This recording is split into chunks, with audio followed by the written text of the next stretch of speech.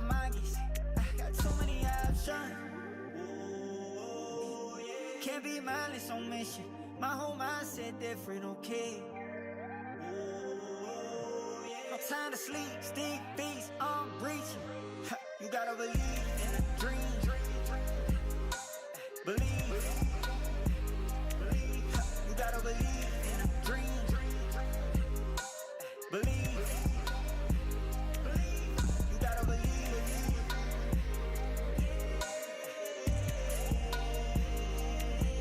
You gotta believe.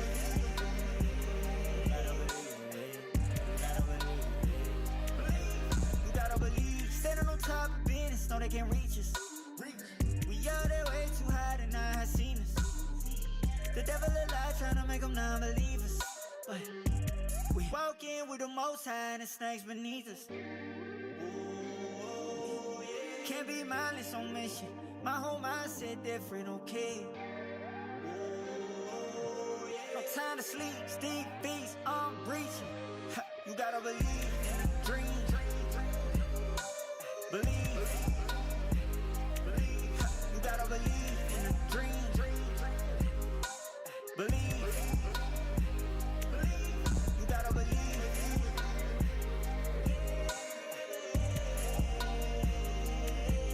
You gotta believe.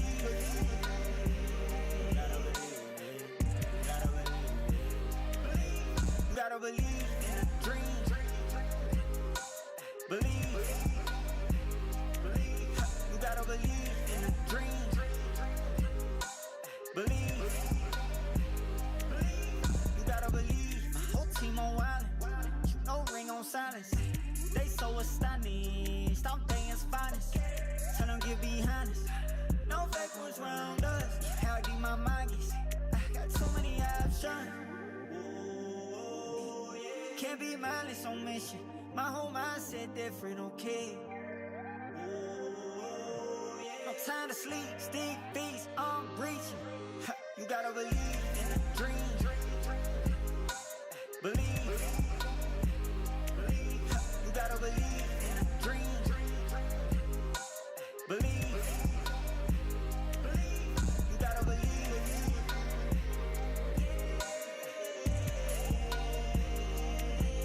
You gotta believe.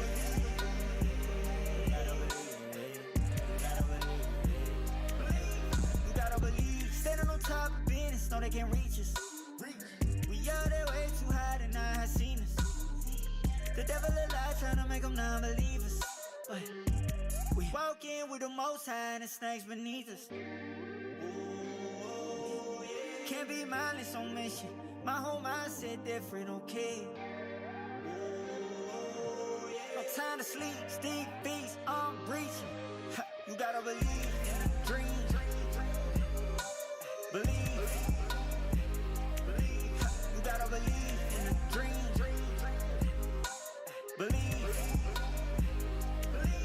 You gotta believe.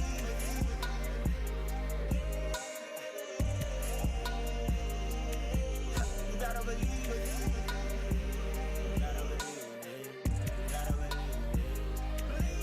You gotta believe in a dream. Believe. You gotta believe in a dream. Believe. You gotta believe. My whole team on wildin'. No ring on silence. They so astonished. Stop things finest. Tell them get behind us. No fake ones round us. How deep my mind gets. I got too many options. Can't be mindless on mission. My whole mindset different, okay. No time to sleep, stick feet, I'm breaching. You gotta believe in a dream. Believe. You gotta believe in a dream. Believe. You gotta believe.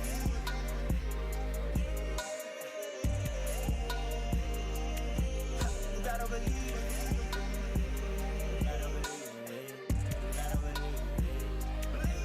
You gotta believe. Standing on top of business, know they can't reach us.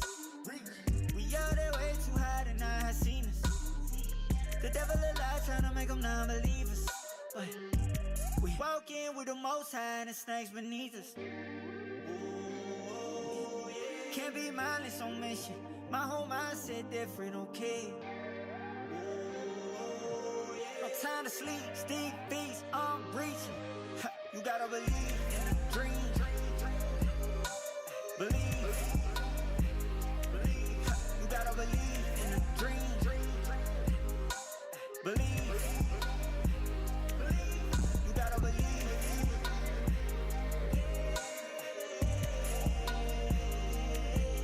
You gotta believe.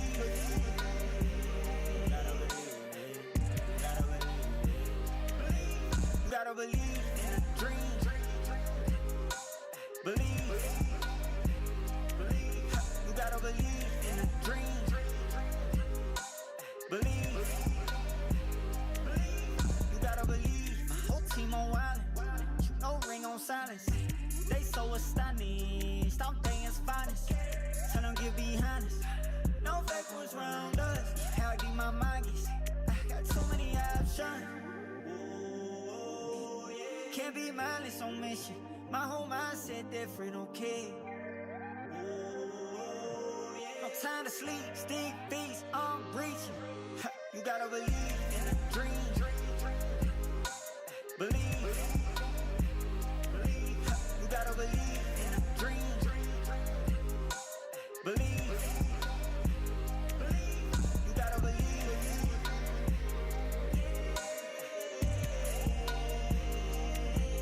You gotta believe.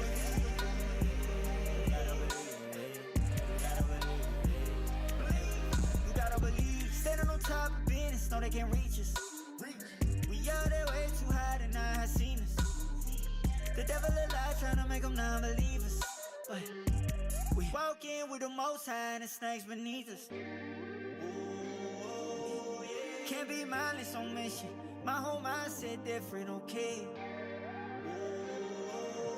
No time to sleep, stick beats, I'm reaching. You gotta believe in a dream. Believe. You gotta believe in a dream. Believe. You gotta believe.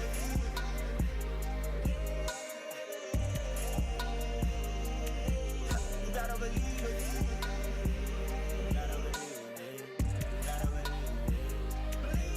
You gotta believe in a dream. Believe. You gotta believe in a dream. Believe. You gotta believe. My whole team on wildin'. You know ring on silence. They so astonished. I'm things finest. Tell them get behind us. No fake ones round us. How deep my mind gets. I got too many options. Can't be mindless on mission. My whole mindset different, okay? No time to sleep, stick beats, I'm reaching. You gotta believe in a dream. Believe. You gotta believe in a dream. Believe. You gotta believe.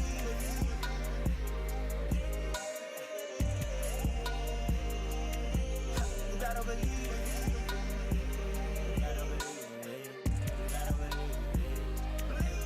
You gotta believe. Standing on top of business, know they can't reach us. We out there way too high to not have seen us. The devil alive trying to make them non-believers. But we walk in with the most high and the snakes beneath us. Can't be mindless on mission. My whole mindset different, okay? No time to sleep, stick beats, I'm reaching. You gotta believe in a dream. Believe. You gotta believe in a dream. Believe. You gotta believe.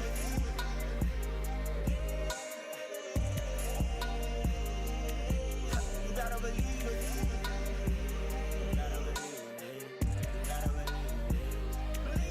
You gotta believe in a dream. Believe.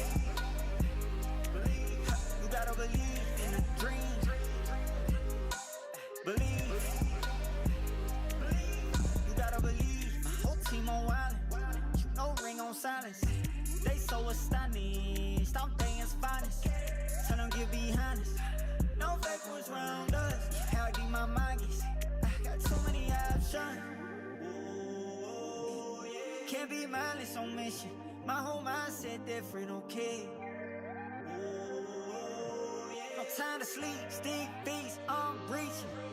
You gotta believe in a dream. Believe. You gotta believe in a dream. Believe. You gotta believe.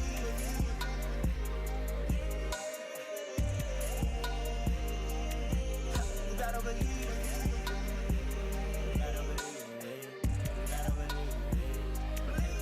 You gotta believe. Standing on top of business, know they can't reach us. We out there way too high to not have seen us. The devil alive trying to make them non-believers. But we walk in with the most high and the snakes beneath us. Can't be mindless on mission. My whole mindset different, okay? No time to sleep, stick beats, I'm reaching. You gotta believe in a dream. Believe. You gotta believe in a dream. Believe. You gotta believe.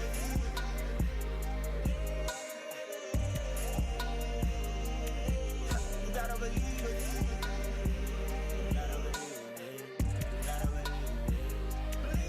You gotta believe in a dream. Believe. You gotta believe in a dream. Believe.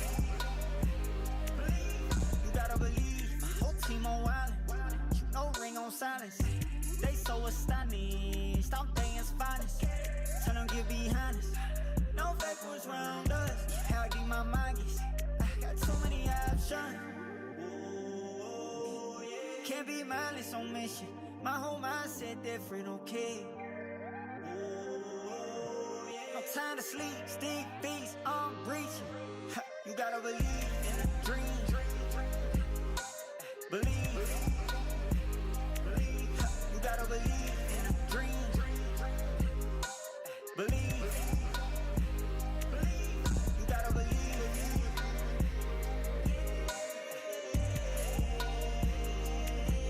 You gotta believe.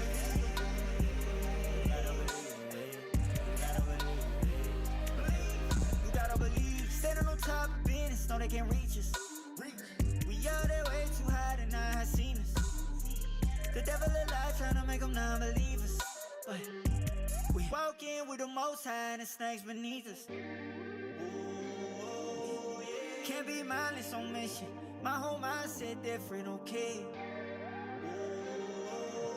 No time to sleep, stick beats, I'm reaching. You gotta believe in a dream. Believe. You gotta believe in a dream. Believe.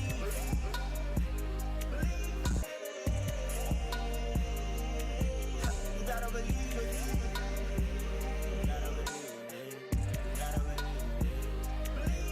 You gotta believe in a dream. Believe. You gotta believe in a dream.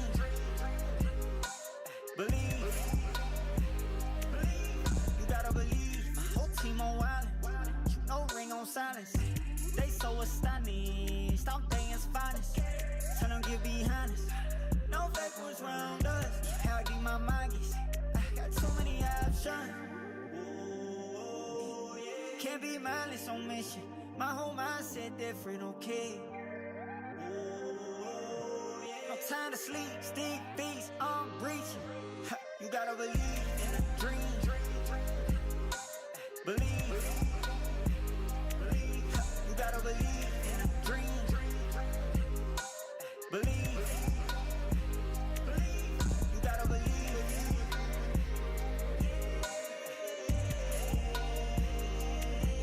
You gotta believe.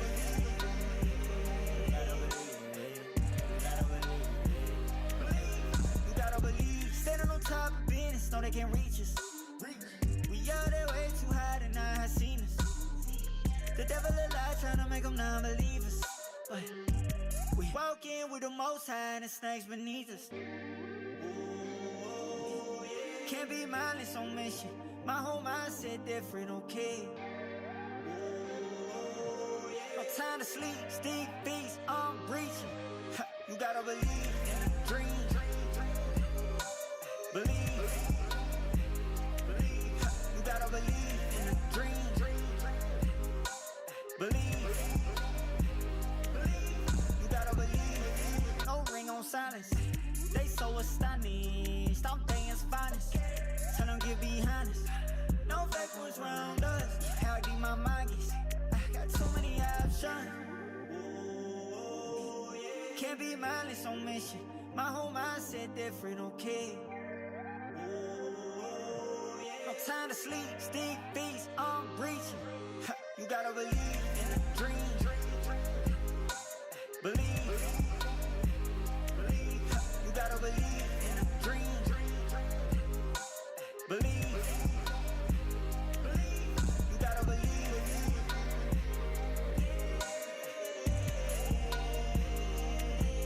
You gotta believe.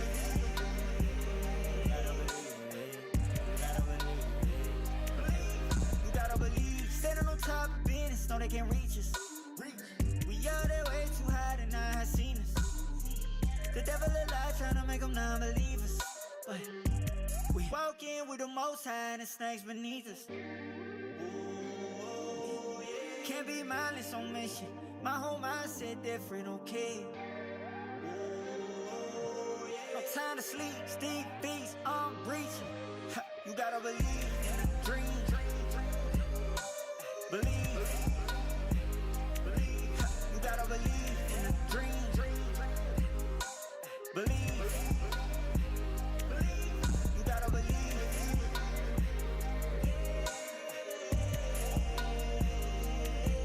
You gotta believe.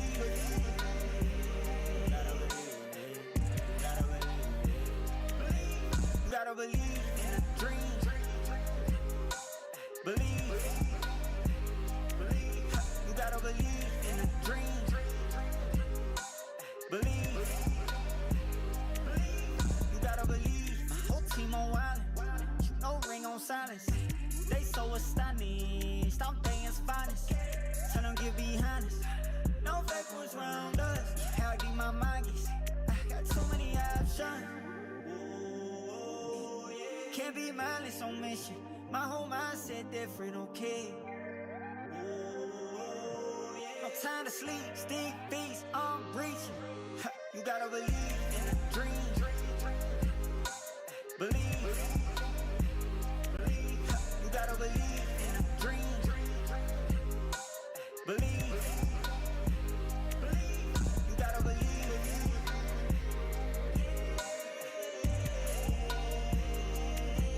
You gotta believe.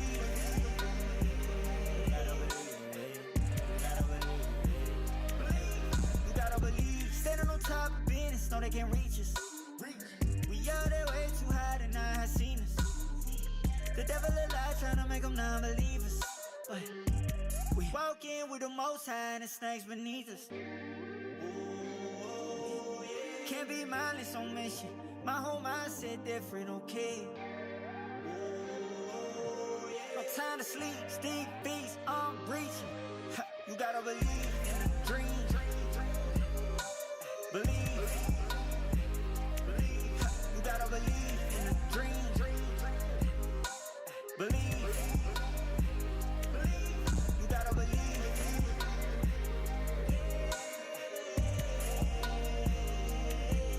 You gotta believe.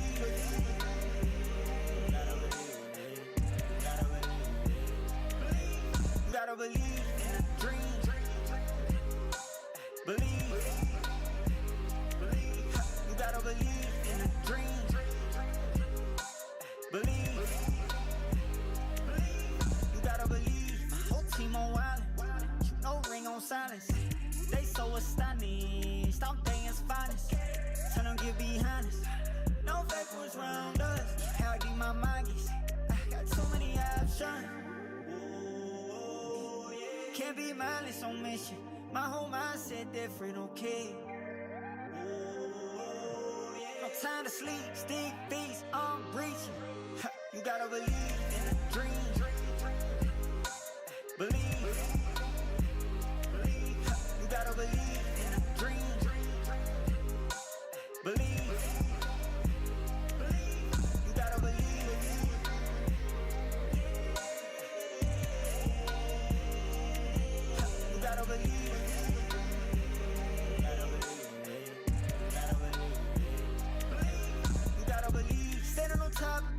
they can't reach us.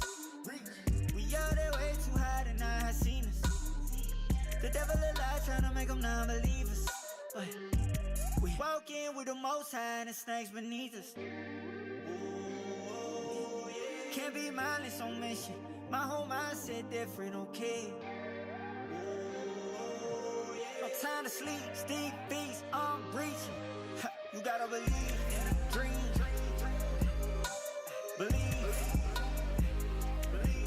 You gotta believe in a dream.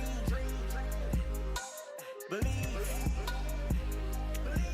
You gotta believe.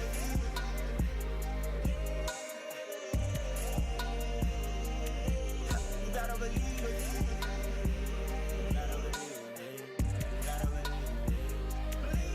You gotta believe in a dream. Believe. You gotta believe in a dream. Believe. You gotta believe. My whole team on wildin'. No ring on silence. They so astonished. Stop things finest. Tell them get behind us. No fake ones round us. How deep my mind gets. I got too many options. Can't be mindless on mission. My whole mindset different, okay. No time to sleep, stick beats, I'm breaching. You gotta believe in a dream. Believe. You gotta believe in a dream. Believe. You gotta believe.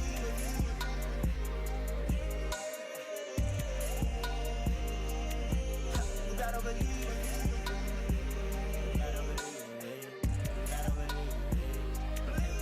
You gotta believe. Standing on top of business, no they can't reach us.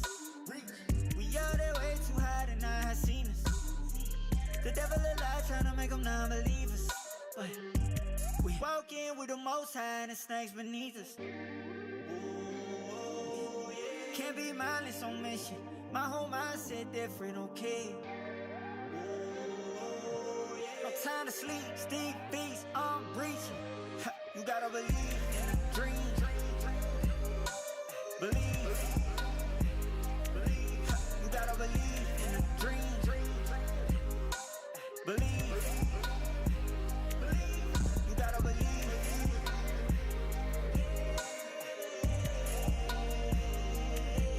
You gotta believe.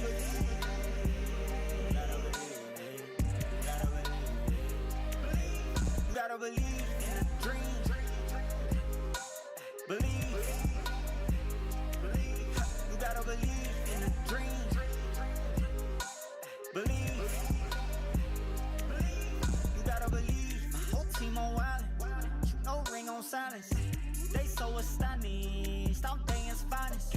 Tell them get behind us. No fake ones round us. How deep my mind gets. I got too many options. Can't be mindless on mission. My whole mindset different, okay. No time to sleep, stick beats, I'm breaching. You gotta believe in a dream. Believe. You gotta believe in a dream. Believe. You gotta believe.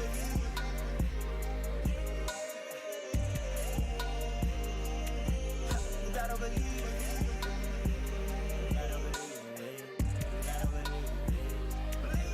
You gotta believe. Standing on top of business, no they can't reach us. We out there way too high, they not have seen us. The devil a lie, tryna make them non-believers. But we walk in with the most high and the snakes beneath us. Can't be mindless on mission. My whole mindset different, okay. No time to sleep, stick beats, I'm breaching. You gotta believe in a dream. Believe. You gotta believe in a dream. Believe. You gotta believe.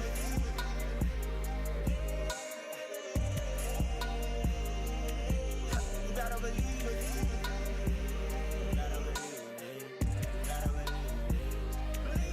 You gotta believe.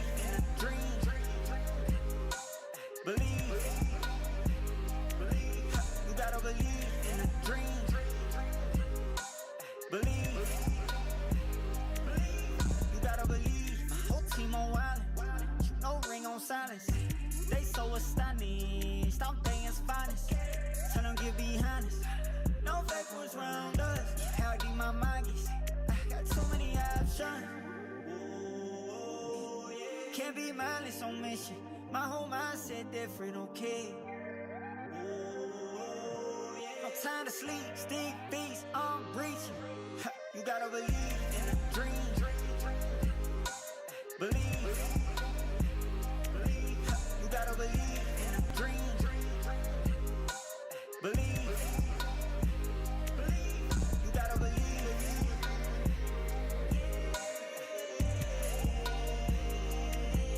You gotta believe.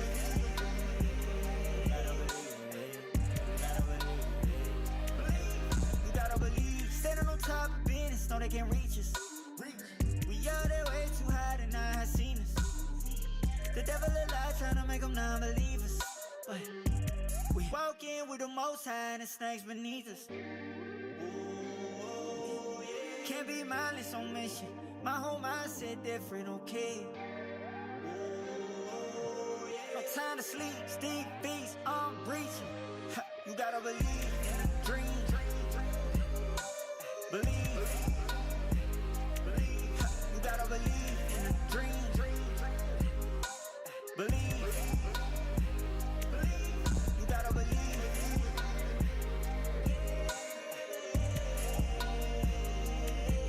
You gotta believe.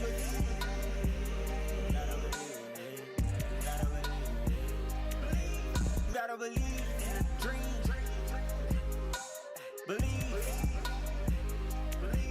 You gotta believe in a dream. Believe. You gotta believe. My whole team on wildin'. You know ring on silence. They so astonished. Stop things finest. Tell them get behind us. No fake ones round us. How deep my mind gets. I got too many options. Can't be mindless on mission. My whole mindset different, okay? No time to sleep, stick beats, I'm reaching. You gotta believe in a dream.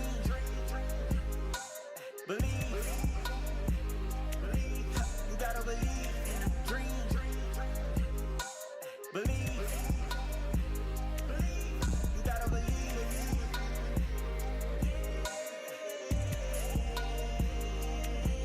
You gotta believe.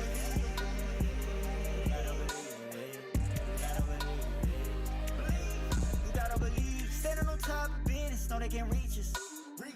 We out there way too high and I have seen us. The devil alive trying to make them non-believers. But we walk in with the most high and the snakes beneath us.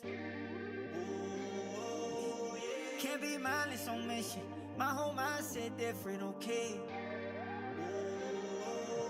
No time to sleep, stick beats, I'm reaching. You gotta believe in a dream. Believe. You gotta believe in a dream. Believe. You gotta believe.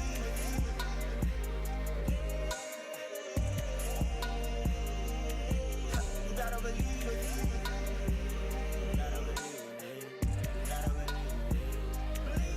You gotta believe in a dream. Believe.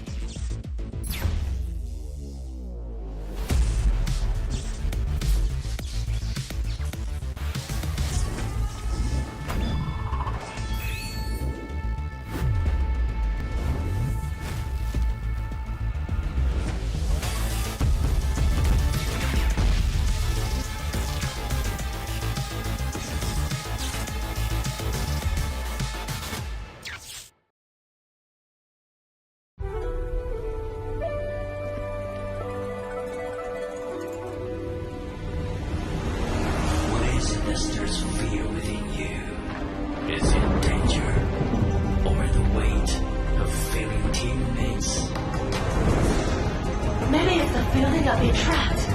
Perhaps the uncertainty of what lies ahead. We're in on this, so facing threats alone. We always say it already, but we have always been here by your side.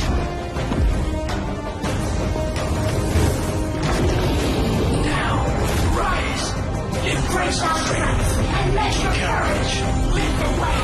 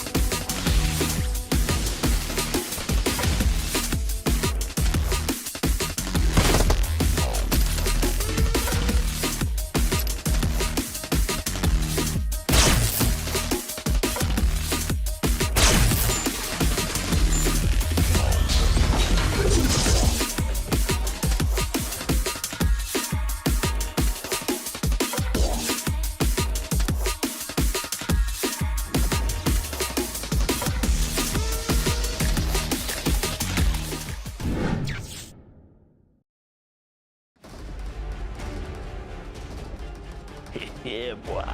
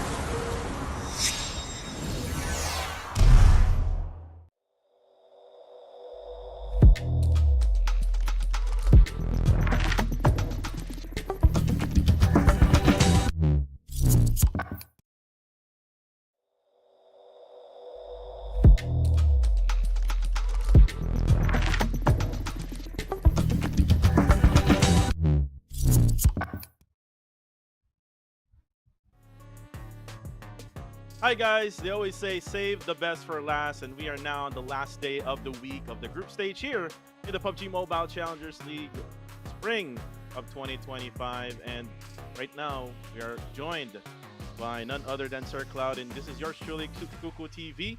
Sir Cloud, welcome back.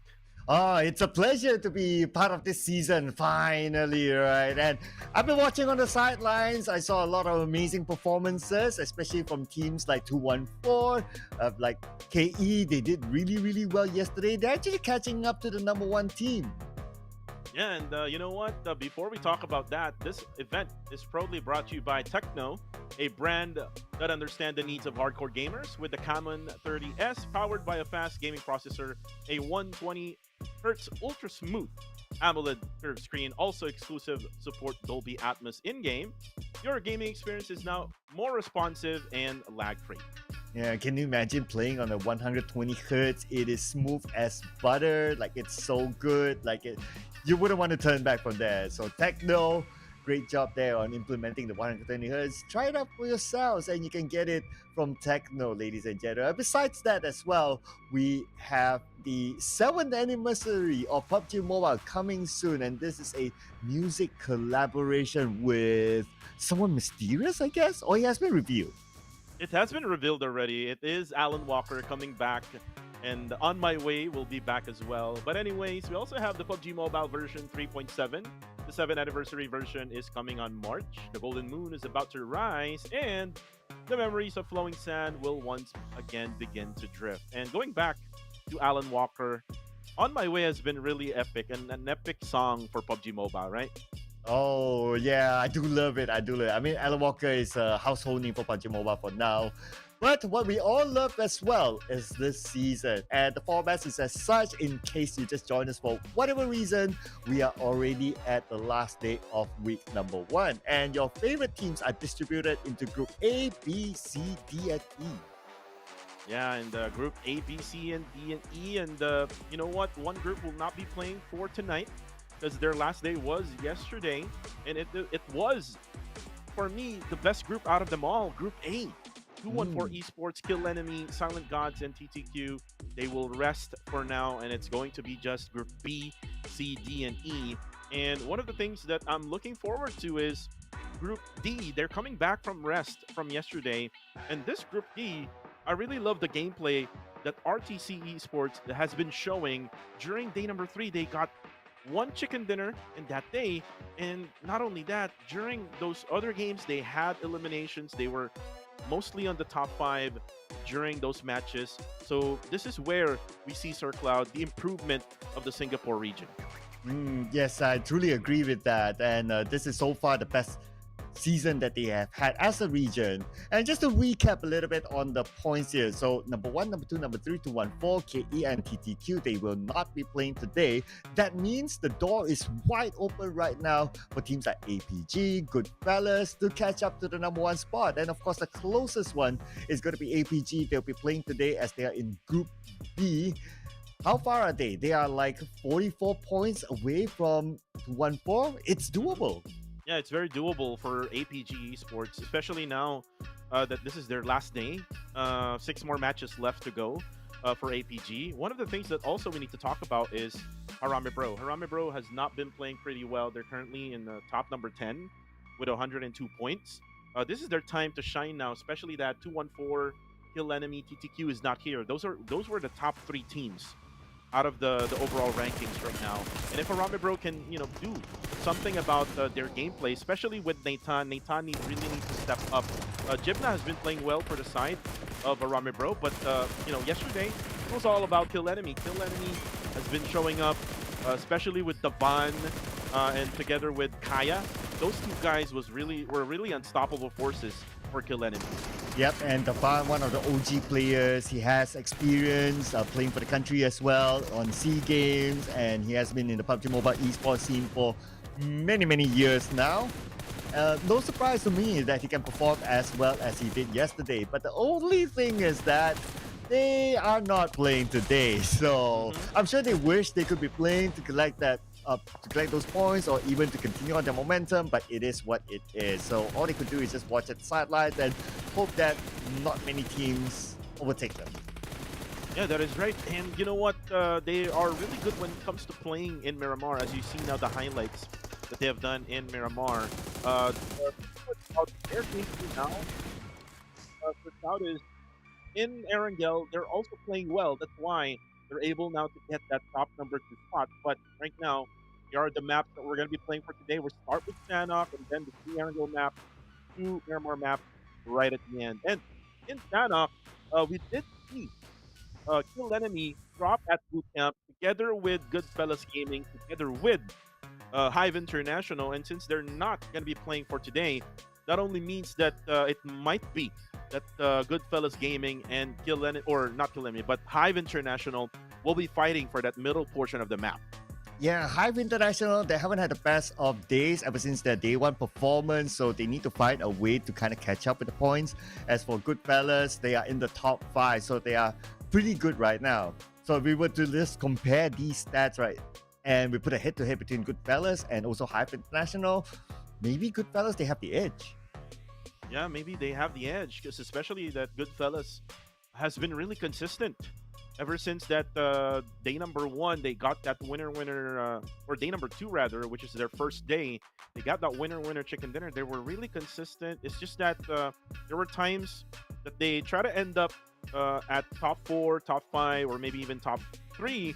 But the thing is, they're only like with 1 or maybe 2 players left. So the best thing that Goodfellas can do in order for them to really have good games and to really have good scores is to make sure that they have at least maybe 3, or maybe if there will be 4 players left in the game, that'll be pretty much better for them to have a pretty much better outcome for every each matches. But right now we're counting the timer for the Sanok map, and we've mentioned one hot drop in boot camp, but there's also another one right around Paradise Resort. Team Max together with Yangon Galacticos, they have been fighting for that Paradise Resort. Yesterday, Sir Cloud, Team Max had adjusted a little bit their dropping point, but let's see if they will try one more time for today. By looking at their position right now, Team Max, I'll be worried if they want to try again. Not because like they're not capable, but do you really want to risk like not getting more points out of the entire game? And I guess if I was Team Max, it was the answer would be straightforward. No, just go to somewhere else. I mean, there will be a lot of other options available for them to drop. And speaking about the drop, we're going to drop inside of the game really soon. Ladies and gentlemen, we're going to start off with Sunhawk as our first map. Let's go. Let's go. Coming from the bottom side of the map itself. Gonna be coming from the actually no, it's coming from the northern side. From the north down to south, down to Sami, and Hatin will be a drop for Sin Esports as you see them now. APG will be dropping onto Kao as Team Max looks like they're dropping to Paradise one more time here, and they're gonna probably challenge Yangon Galacticos for Paradise Resort. As for Bootcamp, looks like Hive International will only be the ones to be there. So Goodfellas will be dropping probably right around Kampong or Lakawi area. But again, this is far away from this flight path right now that we see. But look at Ruins here, Sir Cloud. There's also 2 teams fighting for Ruins. And bootcamp is actually open for Hive International, so they'll have the entire bootcamp for themselves. As for Paradise Resort, you can see on screen 2 different teams on screen, or maybe 3. Oh, okay. Right now it's going to be only 2. Let's see who will be the king of Paradise Resort. Any other potential clashes? Yes, like what you mentioned, a Ruin. So those are the 2 hotspots. But we're going to zoom in onto Paradise Resort. This is Team Max versus Yangon Galacticos. I think this is round number 2 for them for now, or probably round number 3, because the only time that they didn't really see each other was yesterday, because Team Max did adjusted their dropping point right on the south side of Paradise Resort. But looks like they have adjusted already. One side of Paradise will be for Team Max, and then one side for Yangon Galacticos. And when you talk about Yangon Galacticos, it's all about Smile and Marnat. 2 players came from Genesis Esports that, that recently disbanded, and they're really providing all of those contributions really well for the side of Yangon Galacticos. But look at RTC versus KHI. We've seen them in Miramar, but look at that knockdown coming from Demios. Snitch Boy goes down. Ooh. Another knockdown onto Labo as Demios knocks down 2 more players left for RTC, and 9 E-Boy will be on the far right hand side of our screens. And actually there is a revive happening inside. Yeah, and he's buying time for Barney to come towards him. Barney's making his way, and looks like Demios gets a 3rd one. Wow, Demios, he's on fire now. He's looking for his next target. He's inside the building, and his next target is pretty low. But the nade came from the other side. Wait, what? Snitch Boy, he kind of naded himself. Okay. Oh no.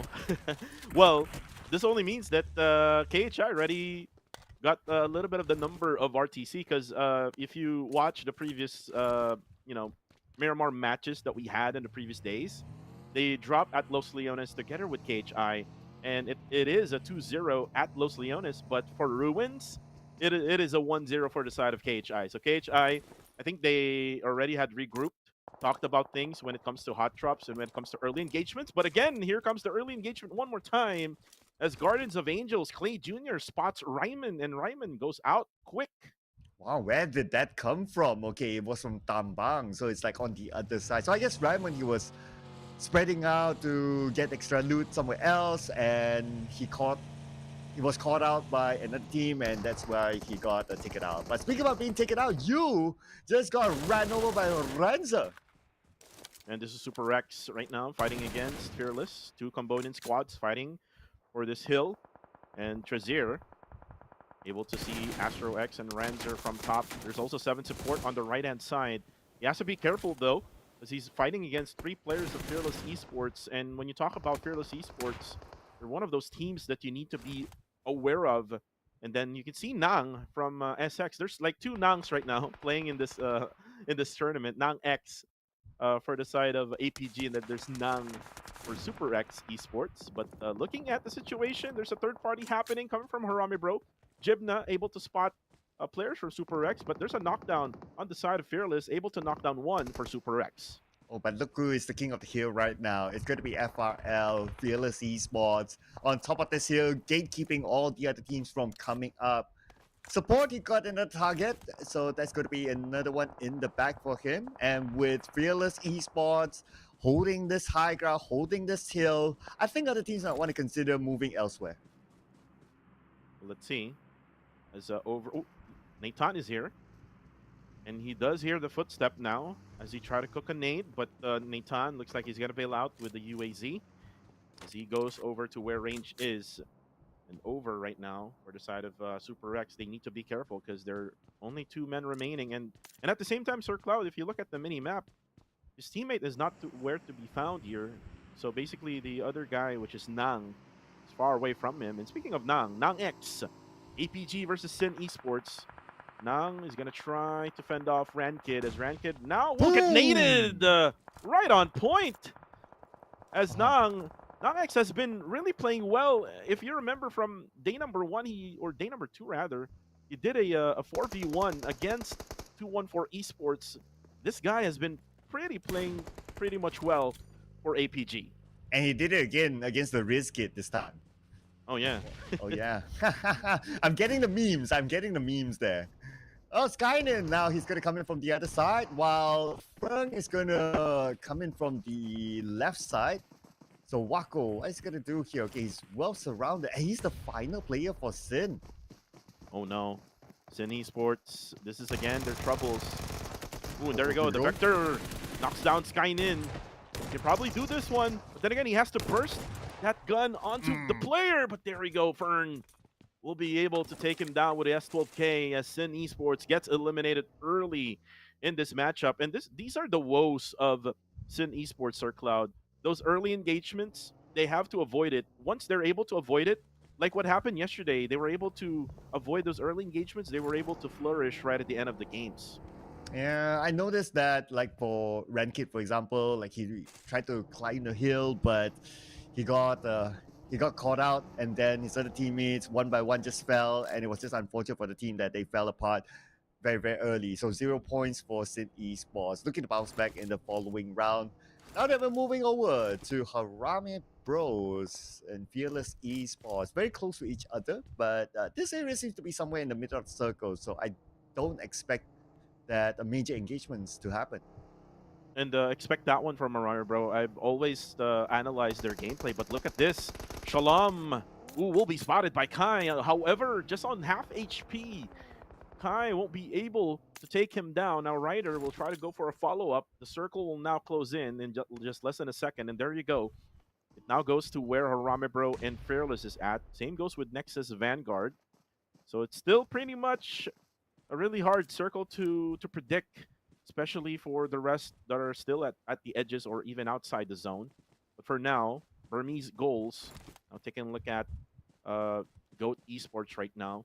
They're right around the quarry area. Going back to the Harame Bro side, they need to do something about their gameplay, especially in Sanok, because what I do analyze about their gameplay is they just focus more on objectives. They're not really aggressive, kind of like the others who gets early eliminations. So it's sometimes not giving them so much points in this matchup, though they do get most of the time the chicken dinner. And just by analyzing your points as well, right? I think it's quite apparent that the fact that they kind of missed Federalist. Federalist was one of their key catalysts in gaining elimination points before. I mean, he's known as the Filipino Terminator for a reason, right? Even in PMGC, he's still able to perform by himself. And right now, he's with BTR in PMSL, and he's doing well. And we can see that with the shift of that one key player, it has affected them that much. Oh yeah. Well, now he's called the new alien in BTR. Aha. But you can see Zai, another player who came from Genesis Esports, now with Nexus Vanguard, gets dropped on the kill feed. Ooh, and look at that spray from Jibna. And when you talk about who's the next Filipino Terminator, Jibna, it's probably the next Filipino Terminator because he did got the MVP during PMNC finals in PH. And if you look at the performance of Aramibro compared to the other squads here in the Philippines, they have like a big gap when it comes to scores. So let's see if Jibna can be the next Federalis here in PMCL. But another knockdown on the kill feed. That's Godspeed, aka West, who is from Genesis Esports before as well. I don't know why he changed his name to Godspeed though. I guess he just wants a bit more divine intervention in hopes that he'll be able to perform or his team is able to perform. I don't know. There are sometimes like these kind of things, little things that the players do. Like, okay, if it gives me good luck, I will carry a rabbit's foot or something like that. Those kind of things. Oh yeah. Well, sometimes it gives you a little bit of that buff. Well, if you remember last season, Devon's IGN was Carillo. Oh yeah.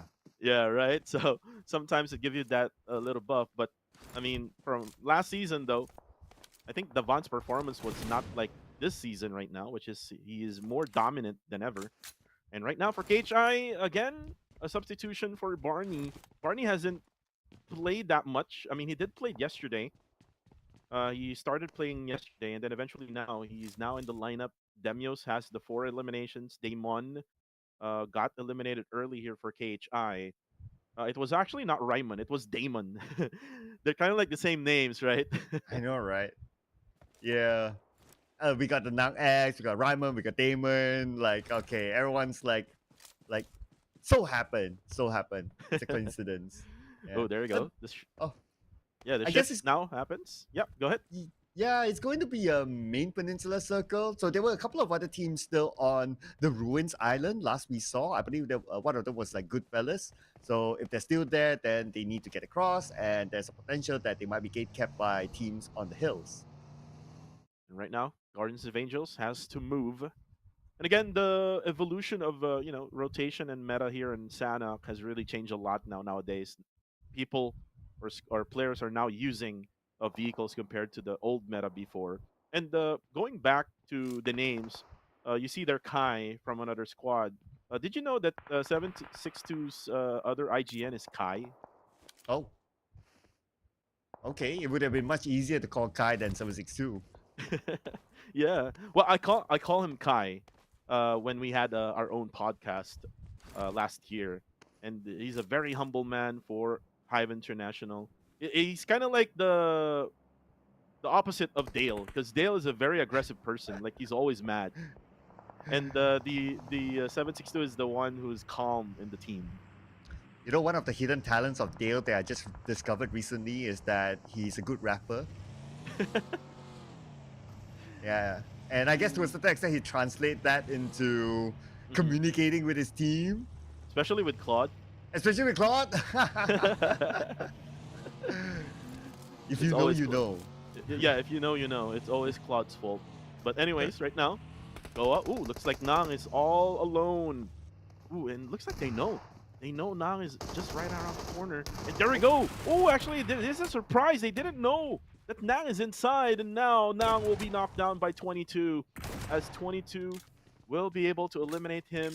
There's only one player left for Super X. Newbies on the kill feed will be eliminated by Romeo Boy. Yangel Galacticus right now is fighting against Goodfellas from Brunei. And we did talk about this one, Sir Cloud, before the live started. You did coach a Brunei team before, but this was not the one that you coached. Yeah, it's not the same lineup. But there's always been a call by the PUBG Mobile esports community to see the Bruneian teams having a slot or being able to play in the professional scene. And Goodfellas inclusion into the PMCL this season. This is, and with their current performance, of course, this is a testament to what they're able to bring onto the table. So I'm glad to see like a Bruneian team here representing the country. And so far, they're doing good. Yeah, they're pretty much doing good. Look at them right now, top number 5 right now in the overall rankings, and they're even better than Harame Bro.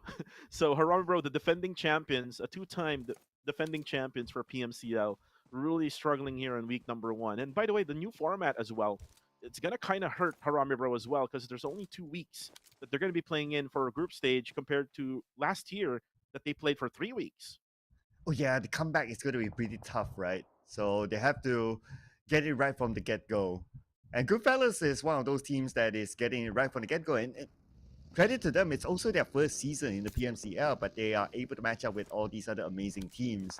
But now the challenge is for Goodfellas to get into the circle while Team Max is around the corner. Well, Team Max Ativ opted to not go for the spray, but Chewy on the kill feed will be eliminated by Yangon Galacticos. Only 1 player left, or no, 2 players left rather, for the side of Goodfellas Gaming, as they're now going to rotate all the way to the outside, going to the inside of the circle. Team Max, though, currently in top 19, just right around the corner there, together with KHI. Ooh, little Yatka knocks down Fern. It looks like the vehicle also exploded at the same time here for APG.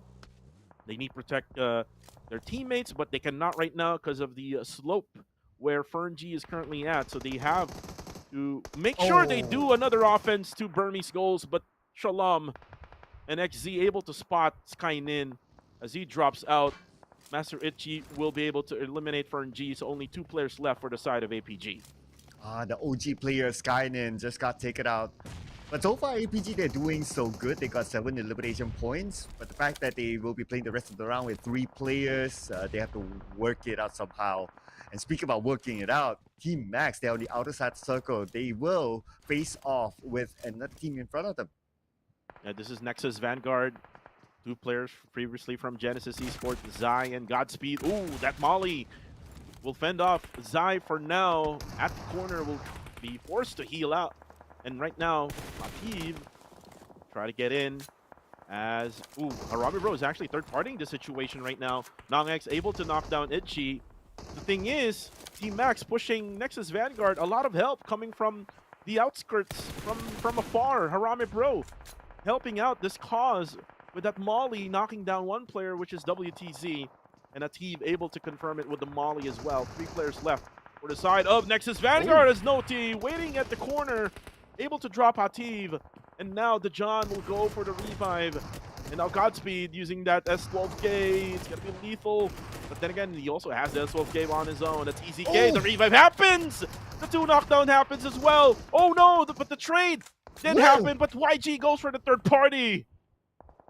Young Good Galactico sneakily shot from the top of the hill. And it's not only 1. Wait, who got the second one?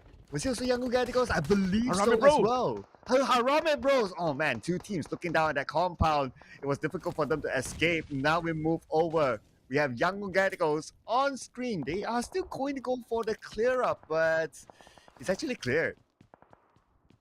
Right now, Range able to drop 22. Young Galacticos right at the edge of the blue. They need to get their vehicles now so that they can go towards the circle. But right now, you can see Jappy, Harame Bro Jappy, one of the veterans right now for Harame Bro, able to spot GOA. Now, ooh, look at here. It's Red.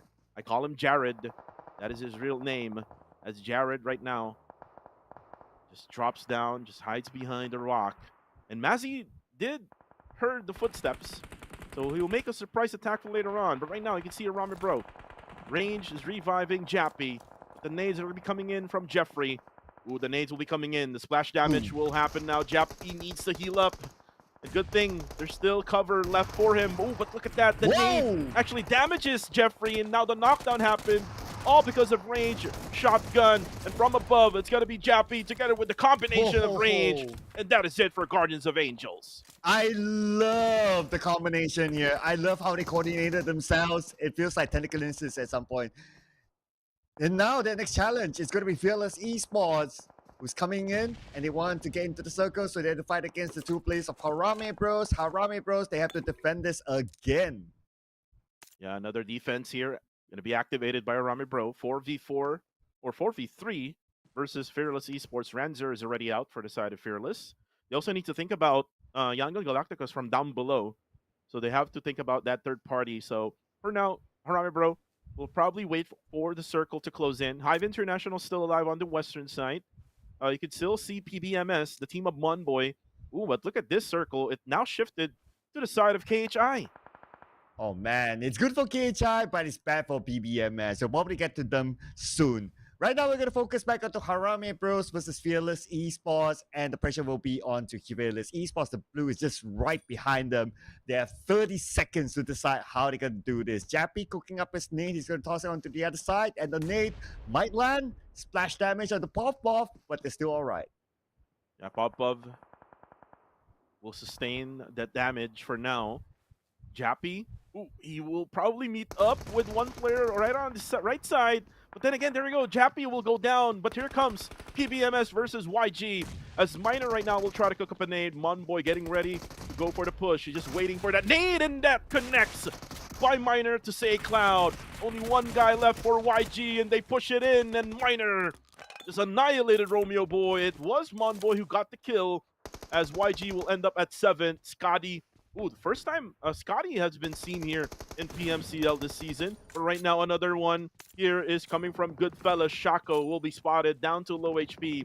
And now look at PBMS. They found vehicles here, but they're not going to use the vehicles. They're going to use just smokes in order for them to get in. Goodfellas will be eliminated. And now Monboy goes down. And then while this is happening, Harame Bro needs to be ready with Pop-Puff. Oh, and top of this hill, the fight's still not over yet. Between Fearless Esports and Harame Bros. Harame Bros still holding on to the top of that hill, being the king of the hill that they are currently. Fearless Esports, they're trying to circle around, but further they go, they might bump into Hive Esports. And right now, looking at the situation here, Dale right nearby the middle. He's trying to third party the situation here between Fearless and Harame Bro. KHI might as well go for that sandwich for Harame Bro, as Jibna right now tries to be aggressive. Nathan going for the support on the right side. Astrox together with 7 support, just waiting for that push to come in towards them, courtesy of Harame Bro. But again, they have to be careful from behind because KHI is now drawing closer. And look at that. Look at the smarts of range. He said, let's not push Fearless, let's just push KHI instead. But Jibna will go down. Nathan drops blanks. Oh, and there we go, range. Just annihilated the players of KHI. Demios will be gone, and only one player left for the side of KHI. But here comes the party coming from Hive International. And here comes who's going to collect the most points. Hive International, they want to collect as many points as possible from this situation. Natural X, pressure by the blue, he has to move forward. The blue will close in onto him, but the red gets him at the other day, and Fearless Esports is eliminated. Right now, Barney, last guy for KHI. Pressure is in. He needs to heal up. No more first aids left for Barney. But Hive International can get this one. All they need to do now is to find an opening for Harame Bro. Oh, but Barney looks like he's going to go bail out from the scene. He doesn't have any heals anymore. And range will be forced to move because the circle is now closing in. 2 players left for Harame Bro. Barney will be able to at least heal up with 1/4 HP left on him. But now here comes Hive. And now the damage will be done to Jared. Down to low HP. It's going to be DBS versus DBS.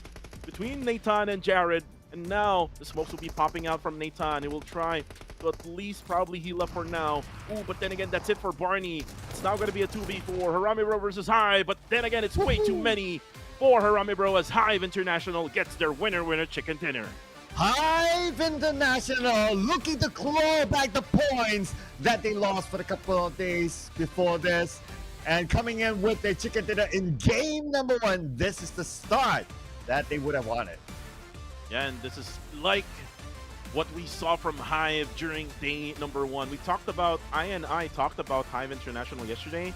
They have lost their aggressiveness, and you can see now their aggressiveness and also their patience all at the same time. They waited and waited and waited until the circle came to them. They saw the third party that they can do against Fearless Esports and Harame Bro, and that's the time that they went for the push. And it is going to be Red together with 762, who dealt a lot of damage here for Hive International. Yeah, and if we were to look at some of the stats here, Claude, no eliminations, no knockdowns, but then again, him as part of the team, it's sometimes not about the stats, it's about sometimes the information that you give, the positions that you take, the map that you open around the area, so I'm sure he played a significant role as well. But we check out the best moments from the previous round.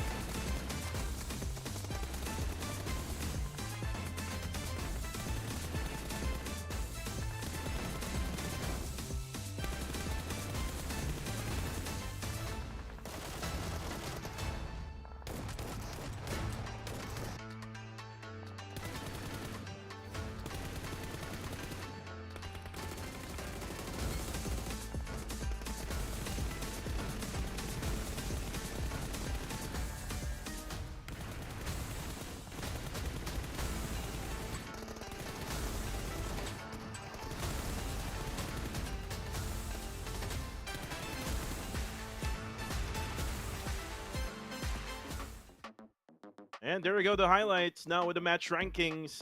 Hive International gets the #1 spot here for match #1 with total of 18. Rame Bro, since then they were basically called the Kings of Sana, not able to be the Kings this time around, only with 13 points. Same goes with KHI. So seems like KHI and Hive has been able to found their groove back. Because remember, Hive International was really good on day #1, and then eventually during day number 3 and 4, because day number 2 was their rest day. Day number 3 and 4, we really didn't found Hive International. But again, it is the last day, so they need to do a lot, and Hive International was able to grab this chicken dinner. They were able to focus in this game. Yeah, it almost feels like the comeback of teams from page #2, right? But speaking about some of these other teams, unfortunately for Gold, for Sin, and they were not able to collect any points. Now, looking at the overall rankings, APG, they are now at #3. Obviously, they're still playing, and 214 KE and TTQ, they're not, and they are only like 2 points behind KE. They can easily leapfrog them in the next round. Oh yeah, you were right with the APG still playing. Definitely, they can climb over kill enemy. They can even climb over 214 for as long as APG would not die early in each match that we still have left to go. But you can see Harame Bro already having their improvement. They're able to snap the 8th spot now in the overall ranking. And if I try to do the math here with 5 more games remaining, I believe so that they can still manage to get maybe top 2 or maybe even top 3 by the end of the day. So let's see if Harame Bro can focus and lock in their performance.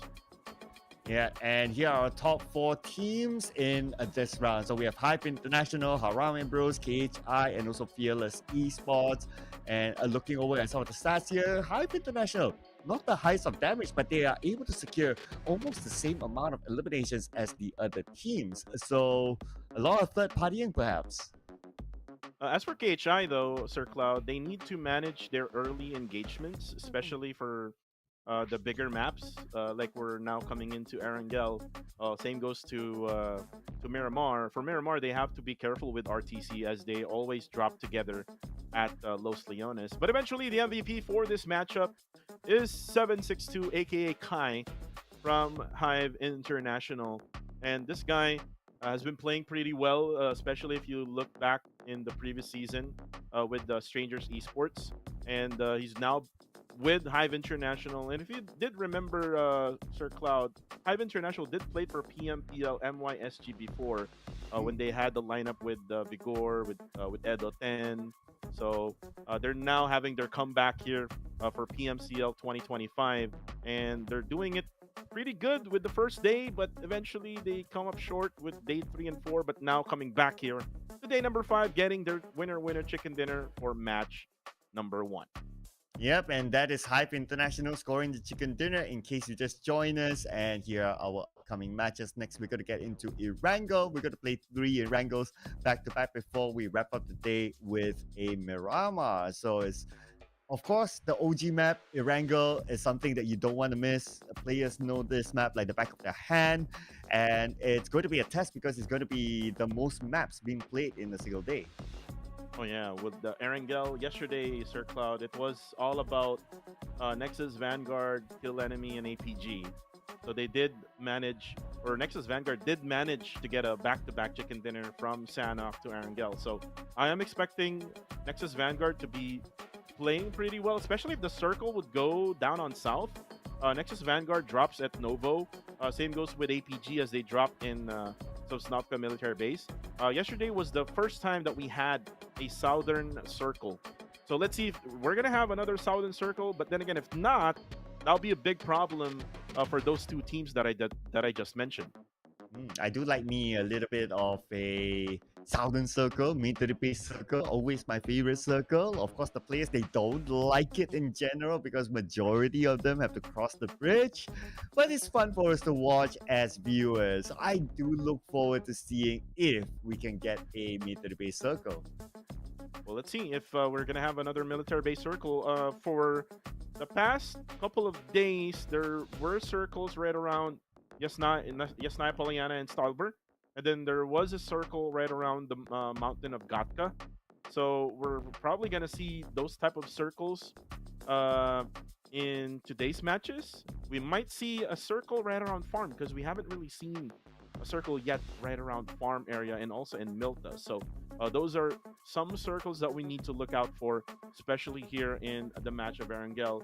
Since Kill Enemy now is gone, they're not playing anymore since they already played all of their 24 matches. Maybe this is the time for the others to step up. One of the teams that I'm looking towards for them to step up is Playbook Esports X MSI. This is the team where Monboy is now playing, and we've seen them played against, if I'm not mistaken, that was Nexus Vanguard that they have pushed earlier on in Sanok, and we've seen the potential. It's just that right after that push, they had no choice but to get up that mountain or that hill, wherein there's so much open, and they were like just sprayed down by Fearless Esports. Yeah, the fact that the hill was one of the key locations in the previous match. Understandably, it's probably not only them, it's also other teams that want to hike up to that hill, but there were just so many teams interested in that, and there could only be one team at the end of the day on top of that particular hill. It is what it is at the end of the day. Like, every team just wants to get the best position possible, but like what you said, right? If you are not able to, if it's too difficult, and if you cannot, then there must always be a plan B to it. Mm-hmm. You're right. And you know what? PBMS is really good when it comes to picking and choosing the position that they will get in circles, especially on bigger maps. I always see them right on the middle together with Arame Bro, together with Fearless Esports, and even APG. So if they can manage to survive those team fights, and at the same time, after team fights, if they can try to rotate, if the circle would go away from them, I think PBMS would have that potential for them to be able to get winner chicken dinners. I mean, they have the lineup that anyone can dream of. They have Miner, they have MM, they also have Monboy, which is a bronze medalist in the 32nd Southeast Asian Games before. So again, for PBMS, they all just need to focus, and they just need to make that right decisions after each team fights that they make. Yeah, it's all about like learning and also adapting to the teams around you, right? And I can understand as well because every day you're playing a different set of teams with the group rotation. So you must be prepared, like, okay, today which teams are they going to play? What's their timing, right?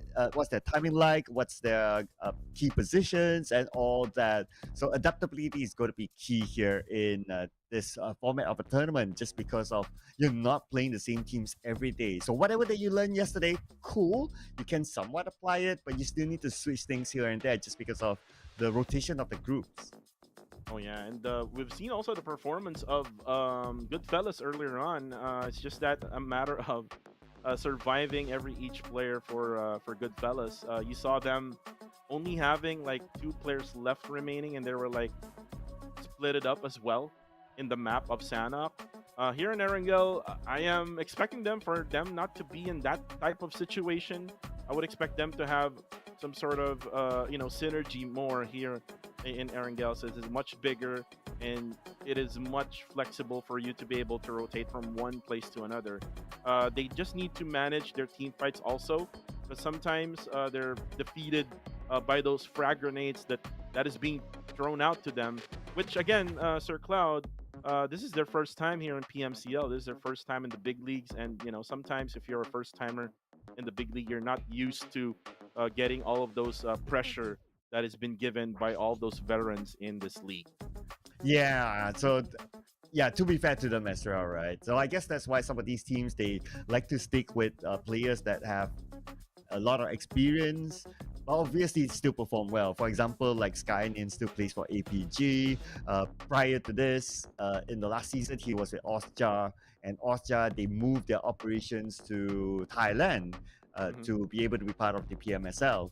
And players like Skynin, they moved to another team, which is now APG. And APG as an organization is no new team as well. Like they're an OG team, and they're bringing in an experienced player like Skynin to also kind of like balance things out and also lead things within the game. So I believe that this sort of game that has been around for many years now, the experience is very much needed so that the other younger new players are able to adapt faster with the leadership from whoever the more experienced players are. Yeah, like newbies is what you did mention about Goodfellas Gaming. He's been playing pretty well together with Shaco. Shaco has been fragging out a lot for Goodfellas. Speaking of the PMNCC wildcard, RTC, we've seen them played against KHI in Sanok earlier on, and it's just that they didn't really had good positioning, and they were like surrounded by the players of KHI. I'm expecting that the RTC would have a better gameplay now that they're able to play here in Erangel. We need more of Niche from RTC.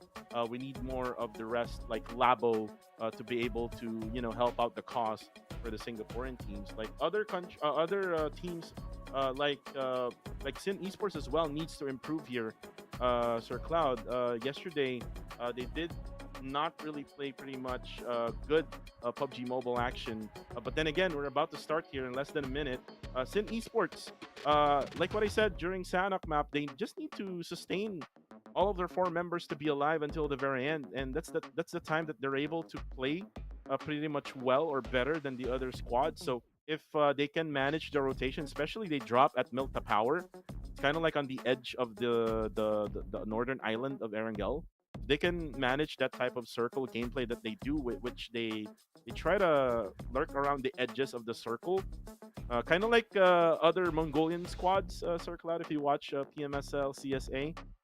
If they can do that properly, then maybe they can win games here, especially in Erangel. And one of the ways to also kind of stay alive is also to play like safer routes, like playing by the edge, like areas that you know that your back is kind of clear. But of course, that also depends on how the circle goes. But without further ado, we can jump in onto game number 2. This is going to be the OG map of Erangel. And speaking of Erangel, we do have the next update coming in. There's rumors that we might see the old Erangel back. Ooh. Once the update comes in. Is that true? I'm not really sure. There's just rumors about it. I mean, I guess we won't know until it comes. And of course, there's this question, right? Okay, is it only applicable to like your regular classic games, or is it applicable to the esports mode as well? So that's something that we want to keep an eye on. I hope it will be also for the esports rooms, maybe, because I would love to get back that old feel of that old Erangel back. Remember, there's like no side hats at the bridges. That's the old Erangel. Like there's no port areas. Yeah, you know what I mean? So maybe we can bring back that old meta, that old feel to Erangel. But right now, like what I said, Sin Esports, Milta Power is their dropping point, as Goat Esports will go to Milta. Hive International will try to go to Yasnaya Poliana. I believe so that Team Max also sometimes would try at Yasnaya, but for now, it looks like Lipovka is their dropping point. And looks like only one team inside of the military base island. If the circle does go there, then it's gonna be good for them. But looks like we're gonna get a okay circle. We're gonna get a shelter-ish circle. Majority teams are already in the circle, so this is gonna be a pretty kind circle to most of these teams. Well, for Jared right now, for Hive International, they just won their chicken dinner. For Sanok earlier on, they're now able to hold Yasnaya for themselves. During the first few days, or first couple of days, here in Erangel, there was another team dropping together with Hive International. Looks like they have already scared them off. Because Hive International can pop off randomly, like what they did in day number 1, but eventually they died off during day number 3 and day number 4. But here, day number 5, they had that momentum now with that winner chicken dinner. What I want Hive International to do is to activate Red. Red has been the ones fragging out for the squad, and I've scouted this guy ever since like way back 2022.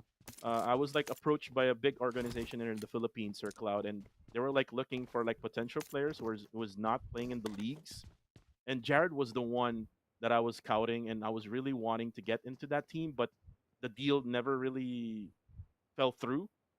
So basically, Jared now with this opportunity that he has with Hive International, I hope that he could show us, the fans, and also the casters, what he's made of. And so far, he's doing so good, right? Yeah, Like as an individual. So I guess if he continues on, who knows? We might see him at like the global stages in the future. yeah. Hopefully, I mean, he really does have the potential. He's still young, kind of like the age of Federalis. So like the opportunities are open. Is there truly like a standout player, like a Federalist level standout player? Maybe not, but we do have good players, not gonna lie, right? Like yesterday we saw like Davan doing really well, and you mentioned about Jared as well, and a couple of other names. So I I think that it's not only about like one season. If that player does well, he's already the next Federalist or the next Filipino Terminator, whatever you want to call it.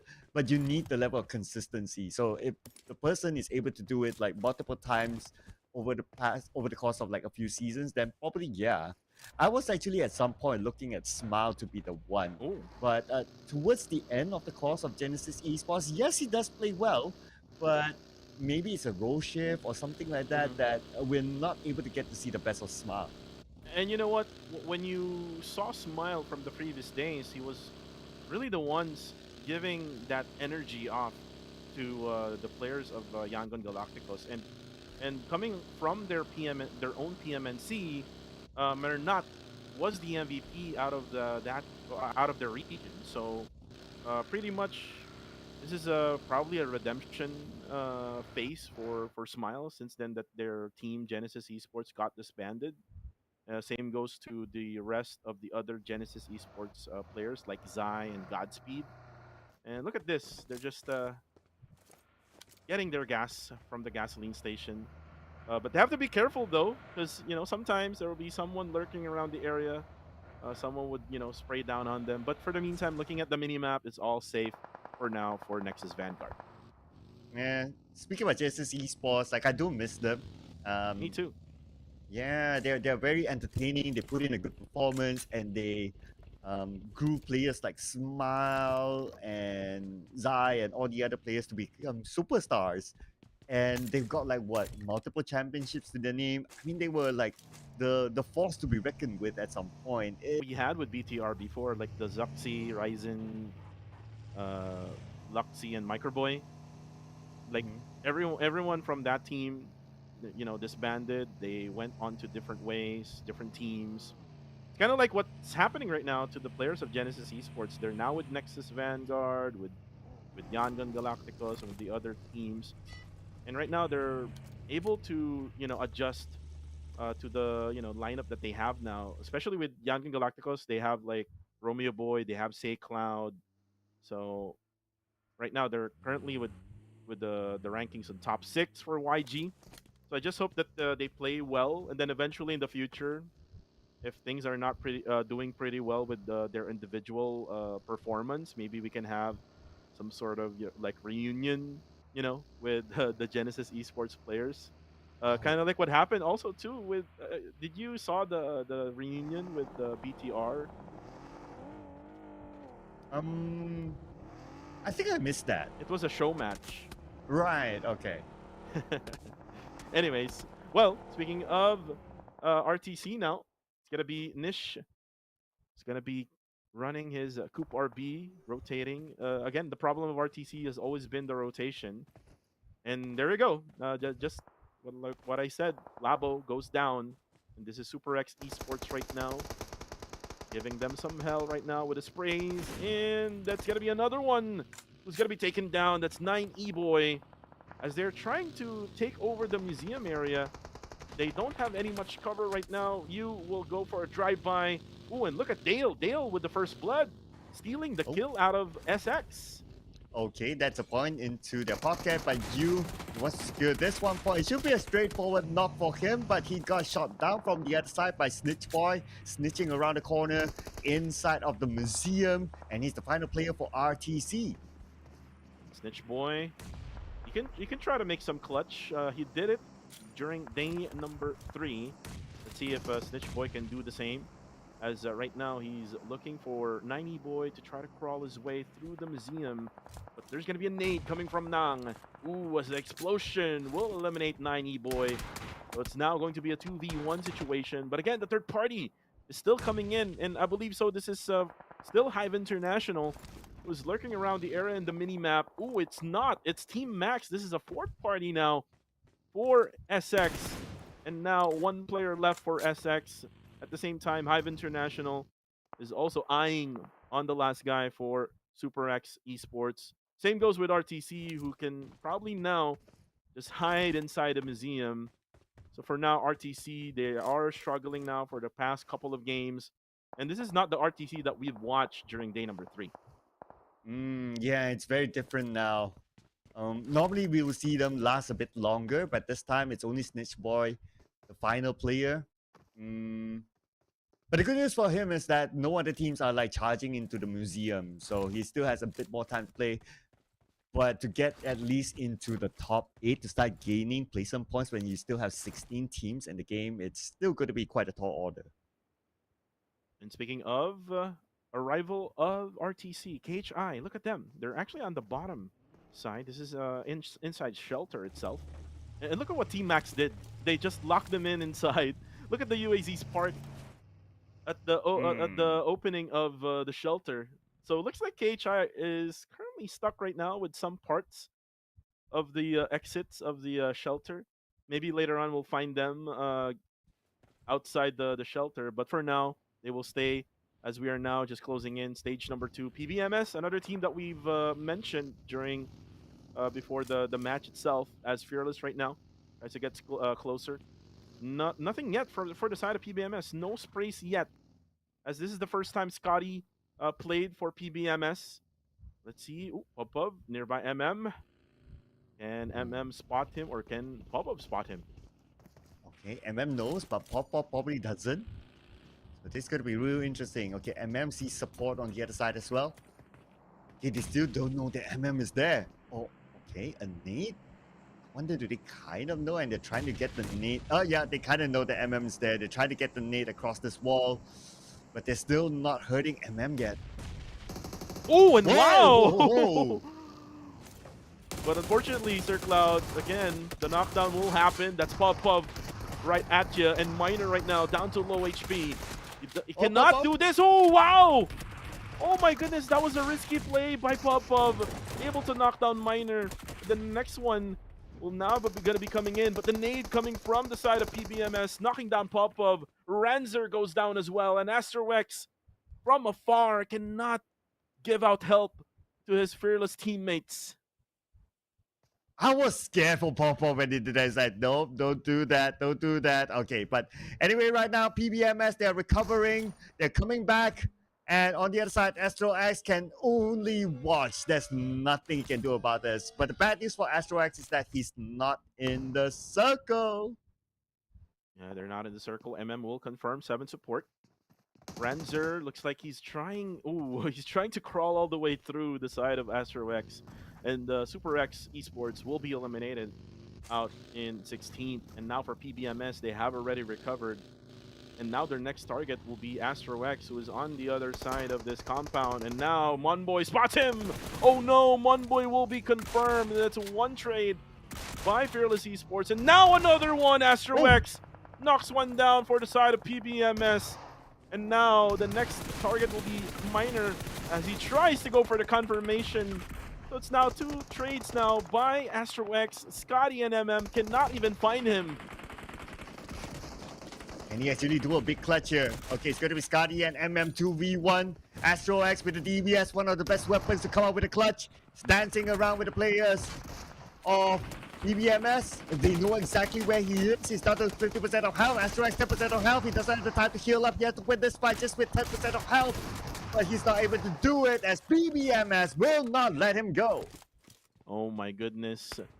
That should have been an easy kill for the side of PBMS, but unfortunately, Asterix was way too smart, able to drop 2, Miner and Monboy, 2 of the most important players for the side of PBMS. But for now, look at this. Team Max, 2-man down for them as EZK will not try to get closer. I'm not sure who's the one in charge of these knockdowns, but it might be Sin Esports as they're now able to spot them. Nades coming in. And now they try to hide inside a shelter, but they also have to be careful because remember, Sir Cloud, KHI is down below. Oh, yeah. So they could come in as a third party. Now, this is where everyone wants to get like this middle circle area. They want to lock it in. Inside a shelter, you can see Team Max still around the area. They are surrounded by 2 different teams, but one of the teams actually disengaged. So now we are left with Team Max and KHI. And now Circle will close in, 7 seconds to go. If you look at the situation and when it comes to the Circle, it is most likely going to go to KHI. There we go. I'm right with my prediction again with the next stage. Hive International is also good when it comes to picking the position right now in the Circle. Harame Bro will be outside the zone, so it'll be pretty much a challenge right now for Harame Bro as they're now going to be sprayed down by APG. And there you go, Fergie able to get Jappy down with a headshot as Harame Bro will lose 1 member off from their team. They will still be able to rotate to the inside of the Circle, but again, the others are already there, so they might get sprayed down as well by the other squads as APG right now. Looks like Skynin. Ooh, and there you go, Jappy will be confirmed now. Skynin is looking towards another team from down below. I believe so. This is Nexus Vanguard is what they're looking at right now, and Skynin just trying to scout, making sure that there's no one else nearby. And there's no one else nearby in that mini-map. And looks like Harame Bro has taken one of the openings of the shelter. I'm not sure where KHI is now. Did they escape? I think they changed their location. Okay, Oh, we can they're see KHI. here. Yeah, they're here. All right. Yeah, they're there. It could be underground or maybe not. Okay, we need to get a clearer view of where exactly they are at. But right now, looking at the current situation, everybody wants a piece of this underground shelter. And KHI still in the underground shelter. So there's just so many teams right now out in the openings on the entrances of the shelter area. And I think KHI cannot get out of that area yet. I mean, for now, they can stay inside because the Circle is still in that location. So they would better just wait for now. Patience is the key for KHI. APG though, just lurking around the southwestern side of this Circle, using that height advantage right now for them to be able to see enemies. As for YG, still outside the Circle, they will get into the western side, but they might engage with Burmese goals. Here comes the engagement. Young Gaticos coming in from everywhere. Burmese goes holding their ground. We have Yaka together with Ichi. And they're doing so far so good. They stopped the engagement. They managed to win this fight. And at the same time, took out 4 points out of their opponents, Young Gaticos. Oh my goodness. YG just crashed and burned all throughout that exchange with Burmese goals. And now for the side of Sin, ooh, they will go through the eastern side. But right now, there's a triple threat matchup right now between APG, Team Max, and also now a fatal 4-way between them and KHI. And now Harame Bro gets eliminated all of a sudden. they're just pretty much sandwiched in that scenario. And now for Nexus Vanguard, they're the 5th team to go for this party. And now KHI, I think they already went out on one of the entrances of the underground shelters. And now look at APG. They're now escaping inside. They are afraid of Godspeed's nade as Fernji together with NangX escapes the area. Yeah, and here comes WTZ as well. To try to put pressure, they want to try to take over the shelter, but they can still play the patience game. They might still get the next phase of the circle, but the longer they stay on the outside, they could be shot from behind. So that's something for them to consider as well. Yep, another thing to consider. As for now, the circle now goes to where Hive International is at. But again, here comes Sin Esports. FV goes down, and Team Max, look at the defense being done by Yativ as he knocks down Cool. Where are the rest for Sin Esports? Ooh, the explosion actually knocks one down from the side of Team Max, and that is Yativ. And that's courtesy of KHI, but KHI is being burned and being eliminated by APG on the feed now. As KHI comes in, that's Barney who eliminates Joseph, but he gets taken down by Dajan. And for KHI, looks like there's only one player left for them. Ooh, and looks like here comes Nexus Vanguard. As right now, the top will be the last guy. Max now comes in. Oh, no, almost able to get that clutch with that molly, but there's another one comes in there. Oh my goodness, just total chaos out in shelter. Oh, absolute chaos. It is a mess inside the shelter, man. Which team survived now? Okay, we have NX. Okay, there's another team underneath the shelter as well. So we got 2 teams surviving. 4 now, that is. Expect it to be more chaotic if the circle goes there. For now, it's going to be GFS, Chewy. I think they heard the gunshots earlier on with YG and Burmese Skulls. So Chewy right now is looking at Burmese Skulls. And Burmese Skulls is trying to set up like a line of smoke right now. I think they're planning on rotating or probably crashing to one of the compounds inside the circle. But look at Chewy, able to make the sprays, able to connect. But unfortunately, he's not able to knock Shalom down. That's very unfortunate for Chewy. And now Burmese Skulls will be fully aware that there will be someone right from this angle, and Chewy will try to set up smoke. And now they're gonna go for the push now with the buggies and the vehicles. Looks like they're gonna get away from that area. Yeah, they're gonna try to get into the circle, but right from there it's gonna be Hive International! Prepared for them! One by one been knocked down by Hive International. Hive International now within the circle with this compound. What a perfect place to pick up points! And Dale, though, will be taken down, so he needs to get a revive. No one else will be able to make this third party unless Goodfellas will make their own type of push towards Hive International's defense. As for Sin Esports, it's going to be Wako, the last guy for them, just using that Mini 14. And I've talked about Wako's use of that Mini 14, one of the best DMR players here in the Philippines. But look at Demios. KHI has been the underground team right now inside that shelter.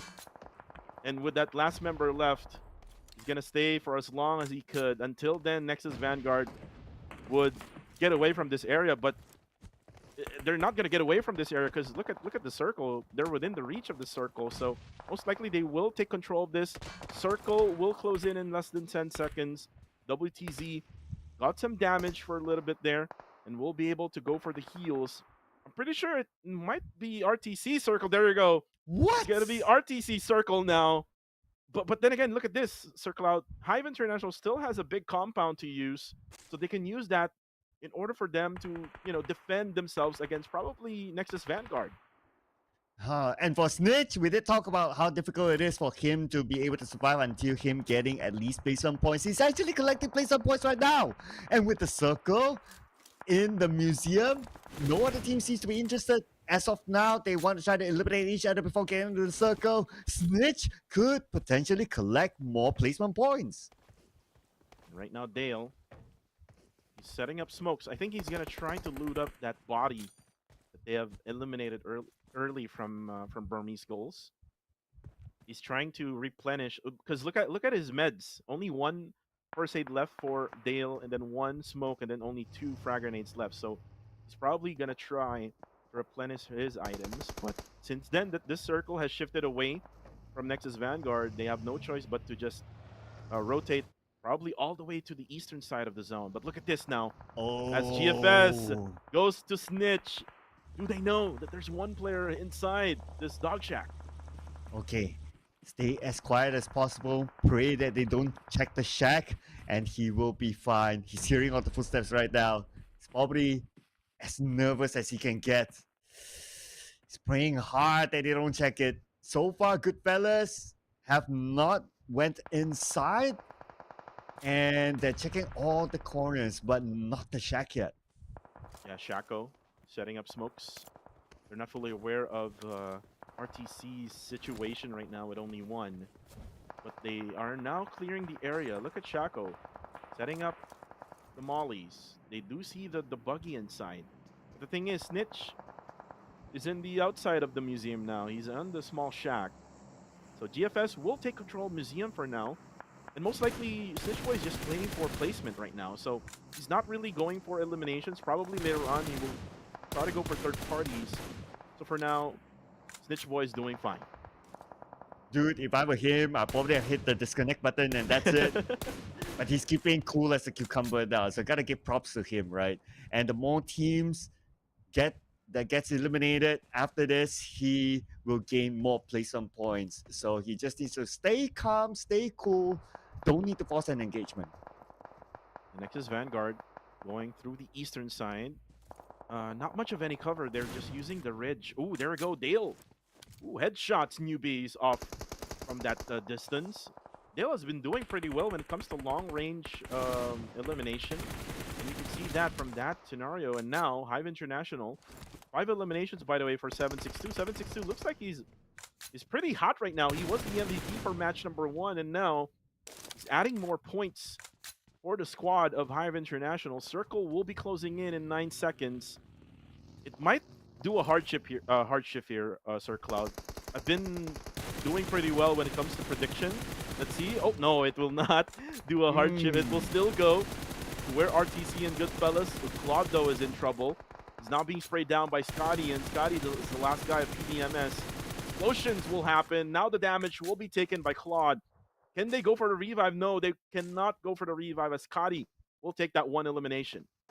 And here comes the nade. Oof, if the nade lands into the shack, that's it for Scotty. But also, I want to point out, okay, there goes the nade. There goes the nade. That is the end of PBMS, eliminated number 6 with 5 eliminations. But at the same time, Demios is taking a lot of damage in the blue, but he's not moving at all. Yeah, he's not moving at all. For now, Hive International will try to plan their way into the circle, and look at that spray coming from Mazzy, eliminating WTZ. Zai will also get taken down. A headshot coming from Chewy. I think this is the time for Hive International to probably go for the third party, and there we go. That's going to be 762, who spots 1 off from Nexus Vanguard. Only 1 player left, and Godspeed. Oh no, will be taken down at 762, but here comes the save from Dale, and then the revive coming from Jared. Hive International is really playing prey. Oh, well, and from behind, unfortunately, not able to knock down Red. Red is fully aware of that with the reflex of Red. Hive International now with only 2 players left remaining. And when it comes to numbers, Sir Cloud, GFS has the numbers here with 3. Yeah, they have the numbers, they have the compound. All they probably need to worry to is the potential backstep by Snitch. They don't know Snitch is there, but honestly, if I was Snitch, I'll just stay quiet and just let things roll by itself and hopefully at least get a 2nd place finish. But if he's able to come up with a chicken dinner by backstabbing Goodfellas and then maybe finishing off High International, that would have been legendary. And Snitch has a view now of Mazzy is not going for the trigger for now. So a lot of trigger discipline being shown right now by Snitch Boy. And now Dale, together with Red, they're now setting up smokes. Now they spot Chewy. Chewy is just hiding behind that tree. And good thing this tree is way too big for him to be able to at least sustain himself for now. As Shaco tries luck up on the roof. And I'm not sure if he's fully aware that there's only 2 more members left, which is on that side. So no more players on that side, Shaco. Just focus on Hive International. And Hive International is just trying to scout the area. They still have a lot of time here, Sir Cloud. 30 seconds left before this circle closes, and they can still probably manage this one, except if GFS would, you know, push them right away. Yeah, so far GFS, if I were them, I probably don't need to go for the push. Like, it's more for Hive International to come towards them because they have the fortress, they have the compound, they have the circle. No real reason for them to really push up. Probably just send one person out to scout or get an off angle, and that's going to be Chewy's job, and that's pretty much about it. And they know exactly where Hive International is located at. They just need to look at them. But the plot twist is that they might be backstabbed by Snitch, so that's something I want to keep an eye on. Yeah, Snitch needs to move. Ooh, look at that. Shots coming from Red. Damage will be taken by Chewy. So Chewy will try to heal up for now. But again, the time is ticking for Hive International. The blue zone is now moving. And the thing is, their vehicles is now up on smokes. So they don't have any choice here. They cannot really use... Oh, they will try to use the vehicle. Unfortunately, it might be exploded now by GFS. So no more vehicles for Hive International. But I think they're inside the zone, I think. Oh, an 8 onto Mazi. Okay, that was a close one there. Alright, takes a bit of damage, but heals up easily. Not going to be a problem. Now, I still wonder, Hive International, okay, they are by the edge. They managed to slide in, but look at the rain of needs onto Hive International. For the side of Goodfellas, they're hoping for one of the needs to land, and then they can finish up the job. But at the same time, the blue is doing its work. The blue is doing his work. Red needs to move. Now the throw of the utilities coming from Dale. If Dale's nade would connect... Ooh, Snitch Boy now will be spotted. Oh, Snitch! And Snitch knocks down 2, Mazzy. And There now we knocks go! down 3. My goodness, now it's a 1v1v1. Hive International is in trouble. GFS is also in trouble. Snitch, the name itself, he is a snitch, my goodness. And now Red will be the last guy for Hive. And now confirms the elimination here onto Mazzy. And Shaco will be the last guy for GFS.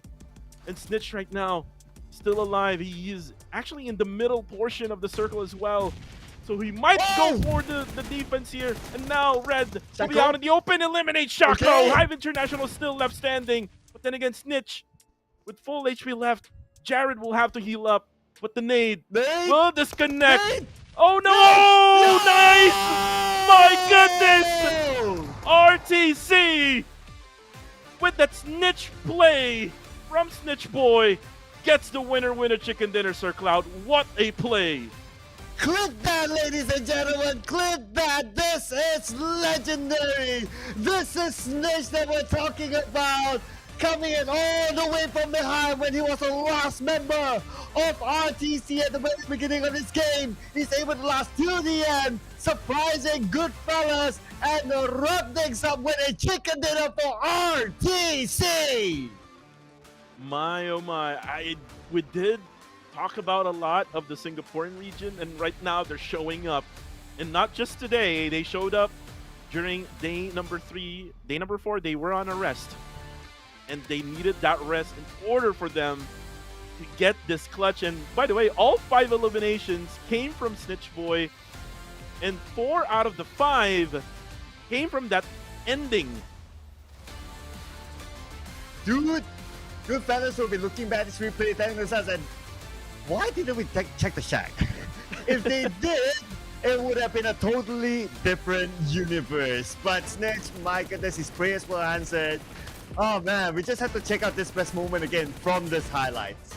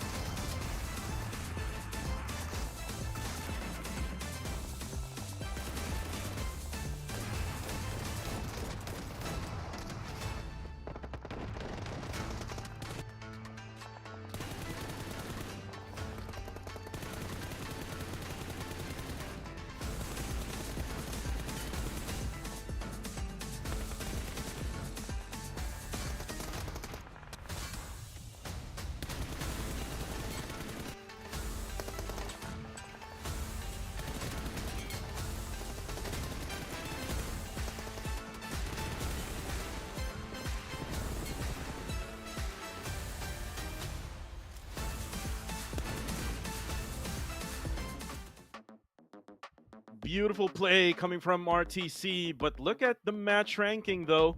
Hive International will still be number 1 because they got more eliminations in this matchup. They were basically right at the middle for the most part of this matchup. And then eventually the circle has shifted all the way to that museum area where Snitch Boy was waiting for that moment. And that moment happened wherein they got that winner chicken dinner. Again, Sir Cloud, this is the first time we're seeing a lot of effort being done by a Singaporean team. Yep. Give that guy a medal, all right? Give that guy a medal. Okay, normally we will award the player or the MVP to the player that gets the chicken dinner. I have absolutely no idea who will be the MVP. But anyway, oh man. But unfortunately, we can't say the same for teams at Hara and Bros, Yangon Galacticos, and also GOAT. These 3 teams not able to collect a single point in this round. And now, the overall rankings, APG, how far are they? They are 30 points behind 214, and we have 4 more matches to go. Yeah, 4 more matches to go, 2 more Erangel lefts to go. But if you look at the updated scores, looks like APG now already took over.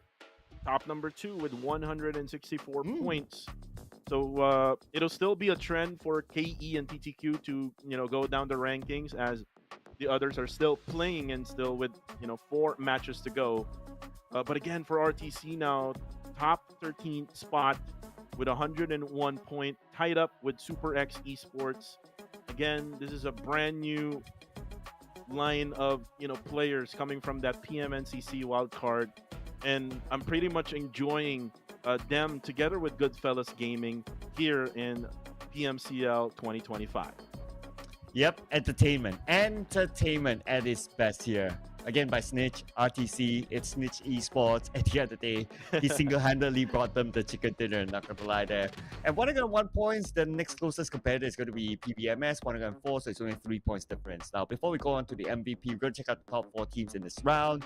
Of course, this is by points collected, and Hive International with the 11 eliminations, RTC, Team X, and Goodfellas. And out of all these teams, Hive International, this time, they came up with a lot of damage. They did a lot of work. And that's all because of their position in the circle. They always got the circle. I think it was stage number 5 or 6 that it shifted away the circle from them. And they were just defending their compound. Burmese Goals even tried their luck, and they were just exploded all throughout. And you can see the MVP again, like you said, Snitch Esports. You could probably change RTC to Snitch Esports. 5 eliminations. 4 out of that 5 came from that ending wherein he knocked down 2 players off, or 3 players rather, off from GFS and 1 off from that Hive International, which is Red, with that final elimination of the frag grenade. Again, this guy is the most patient man ever here in this matchup with that play in the end. Yeah, absolute insane by Snitch there. I look forward to seeing if he's able to be consistent with this sort of gameplay and also game sense. But of course, it's very, very situational. But if somehow he's able to be consistent, then who knows? We might see him more. Well, we'll see if it's just Snitch for RTC. But I know for a fact that RTC does have Nishki. Nishki has been playing pretty well. He was able to eliminate like squads in the previous days, especially on day number 3, wherein he got a clutch against Hive International. It seems like RTC, HI, Hive International, kind of like they're having a little bit of rivalry when it comes to rotation, because they have almost the same rotation. But again, each day would have certain adjustments, and we've seen that from Hive International. They did made a lot of adjustments, especially with their aggressiveness, and they also win team fights. Once they win team fights, again, Hive International will have so much of points that they can get for each game. Well, Sir Cloud will still have 2 Erangel matches to go. It is been a really good, last 2 matches here for Sanok and Erangel, and I would love to see more of that excitement. Oh, absolutely right. It has been insane. It has been crazy, but it's also been a very good day for Hive International. Though they didn't get the second chicken dinner, but they still got the most points collected. So one chicken dinner, most points collected in game number two. I mean, Hive International. Who knows? They might come up with a surprise at the end of the day when we calculate all the scores. Oh yeah, especially that they're coming from top 16. Oh no, top 12 rather. Before this day had started, and we most likely might see them probably around top 5 or maybe top 6 if things would go through like consistently. Especially that we're now playing Erangel. We've seen them played in Erangel already. They have played pretty much well as they were able to snatch top number 2 in match number 2. It's just that the circle was not within the reach in the final moments that they had to use all of their utilities, and GFS was able to get the museum in that last part, and they were just trying to defend that and just gatekeeping Hive International to get into the circle. But for the rest, Yangon Galacticos, APG, all the big names, they have to step up, especially for Harame Bro. Harame Bro has been really struggling, especially when it comes to rotating after when the circle would shift away from their previous spots or previous positions. Normally another team would be first to wherever they plan to go in, so they have to make sure that they win all of those team fights in order for them to be able to snatch more of the points for the last day of the week. Yeah, at this point for Harame Bros, they are still on page 1, the last we saw the overall rankings. But if they're not able to find a level of consistency that is going to be difficult, they might be pushed on to page number 2. And in game number 2, they did not collect a single point as well. So it's a little bit worrying for Harame Bros. Yeah, it's a little bit worrying for Harame Bros, especially that they're the ones defending their championship for this season, coming from PMGC also and the PMCL Fall. Speaking of Erangel match number 3, based on history, it is 214 Esports, Kill Enemy, and RTC who's been winning match number 3, and now that we're able to see RTC win already for match number 2, we might see a different team able to snatch this match number 3. I would say KHI needs a win now, especially their points has been pretty much on the low end, and you've seen their performance in that match number 2. They were just hiding in the underground shelter. That's not the KHI that I know of here in the PH region in PMNC. Normally, they're the ones who would be aggressive. They're the ones who would engage in team fights. So for KHI, I would love to see that aggressiveness to show here in match number 3. Yeah, at this point for KHI, because they are at number 20, it almost is like you got nothing much to lose. Like, how further down can you go, right, from number 20? So you might as well go all in, try to collect those elimination points, just like how we saw in Sana, like how they took the fights and they did fairly well. So maybe for a team like KHI, it's like, okay, just go for it, right? You can't get any further than number 20 anyway. Oh yeah, and you know what? Another team that I would love to step up again would be Goat Esports. Goat Esports, by the time that they started day number 2, which is their first day, they got already like 45 points in just one day. And after that, they pretty much slowed down, kind of like what happened to Hive International after their first day. They slowed down, and then eventually now Hive International got their groove back. Goat Esports needs to do something now in order for them to continue on with their rankings, especially now that, again, this is the last day of the week. And again, with the change of the format from 3 weeks down to 2 weeks, it's pretty much hard for you to make adjustments. And sometimes other teams, SirCloud, other teams would have slow adjustments. They kind of like adjust pretty much slow. They need like a couple of more days. But now here in this season, with this new format, they would have to be pretty quick with their adjustments. Yeah, just like how we're going to be quick into getting into our next match. So it's going to be match number 3 for the final day of the week here before we wrap the week up again. A bit of a recap of the circle in case you just joined us. It was in the area of Shelter. So we're hoping to see something different this time, and I'm still fingers crossing to see a mid to the base. Got 2 more maps to go, so if the circle gods are kind, you show me a mid to the base circle. Ooh, a military base circle that you like what we had yesterday. It was the first time out of all of the Erangels that we have played already, but it'll be good to see another one. As again, it's gonna be a circle for APG and Nexus Vanguard, and sometimes a lot of teams would rotate right away in the early stages. But again, what will be the circle for the next map? Who knows?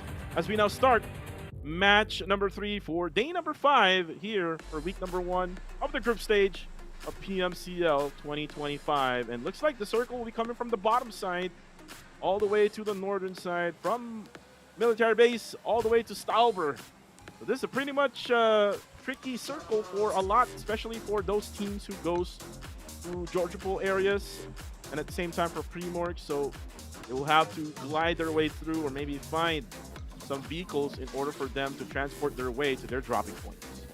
Yeah, it's almost like the previous round, right? It's just that the flight path was from the north to the south. This time it's from the south to the north. So let's see if any teams would change their drop spot. And looks like APG, they choose to drop in the mid to the base instead. So they did not drop there in the previous round. It was okay for them because the circle was around the shelter area. Now, if the circle gods are kind to grant me the mid to the base circle, APG will be happy with that.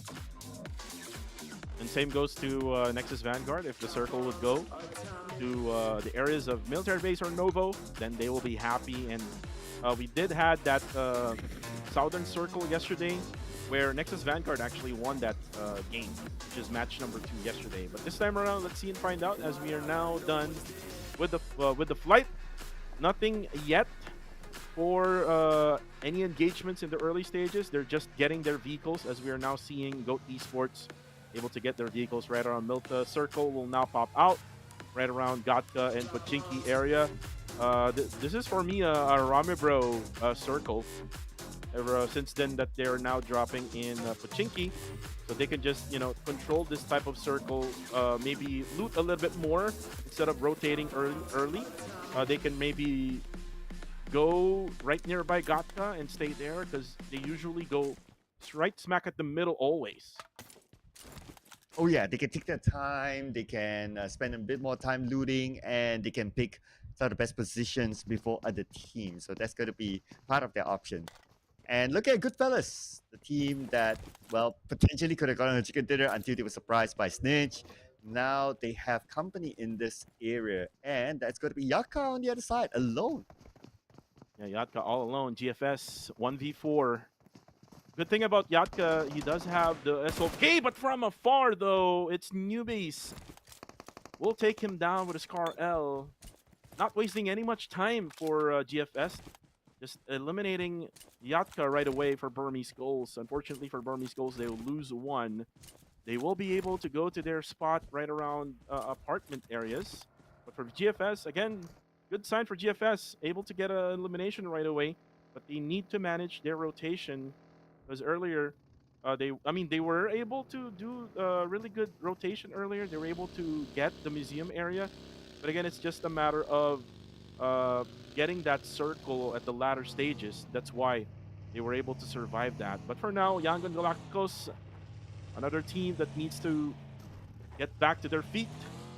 And I would love to see Yangon Galacticos. Since then, Genesis Esports is now, disbanded. We would love to see them back at the top of the leaderboards. Yeah, they're 10 points behind Goodfellas, and make that 11 now with the fact that Goodfellas, they scored the first split in this round against Yatka.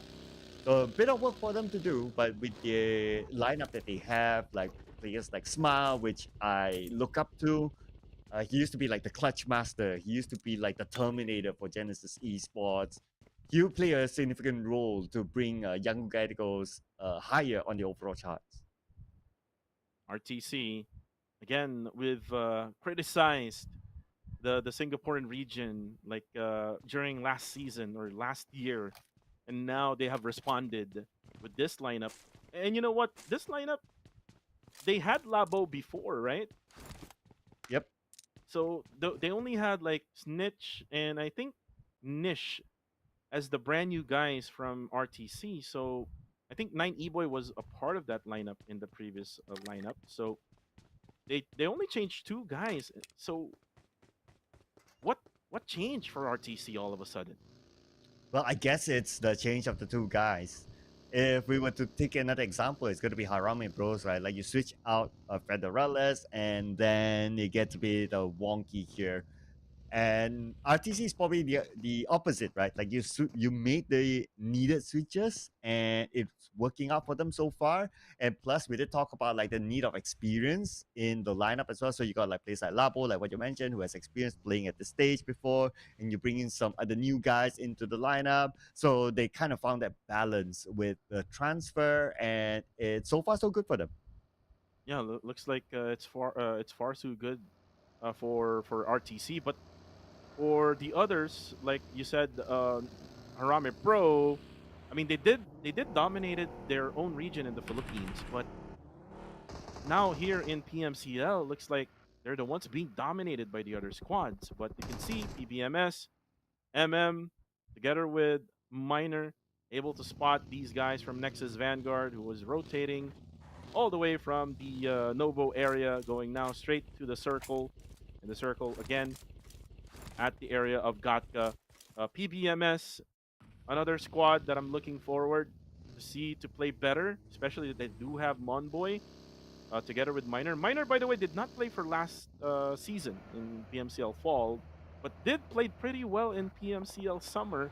If you remember him in Strangers Esports with No Fear, they were a team to basically to fear of right in that season. But right now, Miner showed his presence during PMNC and showed that he deserved to be back here in PMCL. Yeah, I do remember that, and it's nice that the fact that these kind of talents are not put to waste or gone to waste. The fact that he's still able to come back into the season and still able to show a good performance. Hopefully, this is a trajectory for him to bigger things in future. Maybe like putting his name out there as more MVPs, or I don't know, maybe even the best case scenario is like to win the championship all the way. Oh, and look at this. Goat Kai knocks down Atib. And now next lineup would be the John. And the John, unfortunately, out in the open. And the headshot by Maybe. And Ryder helping out the cause as well for Goat Esports and for Team Max. This has been the problem for Team Max. The rotation from stage 1 and 2, they get spotted easily by other squads. And that's why they're currently in top number 19 right now in the overall rankings, and now with only 2 players left standing, it's pretty much hard for them to rotate and maybe survive until the latter stages. Yeah, with 2 players, yeah, it's difficult. And it doesn't help that the fact that they're at number 19, so the motivational level might not be as high, so that's going to be another factor as well. But that's a door to be opened by KHI, right? So they could potentially get themselves up on the number 20 spot. They are 10 points behind Team Max. Team Max only have 2 players, so it's doable. But we're going to see another engagement here. RTC in action. RTC in action against Snitch Boy with the momentum. Able to drop 1. They already dropped 3 already for SX. As Nang will be the last guy. And look at how RTC is moving. This is not the Singaporean team that we know of, but there you go. Unfortunately, it's just way too much for Nang. And now those gunshots might probably be heard by other squads, but they will have to protect themselves by the smokes. Looks like they're all safe for now, since then there's no team nearby. Circle will now shift all the way still at the Gatka area, and look at how Harame Bro is playing this one right now. They're all splitted up, all 4 members, and they're just scattered all the way in the middle. And they can now control this one, Sir Cloud, with their position. They can just easily rotate, especially with 1 member already at the middle. Yeah, that's the advantage of dropping into the middle, right? And the last we saw, like during the very first drop, most of the teams like to drop on the right side of the map. So for them to navigate around the middle area, there's a lot of space for them to do so. On the elimination feed, we saw a couple of eliminations. Goodfellas gets another one in the pocket. So that's 2 points secured now. They could be breathing down the neck of APG. Ooh, and look at that. No, not APG, but NX. That's WTC. Will be spotted by range of Harame Bro. And again, they are scattered all the way in the middle of the map, and they would have to group up eventually. But look at this. Some race happening between PBMS and GOAT. The nade will eventually eliminate WTC off from the map. Again, that's courtesy of Harame Bro. But look at this, just peaceful rotation from both squads. Not much of any gunshots from GOAT or either from the side of PBMS. So Ryder will take this small shack. The rest will try to lurk around the area. Maybe we'll try to find a better place to stay. But PBMS already at a compound of their choosing. And looks like they're going to fire their guns maybe to scare off the teams nearby as Godspeed knocks down Joseph on the feet. Waiting for the follow-up right now, but it is bad news for Team Max. The fact that other opponents know exactly where they are. It's going to be a pickup here by Easy. And now Joseph is back, so he'll easily heal up from there. No follow-up from NX though. So I guess NX just doesn't want to let go of this Pachinki here, one of the prime positions with this circle. As Nexus Vanguard takes the upper side hill on the bottom side of Pachinki. Bunny, though, on the kill feed, knocks down Fern, who, as Naughty, will be right at the open. That's not a pretty good area to stay in. Even though you have a vehicle, you will still be spotted, as Easy and Joseph will be able to take that elimination. And now for Nexus Vanguard, they would have to rethink of how they can push Team Max. But look at this, Sin versus Goa. As 22 throws a nade out, way too short. Rankid will also throw his own nade. It's going to be out of line. It will not hit anyone from Guardians of Angels. And now, a lot of vehicle gameplay being used by both sides. Jeffrey now will try to back out for a bit. Explosion of a vehicle there. And then will be picked up by his teammate. Oh, hardship circle towards the left side. So teams on the right will all need to move, including NX. They have to leave the Pachinki here to get into the circle. Now we expect a lot more engagements here, including Sin. They're trying to get out the blue. And so far, no other teams in front of them, but expect more teams as they approach the circle. Right now, Sin Esports, they'll have to think of how they can get into the circle now, especially this hardship will most likely have more teams on the northern side. So if I were Sin, I would just go onto the bottom side or maybe do a hard rotation all the way to the western side of the circle. But again, it's all the decision of Sin Esports, and looks like they're going to go onto the north. They're going to go rotate all the way to the northern side, maybe follow the blue zone. As for RTC, they're right on the northwestern side of the whole thing, as they're still all complete with 4 eliminations. For now, nothing much is happening, but there you go. Nathan drops XZ down on the feed and will be confirmed by Nathan. 1 point for Harame Bros. Make that 2 for now in this round as they try to catch NX in the overall charts. And with NX playing with 2 players, the opportunity is open now for Harame Bros. As for Goodfellas, making that long rotation from the north to the west side to get into the circle, playing a very safe route this time. GFS rotating all the way from the north. Looks like they're going to go onto the western side, as Newbies, together with his teammates, are now all inside their vehicles. And again, GFS, they're really good with the rotating now, especially that this is their 4th day rather, coming in from day number 2 down to the 5th day. And they're able to adjust now with all of the top tier teams playing here in PMCL. But look at now Sin. They're fighting outside the circle, and they see Team Max. Team Max hasn't really moved at all after when Nexus Vanguard already escaped the area. So they're now going to be in much more trouble here, Sir Cloud, because it is now again a 4v2 situation against Sin Esports. At the same time, the blue will cause them trouble as well. It is closing right now, and Sin, you need to get out of this situation. We have Rankit here. He's having a taste of the blue. Same time, Team Max not letting them go. Joseph from the other side trying to suppress them, not able to move at all. Sin, how are they going to get out of this sticky situation? Easy and Joseph needs to find a place that they can move into. But I think they can't, because look at their... Ooh, look at that! Spin around of their Kupar B, Rankid. I think that was FV who was together with them. Down to low HP, they need to heal up as well, as the blue zone eats them alive. Team Max having good defense right now is what they're showing. And look at Sin. They're just having a lot of troubles with their vehicles. Now up on Smokes' FB's vehicle. 90 Boy able to knock down Chewy off from GFS on the feed. And this is happening on the western side of our circle. And right now Sin, I think they're able to find now an opening here where they can get into the circle. But look at this. Another engagements here coming from the PMNCC wildcard region, as Chewy will eventually be eliminated here as he's out in the open. Here comes Nate, and there goes Chewy. Right over by Labo.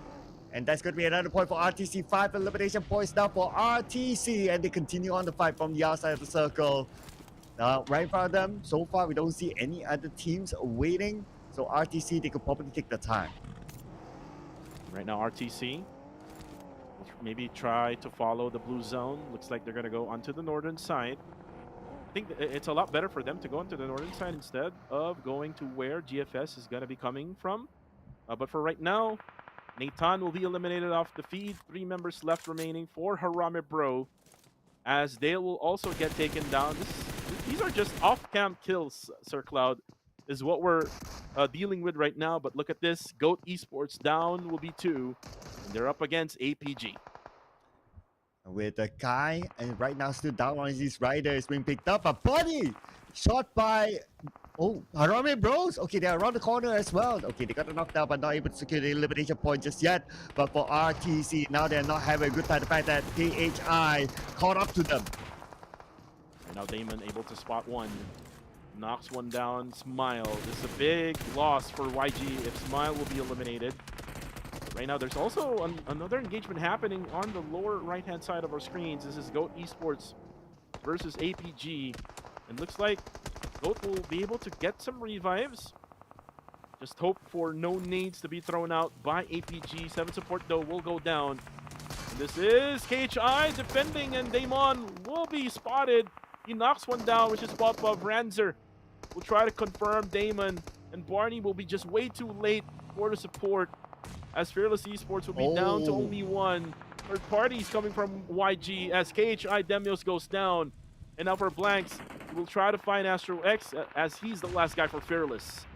And Romeo was one to knock him down. Okay, now we switch over to Harame Bros. Where is Jared gonna go? 20% health left, but he's still able to land the nade onto Jappy. But look who's here. Joseph has arrived as well. Joseph, with the smoke, he doesn't know that Jared is there. He cannot see because of the smoke. And Jared just hiding, concealing himself in the smoke. Team Max cannot find him. Same goes to Harame Bro. Jappy is crawling his life. He'll be trying to get some help, but no, he will bleed out to death. Now let's go back to APG versus GOAT Esports. Nades coming in from GOAT, but again, the knockdown will happen onto GOAT. Only 1 player left, which is Ryder up on the 2nd floor. APG doing some clearing operation right now. Another nade coming in. Ryder, I'm not sure if he does have first aids left, but no, he will not go for the heal. Eliminated is now for KHI. And looks like APG is just waiting for the right timing for them to be able to make the push. Oh, an explosion will take damage onto Ryder. Another nade will be coming in. He'll be forced to go down as he now hides in the container. And there you go. That's it for GOAT Esports as APG eliminates him. It was almost impossible for Ryder to survive that with 10% of health left. So he did the best that he could to jump out the window to survive. And that was pretty much about it. But now we switch back over to Jared. Jared is still alive. Can you believe it? I can't believe it. But look at Joseph. Oh, now spotted. You called it, Sir Cloud, as he got spotted by range. Same goes to Team Max. Now, Team Max only has 1 player left, and he's hiding in that monster truck. And Harame Bro cannot find him as well. And look at now RTC as Labo now comes in. Ooh, but unfortunately, those sprays coming from Skynin knocks one down for RTC. But where are the rest for RTC? Yeah, I guess we're too spread out. There's no way that Labo can survive there. Skynim will pick up that point, and that's going to be point number 5 for APG in the pursuit for that number 1 spot. Now, speaking about the other members of RTC, we have Nish on screen here. He's sharing the same compound with Young Gadicals. Right now, Nish, he's actually stuck together with YG. Ooh, good Awareness coming from RTC as he knocks Marnet down on YG. Only with a 1v1 Smile versus Nish. Who unfortunately Nish only has 3 shells. He was forced to reload. That's unfortunate for RTC as they got eliminated, though they do have 5 eliminations. It was a close one there. If he did not needed to reload, then maybe he could have won it. But it is what it is at the end of the day. Now we have PBMS on screen. They're being pressured by other teams in their pursuit of trying to get into the circle. Oh, wait a second. They are already in the circle. Okay, they can play the gatekeeping role against NX that's just in front of them. But on top of this hill, it's going to be APG scouting out. Scotty up on the hill together with PBMS. All 4 players still complete for the side of PBMS. Nexus Vanguard will be eliminated. Rankid will eliminate YG. That's it for YG. 6 eliminations for them. That's a good outing for Yangon Galacticos. But right now, Monboy, their next focus will be probably Sin Esports as they are now knocked down Cool. Now Rankid will have to set up smokes for them to be able to revive. But look at that spray down. Ooh, nice spray coming from Miner and MM just showing off right now for PBMS. 5 eliminations now for PBMS. Now we're down to 4. And here goes. It's going to be APG, Goodfellas, PBMS, and GOA for the chicken dinner. Out of these 4 teams, it could be anyone. Everyone still at least have 3 players left. And at stage 5, it could still go anywhere. So look at the position of PBMS. They are in the clear right now on the right side of the circle. But we will be looking for the next circle shift here. Stage number 6. Who will be favored by it? But their biggest competitor to get across is going to be APG, since now they have Skynet on top of this hill. Circle has shifted on this side. Still, it's anybody's game here, to say the least, because still an open area, an open circle here for everyone else. Maybe our GFS would have their own compound there. But then again, APG can still manage. Oh, it's actually GOA rather who has their compound. And same goes with APG. They can still hold on to their compounds. But they're looking at the hillside now. If you look at the map earlier, like 1 player up from APG is going on top of the hill. As for GFS, looks like they're planning on rotating now as... Oh, no. Newbies has his own vehicle, so looks like they're going to probably split up for GFS. And they're trying to find an entry point on the northern side to get into the circle. They know that if they go straight, they're going to face of GOA in this very, very rough terrain, so they don't want to take that risk. Instead, they scout the northern side and maybe they come in from there. Now I'm waiting for newbies to follow up. Okay, newbies following through. The scout did his work and they told each other that, hey guys, there's an entry point here, so newbies can come follow up soon. Newbies, I think he can still manage to enter the western side without being seen by GOA, because there's a few rocks that he can, try to use as cover, and at the same time he can use the Dasha for him to be able to defend himself. And there's not much of any team trying to get the middle portion because it's a pretty much an open area. As for now, still, I would go with PBMS because they still have 4 players remaining. With that numbers advantage, they can easily control this game if they can play their cards right. And let's see what kind of cards are they going to put on the table now. Now that zone will close again, and we're going to see stage 7 anytime soon in about a minute 15 seconds. APG still scouting the area. As long as APG can hold the high ground, as long as they can all be the king of the hill, the chances of them securing the chicken dinner will be pretty high. Well, Nang X will be on the backside for APG. Looks like Skynin, I think he's going to try to set up smokes for him. Or maybe he will try to pick him up. We're not really sure anymore, but looks like they're eyeing on PBMS as right now. Airdrop will go down from the skies, and there is a FAMAS that they can use together with a level 3 gear with a backpack on it. And if we need 556 ammo, there's also 556 on there. Looks like Newbies has already provided his information now to Goa, as Nga Pacquiao already looking and scoping at that area.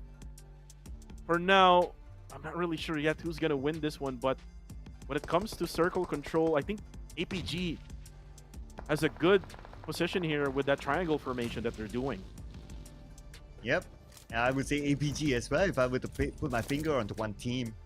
Notice a knockdown to one of the players somewhere else. Circle still favors APG. And they can all go up to this high ground and take control of it. Yes, indeed. And for GOA, they don't really have to move also. So it's all about GFS and it's all about PBMS, who would need to do something about their positions right now. And look at Mazi, able to grab the items inside that care package. Not really going for the FAMAS.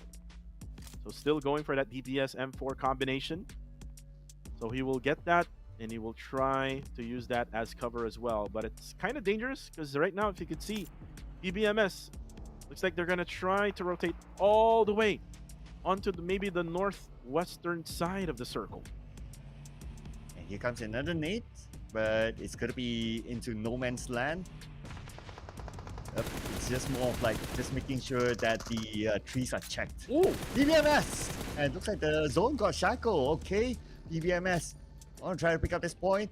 Let's see how desperate they are. But the focus is for them to get into the circle first. unfortunately for Shaco, he got taken down only by the blue zone. So he's probably pinned down and might not have any vehicles for him to use so that he can go towards to where Mazzy is at. But right now, PBMS. Again, it's going to be numbers gameplay for PBMS. Scotty right now will try to go ahead and rotate. Shaco will bleed out to death. And right now, Newbie spots Scotty. And right now, it's going to be probably a Kobe for Newbie as he throws the nade onto Scotty. Will it be Kobe? No. It won't hit Scotty, but Mazzy will be taken down. So only one for GFS all of a sudden. Oh, yeah, it's down to newbies now. He managed to find a way to slide into the circle somehow on the left side of it. And now the attention will be between PBMS and also APG. Let's see who's going to win this fight. APG, they're coming from the lower ground. But top, he sees one boy. He sees another target in front of him. It's going to be MMMS. Pretty low. MM still somehow survives it. 1 HP and a dream for MM. Ooh, nades coming in from APG. And one boy will be able to sustain the damage. MM will be able to heal up. Another nade coming in from APG. And right now, Skynin draws his MG3. Nang X, ooh, down to 140 HP, but still goes for the nade. MM goes down as PBMS now have 3-man up and 1-man down. Miner, though, will be able to get the elimination, but Skynin goes down courtesy of GOA. That's 22 who spots APG now. They're now going for the third party. Scotty using that grenade launcher for smokes. Nang X still tries his luck against MM to confirm that elimination, but Scotty is here to probably save his life. And look at that M79 smoke launcher. It really helps out a lot all the teams now in this season. But for now, still no one is getting eliminated. Yeah, everyone's playing the patience game as well. Yes, a few trades back and forth, but nobody's really going all in onto it to secure those elimination points. But we might see that real soon now that all the teams are within stage number 8. This is where we'll see everything go all out. APG still holding it strong on this hill area. But for newbies, the final player of Goodfellas, spotted by Ngapekao. Ngapekao wants to finish him off. Newbies managed to heal up back to 80% of health. Ngapekao not able to get it yet. Yeah, Pacquiao not able to spot Newbies, and there we go. He actually spots him, and there you go. Newbies had no choice but to stand up to go to the circle. GFS will be out at 4th. Now PBMS, Goa, and APG 4v4 or 4v3v2 situation. Ooh, Pacquiao spotted by Skynin. Now we'll need to get a revive coming from 22 as Skynin will be in the blue, and look at the damage of the blue zone. It's just way too much onto Skynin, but he does have 3 first aids left that he can use. Stun grenade being used as well by the top. Miner need a little bit damage as well. We'll have to go for the heal. It's a pretty slow ending is what we're looking at right now, Sir Cloud, ain't it? Yeah, I guess it's because of like the curve of the terrain just doesn't give them that visual or that straightforward line to shoot each other. So that's why this seems like really taking the time. But now this is pretty much the end. stage number 9. We're gonna go 2 minutes 15 seconds max in this round. I'm sure we will end before that. Now with APG on this high ground, they're trying to stop GOA from coming up to the high ground. GOA will manage to infiltrate, and now Skynin needs to back off. Skynin needs to win the fight, and he will not fail for his team. Wow, with that MG3 Rata gameplay coming from Skynin right now. And yet Pacquiao just holding on with that half HP left on him, hiding behind that big tree. Skynin reloads his way. Long reload for that MG3. PBMS not really going for the third party, as Monboy will be spotted by the top.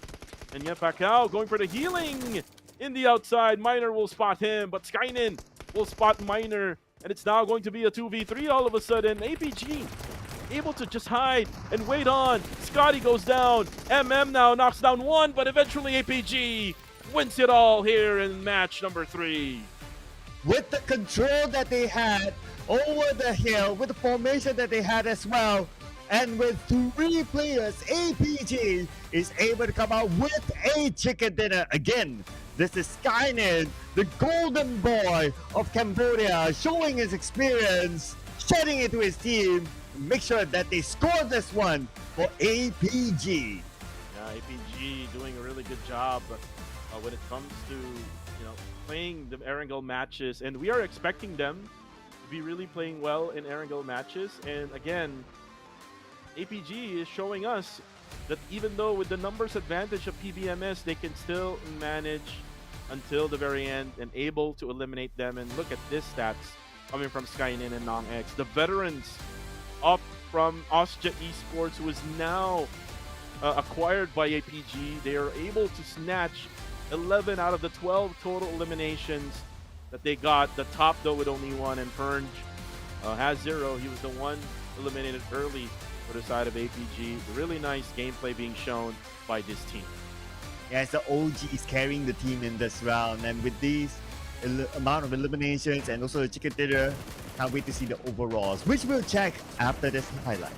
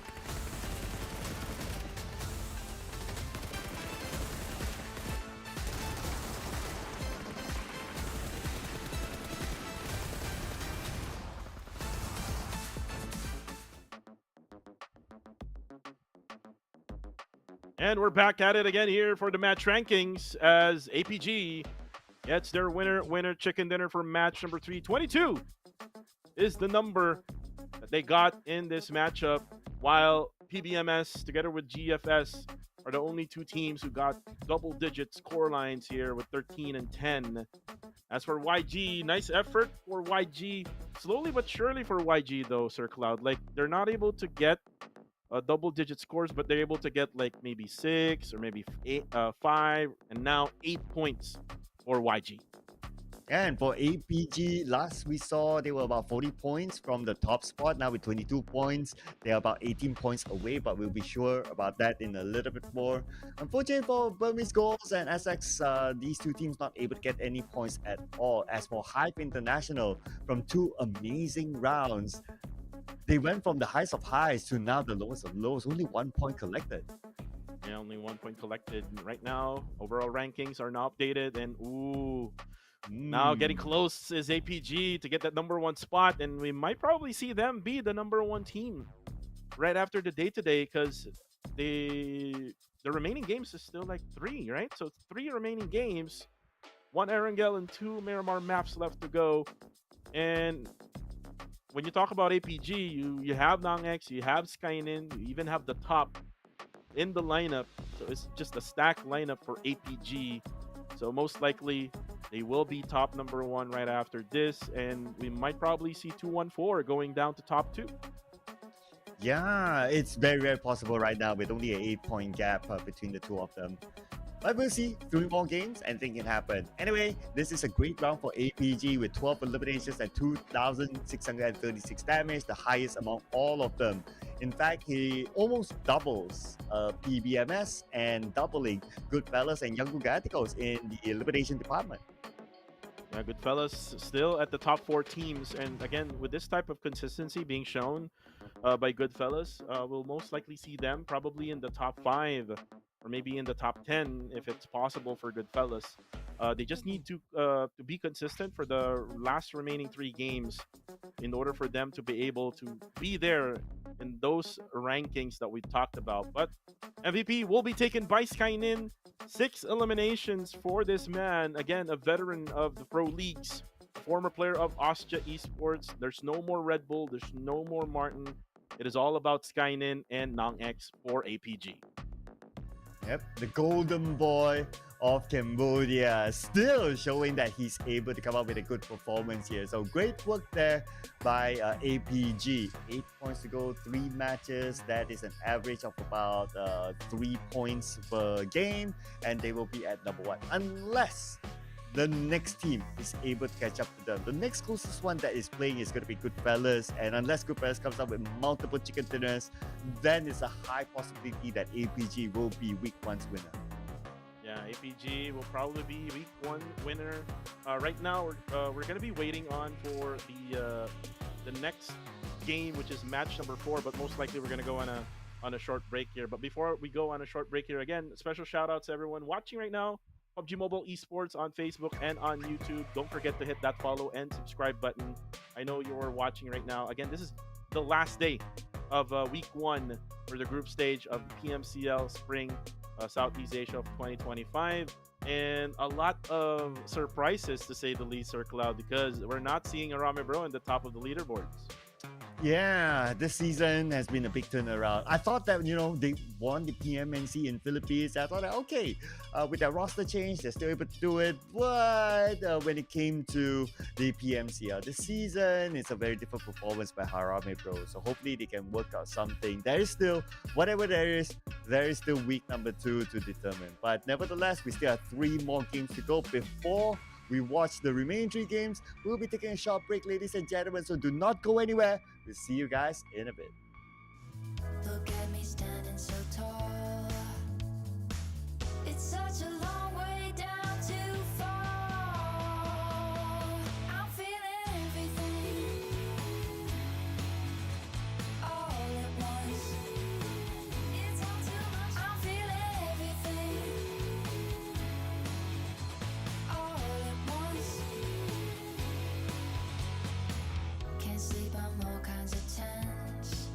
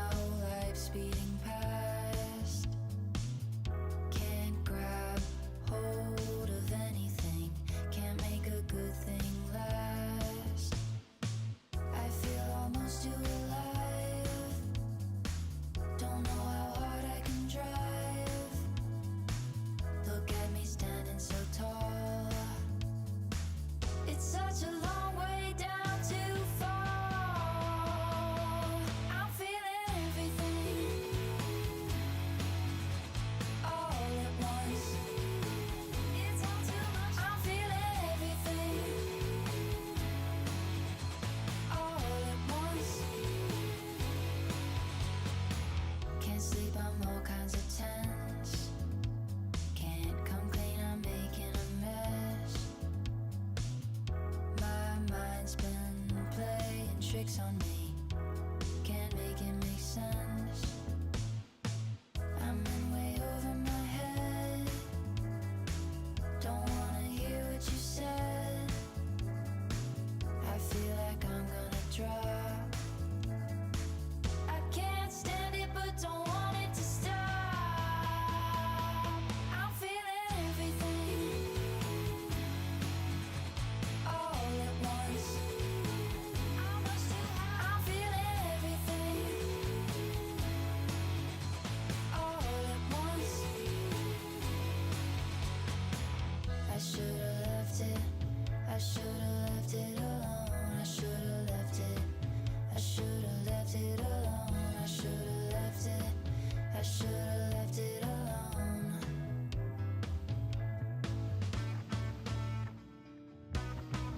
I'm feeling everything all at once. I'm feeling everything all at once. It's coming at me so fast. My whole life speeding past. Can't grab hold of anything. Can't make a good thing last. I feel almost too alive. Don't know how hard I can drive. Look at me standing so tall. It's such a long way down to fall. I'm feeling everything all at once. It's all too much. I'm feeling everything all at once.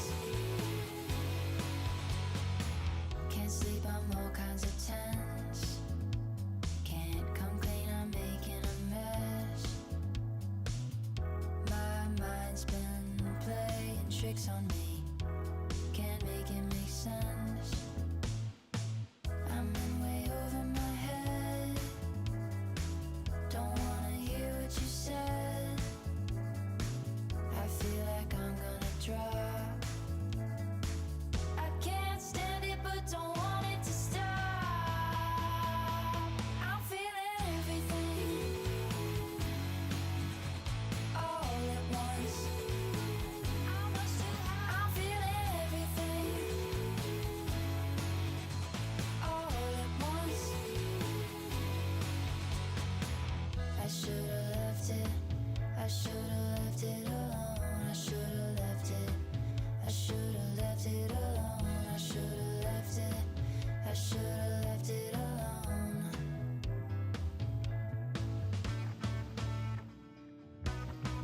I'm feeling everything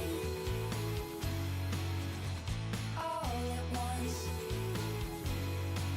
I'm feeling everything all at once.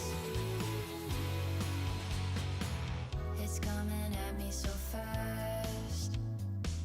My whole life speeding past. Can't grab hold of anything. Can't make a good thing last. I feel almost too alive. Don't know how hard I can drive. Look at me standing so tall. It's such a long way down to fall. I'm feeling everything all at once. It's all too much. I'm feeling everything all at once.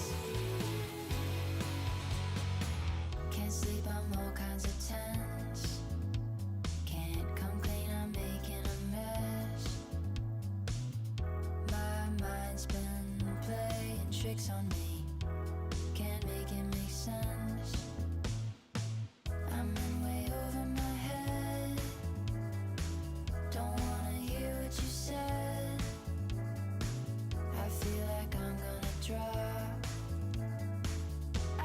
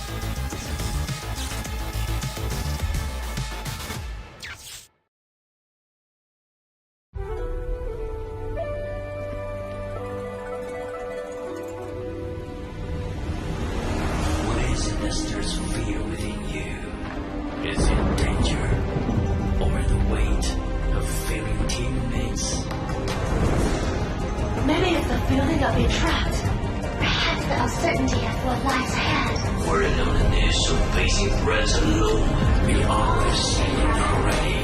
But we have always been here by your side.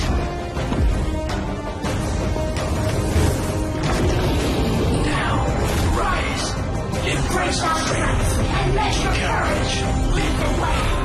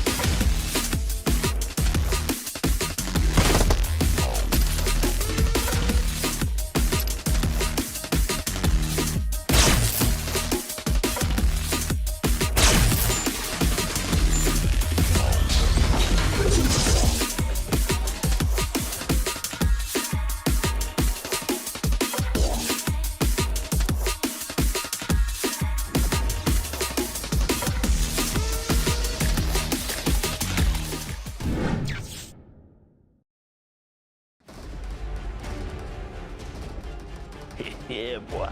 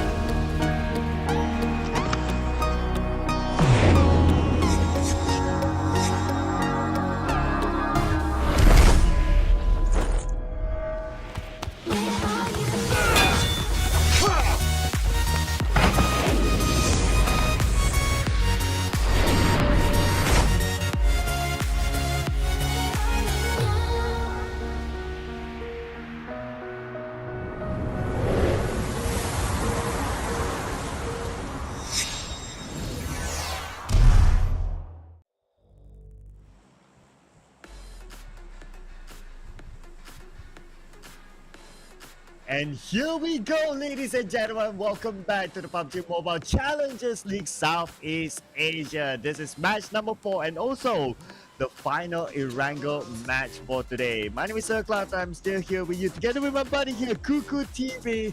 What do you expect out of this round? Wow, we start the game right away. Oh my goodness, as we come from the Severny area down straight to the waters of Primorx. Well, this is not a flight path that Sin Esports would want, especially that they're dropping around Milta Power, so they would have to go for like a backup plan. Maybe try to go to Zarki, because Zarki is a Silent Gods dropping point. Same goes with Goat Esports as they go towards Milta. And you can also add up Nexus Vanguard to the mix, because Nova Rep Noya will be far away from this light path. But you can see Gardens of Angels going to their spot in Stalber, RTC their usual spot in Severny, Hive going to their usual spot in Yasnaya Polyana. Ooh, it looks like there's something happening right around the eastern side of apartments, because there's like two teams who's gonna be fighting for probably some vehicles and position. I guess it's because of the flight path, right? It forces teams to if you want to still go onto the right side of the map, then you might need to meet halfway. So we might see that potential clash there. But so far, nothing's coming up on the elimination feed just yet. So it could probably be an early truce between the two teams. And you can see now the first knockdown will happen, and that's gonna be Shaco as the John will get that first blood, and that was Easy who will be confirming that elimination for him. So GFS, good fellas, will have a bad time for this game because they're only gonna have 3 players remaining, but still they can move with 3 players. Team Max though, did needed that elimination because again they're currently on top number 19. Same goes with KHI, who is currently on top number 20. They're pretty good when it comes to like other tournaments. I've watched KHI Esports play in like local community tournaments. They were even, you know, champions where Harame Bro would play also together with PBMS. But right now, the big question is why KHI is actually struggling. What do you think, Sir Cloud? Why KHI is struggling right now?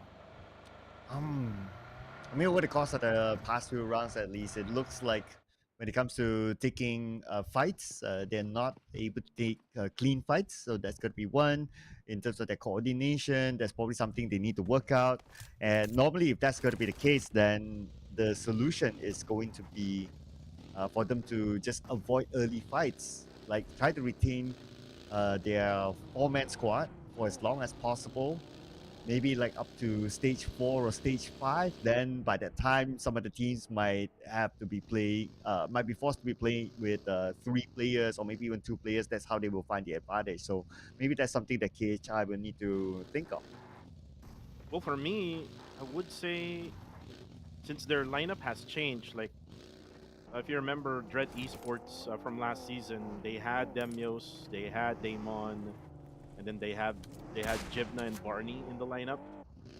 With their lineup change, Blanks together with Ryman now in the mix, I think they haven't really found yet the right chemistry yet for this squad. I mean, I know I've mentioned that they were champions in some other tournaments locally here in the Philippines, but PMCL is on a different level.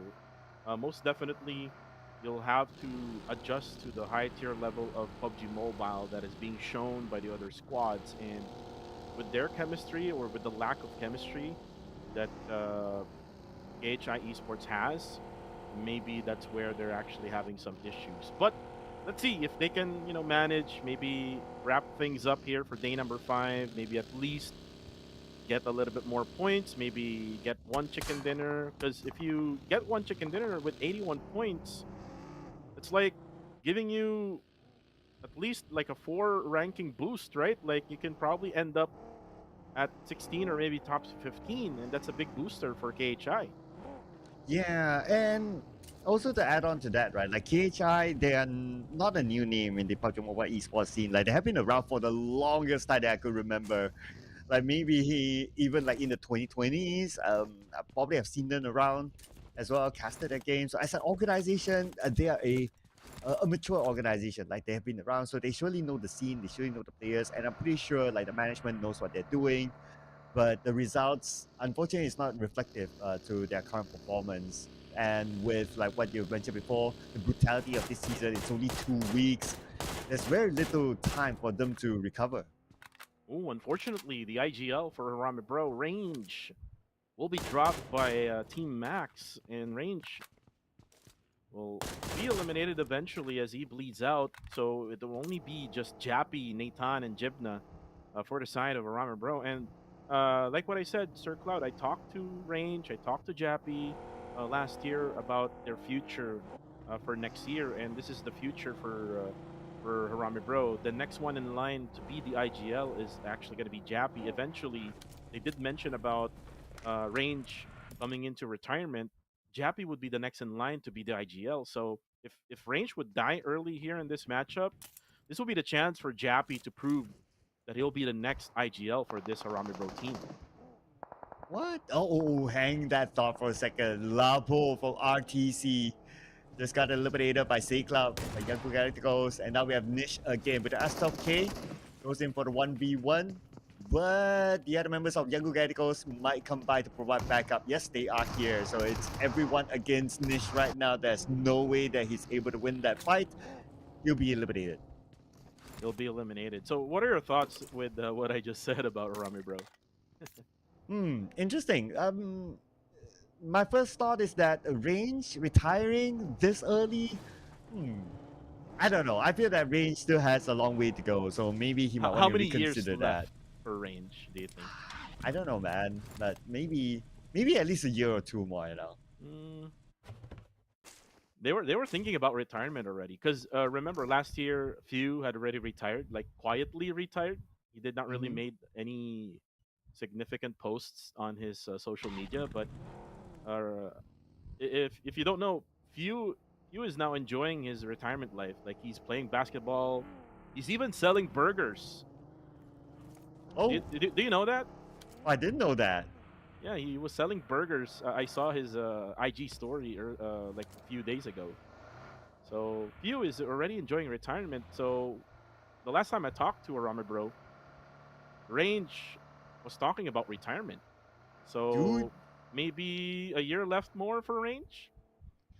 I have to locate where Fuse Burger Stall is at. If it's still in Manila, maybe No, one of these not in days. Manila. Not in Manila, It's not? unfortunately. Yeah, Ah, it's in the middle portion of the Philippines. It's in Visayas. Okay.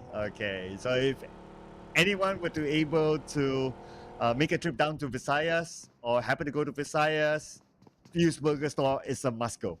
Yeah, it's a There must you go. go. I'm not so sure if he sells chicken, because it's winner chicken dinner, right? Oh, that will probably make a good burger name. Like the set is called Winner Chicken Dinner. Yeah, let's do yeah. it. Yeah. Well, I see him doing that though. Oh yeah, right. Well, speaking of the circle now, it shifted all the way to the middle portion, and looking at the situation, Team Max will probably have control of this type of circle. Harame Bro, though, they did lose range while we're talking about you. And there we go, another knockdown onto the side of GFS. So only 2 players left for Goodfellas. Looks like that long break that we just had, Sir Cloud, it didn't really help out the momentum of Goodfellas. And they had a roster swap though, so newbies actually got shifted out, and Beast actually came in for Goodfellas. So maybe they kind of affected their performance. Yeah, it kind of affected their performance. But for now, PBMS taking control of the farm area. The rest are just rotating. By the way, someone did try to shout out on Facebook. Shout out to Zet Amasula. He said that I'm the most cutest caster. Wow. Can I second that? Thank you very much. Oh, WTC though on the kill feed will be eliminated by Monboy. Yeah, and that's the voice of the cutest caster, ladies and gentlemen. Anyway, we're going to see RTC officially losing another player to the hands of Hive, and that's going to be their opening point here in this round for Hive International. They are really crawling back now, except for the one round that they only got 1 point. The other rounds, they did really well, but this time around, can't say the same for RTC. They're out without any points. Sin Esports, another squad, needs to improve. Currently, right now, in top 17, and this is just so expected for Sin Esports. Remember, they grab vehicles right around the eastern side of apartments, and then they maybe had to try to go to Milita Power to go for the loots. Right now, they're still in the blue zone. Ooh, yeah, Pacquiao, ooh, actually 2 headshots onto Godspeed. And there you go, he goes down, and Nexus Vanguard right now will lose one of the important players that they have. Ooh, with the drive-by by Jeffrey, will confirm that elimination, as Nexus Vanguard will be now down to 2. Another team with only 2 players is going to be fairly difficult to play. But hey, I mean, if Snitch did it, overcame the odds, anyone can do it now. You can use that as an inspiration. As for GOA, alright. Time for them to get into the circle, but they're being shot at by PBMS because Scotty here all alone in this compound. Yeah, Scotty, who just played today, first timer for Scotty. He did play for Strangers Esports and actually played really well with that team. And let's see if he can make an impact. But for now, it's going to be Goa who will go down. Sin Esports able to manage to go through the circle, and this is because the circle has shifted all the way to the eastern side of the playable area. So this will benefit a lot Sin Esports as they actually knocked down Monboy as well. Two former teammates, Rankid versus Monboy. As Rankid right now goes for the spray one more time as they're trying to go for that revive. Ooh, some bullets actually went onto the side of PBMS, and now the support coming from FB knocks down Miner and then able to confirm Monboy and Miner in that moment. So now for PBMS, they're now down to only 2, and Sin Esports is showing what they can do now in this game. And PBMS with 2 players. Okay, they split out. All right, they will meet up back in this compound. Anyway, another team just been eliminated, and now we are down to 14 teams left. This round is running really fast. Jappy for Harme, bro. Just got taken out by Hive. And Jibna, together with Nathan, they will have to make a defense here against, I think, 3 or 4 members of Hive International. Yep, 4 members, still strong. And now they're setting up smoke so that they can probably conceal themselves for a little bit on the kill feed, though. The John will go down. Scotty still helping out here for PBMS as Hive International spots Harame Bro. It looks like Harame Bro now will bail out from the scene. A good decision here for Harame Bro. And Harame Bros, Jipna, and Nathan managed to get away to safety for now. Yes, for Harame Bros, they had a couple of disappointing rounds, and if they were to go down again, it would be devastating for Harame Bros. So it's understandable that they disengage right now. Live to tell the tale another day. Yeah, live for another day. Just find a small shack like what Jibna is doing right now. Raimundo on the kill feed. Now playing for KHI and takes down Bunny. And now you can see my Beto, or my bed. I'm not sure what his name is, but right now you can see as Kai able to take down Popov. And Popov will most likely be confirmed by Kai. And now next one will be 7 support. 7 support is already inside that small wooden shack, so won't take those damage for now, but he will try to peek. Oh, almost for Kai. But good thing Kai got most of the defense here, most of the cover here in this small shack. But he needs to protect himself because from the behind, it's going to be Astrowex and Ranzer just annihilating now Goat, and Goat is out. Wow. Everyone got a good break here. Like, everyone's just going at each other. The elimination feed is not stopping yet with Junior knocked down. And the other players from GOA, they are nowhere close. Okay, 22 is probably the closest, but for him to save his teammate, he needs to take out the other members of Sin. And that's not going to be possible for now. But we're also going to observe the next shift of the circle. It's going to shift towards the left side. So teams on the right, Sin and GOA, will need to find a way in. And look at this now. Nathan and Jibna. So still, they're able to find their way through the middle portion of the circle. But the thing is, they're now split it up. I think they got one small shack each for themselves. Maybe try to just survive individually for now. Ooh, Hive International, though. On top of the northern side of this playable area, they will have to fight against Yangon Galacticos. Ooh, Dale, though, will be able to take down Smile. And now this is the time for Hive to make that push. As Mernot Boy will be down to low HP. Dale not right now, suppressing fire on the side of YG. Looks like Smile will be eliminated by 762 with a drive-by. And now 762 goes in, but he goes down. Scotty on the kill feed will knock down Jipna. And now Red will try to go for the spray down onto the side of Say Cloud. And Say Cloud goes down. One more player left for YG. And now for Hive, they need to just revive 762. Romeo Boy, though, will have to bail out from the scene with that Coop RB. He's going to try to get through the blue zone. You're not going to take me. And while this is happening, Sir Cloud, a lot of things happening on the lower right corner of our screens. Oh, yeah, another gatekeeping happening. Okay, this time it's going to be GOA. They're trying to stop Sin from coming in, but Sin is going to take the northern side approach. So 22, okay, he saw the rotation, and now it's time for him to move as well because the blue is saying hello to him. Does he have a vehicle? We're not too sure though. Hopefully he has a vehicle, because if he does not have a vehicle, then it's going to be difficult. Okay, he's running on foot. No vehicle! Punished from afar by Nang X. When Nang X, I mean, if I were Nang X, I would not look at the blue zone. I would just look inside the playable area. But good awareness there coming from Nang X. I think he heard some gunshots from that distance, and that's why he was looking at that location where 22 was at. So for APG, they're still alive here, just on the eastern side of that circle. But for now, Hive now pushes in, crashing into Zerzir. Super X has to make some defense here. Shotguns will be taken out. SAT-97 and DBS. But here comes the S12K of 762. Another one comes in, but Red goes down. Ooh, but here comes 762. Knocks one down now. Confirms the knockdown. Red, or Claude rather, takes down Trezier as well. And now for Hive International, all they need to do now is protect Red. And you and NongX will have to get their defense up. Claude 762 together in the same house. And Red is now bleeding out. 50% of health left. In order for them to save him, they need to win this fight first. But Yu is not going to make it easy for them. Okay, another nade launch across. No knockdown yet. And Yu is now out of frag grenades. So it's really down to gunfights. Really down to gunfights. Red does have a lot of time for them to get him revived. Hive International just using all the utilities right now so that they can fight against Super X. But right now on the lower right hand side again, things are happening. Ooh, Claude though takes down Nung with that frag grenade, and this Yu will be the last man standing. This will be the chance now for them to make the push. As Dale now comes in, it's gonna be Claude and Dale.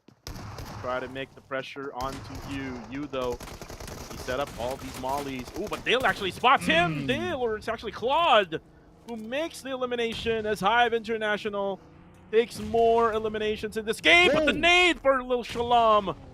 Sin Esports right now bombing Burmese goals, and the pressure keeps coming more with all of these frag grenades coming in from Sin. And now Rankid comes in. Ooh, he tries to go for a drive-by, but no, he won't take down the player of Burmese goals. Almost! Oh! And he got it from the lower ground. He even got 2 knockdowns back-to-back. Now it's only Wako left. The final player of Sin. Oh man, that was a masterclass by Master Ichi himself. And this could be the comeback here for Burmese goals. Burmese goals. This might be the chance now as they turn things around. But for Wako, he's now setting up mollies, probably to delay things up for the side of Burmese goals. So he now goes for the revive. FV will be revived in less than 5 seconds. Itchy's now is on the move. PBMS will be eliminated on the feed with 4 eliminations. 8 teams remain, by the way. Because right now, Itchy has 4 frag grenades. First throw will not go for anyone because it's no-go. No enemies on that side, Itchy. You better go on to the left. For now, it looks like they're going to have to think about also on where the circle will go, and maybe we'll try to set up also the defense in order for them to not get surprise attacked by Sin Esports. But for now, KHI, talked about a lot of KHI. They're still alive with 3 or 4 members strong. They're currently on the bottom side of the circle, and they're now going up against Fearless Esports. Ooh, that's it for Harame Bro, as Blank's able to eliminate him. And from afar, look at the spread by Fearless Esports now. They have a lot of different corners covered. Off. Just got Raimon. And now we switch back over to Burmese Ghost and Sin. Now it's only FV left with the fact that one player from Sin has been knocked down and it's only FV. He's still on the outer side of the circle. He needs to find his way through against the Burmese Ghost, but he chooses to disengage and make that rotation down south. Ooh, looks like Blanks gets taken down by APG now. The third party is coming in. Ooh, looks like FV. Oh no. Didn't really want it for that stop at that tree. And there you go from behind. It's going to be Master Itchy from Burmese Goal. Spots him. And that's it for Sin. We're now down to 6. And look at now Hive still alive with 9. Together with Fearless Esports with 6 now. Look at the bottom teams. Burmese Goals, Team Max, and KHI still fighting at the bottom side of the circle. And right now Pop together with 7 support is using all of the ridge and just proning down on the ground. It is going to be an open circle here, Sir Cloud, is what's going to happen here for this match. Oh yeah, if it's going to be an open circle, then expect the round to be faster this time. If everyone's down on flat plain terrain, we get a confirmation again. Okay, it's pretty much there, right? Even if it shifts to stage number 6, like there's no other high grounds. So there you go. Hive International has the circle, currently has the compound. This is a perfect spot for them. Hive International got the circle, so now they have the northern side. But the thing is, eventually there will be someone coming from the bottom side, and it's gonna be a fight first between Fearless and KHI. As for Burmese Goals, Yatka still alive, and Team Max trying to find Burmese Goals Yatka. And Burmese Goals still has 3 though, so they're still with the numbers advantage here. With a 3v3 and with the higher ground. And Team Max is just trying their luck to get this higher ground advantage, and maybe they can maybe try to survive for later on. But for now, nice defense here from the side of Burmese Goals, and looks like Team Max will try to bail out, and we'll just choose to enter the circle on the eastern side. Oh, but on the southern side, NUX got RTF. APG coming into the fray as well, starting to collect points. RTF will be eliminated. That's going to be the 3rd point for APG. 3 for NUX himself. Okay, but now APG will need to solve the next puzzle, which is getting into the circle. Right in front of them is going to be Fearless Esports that they need to fight fearlessly. And NUX trying to spot the enemies. Ooh, actually spots easy. And it's going to be the top. Will be the ones to go for the knockdown with the MK12. Oh, easy though. Be eliminated together with Joseph. So that's it for Team Max. And now it's time for Burmese Goals to get in. Still happening on the bottom side is Fearless Esports versus KHI. KHI is actually down to only 1. And it's just Amon who is now getting bombed by Popov. Will he explode? There you go. The explosion happens. As Popov eliminates KHI, we're now down to 4. The countdown took a while, but at the end of the day, he still secured the elimination point. Yaka take it down together with Feng as well. Support got Feng. Looks like a trade-off between Fearless Esports and APG. And from afar, maybe Hype Esports might want to steal away a couple of elimination points. 762 on the rooftop, monitoring the situation, looking at if there's any opportunity to steal away those points. Hive International. You need to be careful though. Jared needs to be careful. Especially he's on the roof, and Burmese Goals might see him just lying on the top of this roof. But for now, looks like it's a blind spot for the side of Burmese Goals. So they will have all eyes on the side of Fearless Esports. And there we go, Claude spots AstroX. And now Dale is now giving information where the next one will be in. Ranzer is in trouble together with AstroX. Now Dale will most likely reposition to try to give more information. Ooh, but then it's APG who joins in the fun and makes it even hard for Fearless Esports. Here we go, long range spray by Popov. He got 762. Ranzer is still down though. Is he going to try to save Ranzer or not? 762 is kind of far from his other teammates as well. While we look at the potential next circle, who will it favor? This circle is going to be crucial. Hive International still has the circle. Hive International really lucky with the circle today. It's been the same story ever since match number 2 when we began the Erangel maps. But for now, APG will have to plan things out. Maybe try to get the position of Fearless Esports. I think that's the only choice for now for APG. But looks like 762 will get a revive. Nice recovery here for Hive International. All they need to do now is back up for a bit, reset, and just wait for the other teams to just fight, and maybe they can just do a third party from afar. Yeah, like in the Godzilla movie, right? Let them fight. Yeah, let them fight. Let them fight. Who's gonna fight next? Okay, APG is now in trouble. 2 players knocked down, and they're pushed. They're back to the corner. And look at this, Claude is just putting more pressure towards APG. Everyone just want to take out APG. APG, they're the ones going to be sandwiched. Oh, Fern actually eliminates Ranzer. Ranzer was bleeding out already. 9 eliminations, they can still add more. Oh, there you go, 762 spots NUX. Just right out in the open.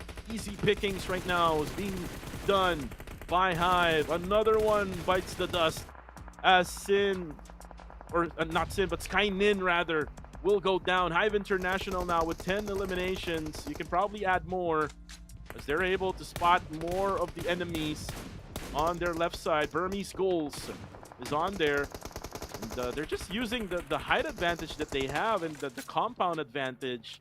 It's just way too hard for the others to just move in this open circle. Honestly, at this point, though APG lost players, but I'm still surprised at the fact that they're still in the game though. Okay, they fire back from got support from afar. Fearless Esports will lose another player. The point stolen away by Dale from Hive International, and Dale comes in from the back to get a second one. Dale right now, another one for him. They can add more to the elimination count. The record, by the way, for eliminations is TTQ with 18, as they did it in day number 3. But for now, let's see if Hive International can beat them. And Dale right now just praying and praying if he can get those bullets to the bodies of Burmese goals. So for right now, the circle is within the reach still for Hive International. And all at the same time, Sir Cloud, they do have a lot of cover to work on, since then they have the vehicles also. And for now, it's all about smoke gameplay for Claude. So he's going to be on the backside of things for Hive International. Dude, it's 4v2, v1, v1. Hive International, right now they are in the driver's seat. And look at the formation in the circle. They have the northern side all spread out. And there are some other players still on the outside of the circle. And that's APG. I mean, right now, Hive International, it's truly up to them. They cannot drop the ball. Yeah, they cannot drop the ball. Not like what happened to GFS earlier on with Snitch Boy snitching his way through the winner chicken dinner. Ooh, dude, that's gotta be 762. Spots top. And now one more player left for the side of APG. Nades are coming in now from Hive International, and they're gonna be bombed by Itchy of Burmese goals. But look at this nade from Dale, almost. Nice reflex from Dale, and there you go. Scene pop of one more elimination. 13 now for Hive International. They can add more. They can probably add 2 more. As looks like APG is reviving. APG, yes, they're still in the game somehow. But for Burmese goals now, it's down to Master Ichi. He's probably going to go in for 1v1, but Nate set across. He sends one Nate onto Red. And Jared now in trouble. 10% of health left. Ichi almost got him, and Ichi got Red. Itchy, the experience of this guy, able to drop Jared. And now Claude hiding behind the care package. All eyes on Itchy. And it's going to be an APG elimination as they spot Itchy now. It's going to be a 4v2. Eventually, it's going to be a 3v2 because one is already down for the side of Hive. Now Fern try to cook up a nade. Now Claude will have to get out of the way. Oh no, this is splash damage. Red will be confirmed. And now the top will be the odd man out here. Will be the ones flanking. Ooh, but will be spotted now by Dale. Dale again with those eyes, able to see everyone. And that's it. Hive International, a total of 15 eliminations in just one game. Woo! Are you not entertained, ladies and gentlemen? It is Hive International again, coming back from the break to score a chicken dinner. 2 chicken dinners today for Hive International. No more shouting at Claude for Dale. All celebrations for Hive International. They can party up after today, in my opinion, because it's not like day number 3 or day number 4. This is like day number 1 Hive International, here in day number 5. The aggressiveness is on point. All they need to do now is continue. We're done with Erangel. Now we're left with 2 Miramar maps left. Man, and look at Dale's performance on camera, right? Like, he was so swift to evade one of the crucial nades, and then he turned back, he fired back, and he got the knock, he got the elimination. This guy is on top of his game right now this round. And looking at these stats here, he is the top eliminator for his team with 5 eliminations. Everyone contributed as well, including Jared, 4 eliminations, Claude, 3 eliminations, and 762 with 3 for himself. Wow. Again, this performance of Hive International, it's like a complete game is what they have shown. And it's not just Dale, it's not just 762 and Jared. Claude is also performing. And Claude, I think the jitters has already gone off from Claude. It's always been Claude who's getting the bad end here when it comes to, you know, fighting with all of the top tier teams. But anyways, guys, let's watch first the highlights.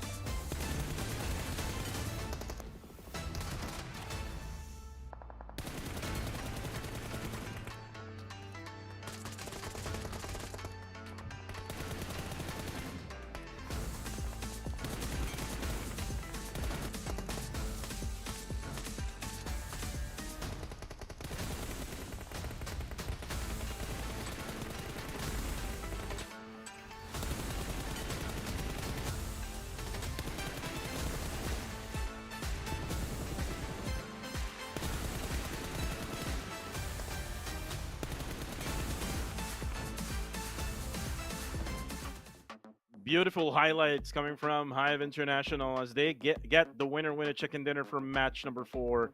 25 total points as they got 15 eliminations in just that single game. But then again, still nice effort coming from the rest.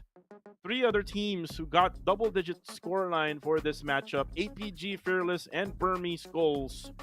APG, they're still able to do it even though they're out in the open. They're able to make those revives.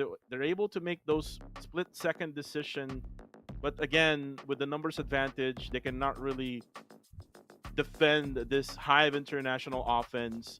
Again, good gameplay, good circle positioning for Hive, and that's basically the secret of Hive International.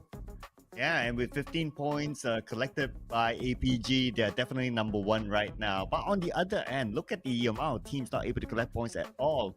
SX, Goodfellas, Gold, NX, and also RTC. We got 5 teams not able to collect points at all because of how open this circle is. That's why it was kind of difficult for most of these teams to really get something out of this. But we still have 2 more rounds to go. Of course, we're going to go on to a Miramar match after this. But before we go on to that, we still would like to see what is the official current standing here. And welcome APG to number 1. Yeah, number 1 is APG now as they go on top of 214 Esports. And like what we have said, 214 will not move anymore because they have played their last game yesterday. But for APG, they can even move up more because there's still 2 more matches left. The last 2 Miramar maps left to go for this squad. And then for the rest, they can also move up, especially those players or those teams from the Philippines and even from Brunei, Hive International and GFS. Really close now to kill enemy, which is 161. So only 1 win, or maybe just a little bit more of eliminations for both of those teams, and they can get the top 3. And if they probably win like 2 chicken dinners in a row, maybe they can get that top number 2 spot off from 214. But the top 4 teams will be Hive, APG, Fearless, and Burmese Goals. And look at how far Hive is from the other teams, right? Like the only team with a double-digit elimination, 15 that is, followed by APG and Fearless Esports 9 each, and Burmese Goals with 5. And that was also because, like, number 1, of course, they got the compound that they would have wanted, and they got the circle as well. So all stars aligned for Hive International. And for Hive International, we're going to celebrate the MVP this time, coming out with the most damage of 1,211. It is 762. And again, 762 getting that MVP honors for this matchup. Again, they got their chicken dinner ready for map number 1 in Sanok, and then they got again another one here for Erangel. So 2 chicken dinners are ready for Hive International. The big question is, we've talked about this with Aya during day 1 to day number 4. It's always been the Filipino teams being tired until the latter stages of the game or the day, which is the 2 Miramar maps. But anyways, guys, this event is proudly brought to you by Techno, a brand that understands the needs of hardcore gamers with the common 30S powered by the fast gaming processor, a 120Hz ultra smooth AMOLED curved screen, also exclusive support Dolby Atmos in-game. Your experience or gaming experience is now more responsive and lag-free. Yes, and if you use this kind of phone with 120 Hz, you can play as well as the players here. So do check it out, ladies and gentlemen. Thank you to Techno for being part of PMCL this season. Now, looking over at the overall scores, I don't think that APG can be caught up by any other team. But before we get more onto that, we also like to remind you that the team gameplay is coming back soon. So it's the Alan Walker, and there's a bit of a teaser here. And it is going to be a part of the 7th anniversary music collaboration. And speaking about 7th anniversary, PUBG Mobile version 3.7 is coming up within this month. And there's going to be a brand new map. It's already been advertised by some of the KOLs here in the Philippines of PUBG Mobile. Rondo, the 8x8 map, kind of like a Miramar, but it's totally different with two flight paths. I mean, have you seen that, Sir Cloud? 2 flight paths in one single map? I have not, but I would love for it to be implemented into the esports mode one of these days. And speaking about implementing, okay, we're going to show you visually how this phone looks like. Okay, that's a Techno phone, and that's that curve with it. Looks very, very nice. And we're going to head on to Miramar very soon. Yeah, very soon we're going to head on to Miramar.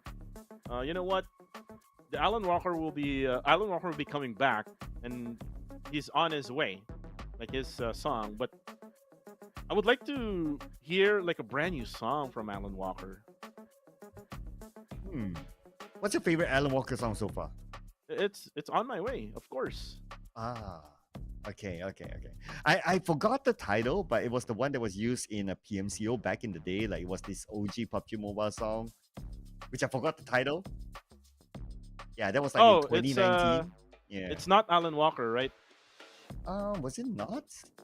Okay, I forgot. Because I can give you the lyrics. Oh, okay. Why don't you try to sing it for us? Of the song that you're talking about, maybe because it was a PMCO song that I also love, but it was not Alan Walker. It was like the lyrics was you make me want to fly, something like that. Do you remember? Something like that. Yeah. Those were the days when it was like Contra, Icy Baby, you know. Yeah, that was like back in the day. Yeah, back in the day, like Choo Choo, Contra, those OG casters. And then there comes Sir Cloud eventually. I was hoping that you were to give us a preview. Like I heard like Filipinos are very good at singing. If it's a ballad song, maybe. Oh, okay. So if any of you viewers out there want to hear a ballad song from the cutest caster, put it in the comments. If you want to see me sing, I'm actually on YouTube. You can search for me on YouTube. Okay, Kuku TV. No, Okay. no, not the Kuku TV name, but Oh. it's my name, Sir Cloud. I think you know my name, so you can search my name. Of And course. you will see me. I mean, I did a little bit of like band before. Yeah. Okay. So we played in hotels. We played in events. Oh, should I search Yeah. by your name or by your band name? No, not the band name, but my name. Just type my name, and then you will see a lot. Okay. I am just doing a quick search here while we are having interval, right? Yeah. I see some music-looking videos. I'll probably Yeah. want to check it out. All you need to later. do is Yeah. just try to do a little bit of research, and you will see my face, and you will Ooh. see that I'm singing with someone, like a girl. So it's true that Filipinos are good at singing. Right? See, Yeah. I'm not wrong there, right? Yeah, you're not wrong. Yeah. Yeah, you guys love your karaoke. I believe so. Aya can also sing. Maybe you can let her sing during the finals. Wow. When the both of you were on the desk, like you could have done an a cappella together or something like that, like a duet while you cast. It would be really nice. Really dope. It'll be nice if we have like some sort of background karaoke music. Oh, okay. Then we'll be copyrighted, so a bit worried for that. But then we have a beat on the background, so maybe you can cook up something, right? No, I'm not a rapper. Oh, yeah. We leave that to Dale. I can't do freestyle. Maybe One of these days. maybe Queen Toyo can. Wait, what? Queen Toyo as well? Yeah.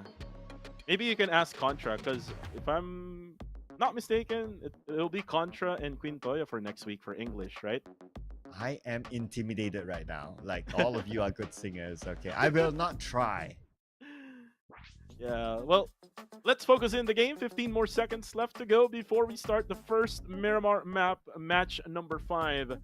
And when it comes to Miramar maps, history would say that Kill Enemy has been dominating Miramar map together with 214 and Silent Gods. But we fly in now to the biggest competitive map of the game today. It looks like it's coming in from the bottom, from the western side parts of the Miramar map, going straight to the eastern side. So this is a really challenging circle for a lot. Ooh, yes, especially for teams who like to drop on the northern side, right? So we'll keep an eye on that. But most of the, I would say, challenging terrains are actually on the southern side. So if the circle does end up on the south, then it will be advantageous for a lot of these teams who like to drop on the south. So we also want to see which are the potential early clash points with this group, without Group A, that is, without KE, who did perform very well yesterday. And you can see now, looks like KHI will drop together here. I believe so. This is Guardians of Angels at Chumacera. This is going to be interesting, because normally you would see KHI at Los Leones dropping together with RTC. And there you go. Early drop, hot drop here in the upper hillside of Chumacera. Oh, Chumacera, one of the hot spots here. And plus, it's on top of the flight path. So don't surprise that we will see a clash here. But who will win in this clash? That will be the bigger question, right? So we can see here that Junior has the high ground advantage. So he's going to be the one to gather information and feed it back to the team. But Jeffrey got punished by the Meals. I was just about to say that Goa would be much more comfortable here in this scenario, because this is their usual spot. This is just KHI visiting Guardians of Angels. Right now, Jeffrey is currently down. Demios, though, will be in a lot of trouble, especially that he only has an M16, and the UMP will most likely deal a lot of damage as he goes down. And now the next focus will be Jeffrey as they go ahead and revive him. And for the rest of KHI, a really slow loot. For the rest of KHI, they're not able to loot right away and defend Demios. Yeah, looks like it's going to be tough for KHI, right? And the fact that this area is not within the circle, so it's going to be even harder for these teams. 22! Knocked out by Barney with a micro Uzi from that range. Wow, you don't get to see that every day. Yeah, normally you would see the micro Uzi from afar or from close distance, but from afar, Barney was able to do so. But Clay Jr. able to knock him down with a headshot of the AUG. And now for KHI, they need to move a little bit faster, but Damon from behind, as now they box in Guardians of Angels. 2 players left standing, as Barney is now getting a revive from Blanks. Damon will try to reposition himself. He doesn't have any helmets as of yet, but he can manage this one for now, because he does have really good loot with the M4 and the Vector if it goes into close encounters. But look at that, with M4 as well, 4x scope. Able to spot the players of Goa. Unfortunately, he reloads and it's not able to spray down on Clay Jr. Oh, nice shot from the side as well by Jeffrey to get Damon. And now Jeffrey will need to deal with Blanks. He's infiltrated this compound. It's going to be a 1v1 in this area. Okay, he retreats back. So it looks like I want to go and save his teammate, but before that, he has to win this fight. Jump shot by Jeffrey with shotgun, but he lost the 1v1 against Blanks with a Scar L. And Clay Jr., though, however, down to low HP, no first aids, no heals. Same goes to Barney, who's down to 5 HP left. He's gonna try to maybe go for the revive first, but no, got spotted by Clay Jr., and that's it for KHI. Again, KHI dealing with hot drops. They have dealt with RTC during day number 3, and they have lost twice And that's why RTC now is all alone in Los Leones, and now they tried with Guardians of Angels, and again they lose. So what's next for KHI, Sir Cloud? Oh yeah, I know, right? Like Team Max is still in the game, so they could potentially add more points. So that's not going to help their campaign. I mean, we only have like what, this game and well, the final game after this. Unless KHI comes up with a chicken dinner, then I think it's going to be really hard for KHI. They might have to settle with number 20. Oh yeah, well, especially if they do hot drops again, because if they do those, I mean, it's all or nothing, right? Like what happened. But looking at the stats here for APG, look at Nang X. Look at that, 46 eliminations already for Nang X, and the second one is just 32. So Nang X has been the Terminator for Cambodia. Yeah, they're no doubt the hottest team right now. I mean, teams from Group A are not playing, so their next closest contender is going to be Hive International, and the gap is like, what, 53 points? They are surely going to be on top by the end of today, no doubt. Unless Hive can come up with a lot of eliminations, 2 chicken dinners back-to-back, then maybe. But if not, then it's APG. Well, for now, Ativ, ooh, nice spray, knocks down MM. And now Monboy will be down to low HP. And he might get knocked down again, but no. It's like Team Max will try to box them in as well, as Joseph will be eliminated as Monboy with that micro Uzi. But for now, Team Max throw another nade. Unfortunately, not gonna connect, and the Jondo will go down. Scotty, and also with the combination of Monboy eliminating the players of Team Max. And you know what? Team Max and KHI, they're kind of like the same. Early engagements, and then now, one by one, they get eliminated. But look at this. Atif, can he go for a Kobe? Ooh, he goes for the Kobe, eliminates one, and knocks down Scotty. And now, Monboy. It looks like Monboy doesn't have any heals. Oh, okay, he's healing up, but he only has bandages. Okay, it's going to be tough for Monboy right now. He's on the lower ground. No clear advantage for Monboy. Atif with the DBS and also an M4. So it's quite versatile. If he needs to take like close quarters combat or he takes a long range, Atif can still do it against Monboy. And Atif right now will probably realize that the revive will be set as he now gets closer to Monboy and Scotty. And now Monboy, though, only down to half HP because he only has bandages. But Monboy will clutch it out! And PBMS will survive! Oh my goodness, Monboy showing why he's the bronze medalist in the solo event way back before in SEA Games. Dude, the odds were against Monboy, but he's still able to do it. Patience paid off, and he's still able to save Scotty. At least they play as a duo. Man, this guy is still at the top of his game. And Monboy right now together with Scotty needs to be careful as Naughty now gets closer to them. And remember, Sir Cloud, there's no first aids or PBMS, so it's best for them to just escape for now. Oh no, here comes the rest of them.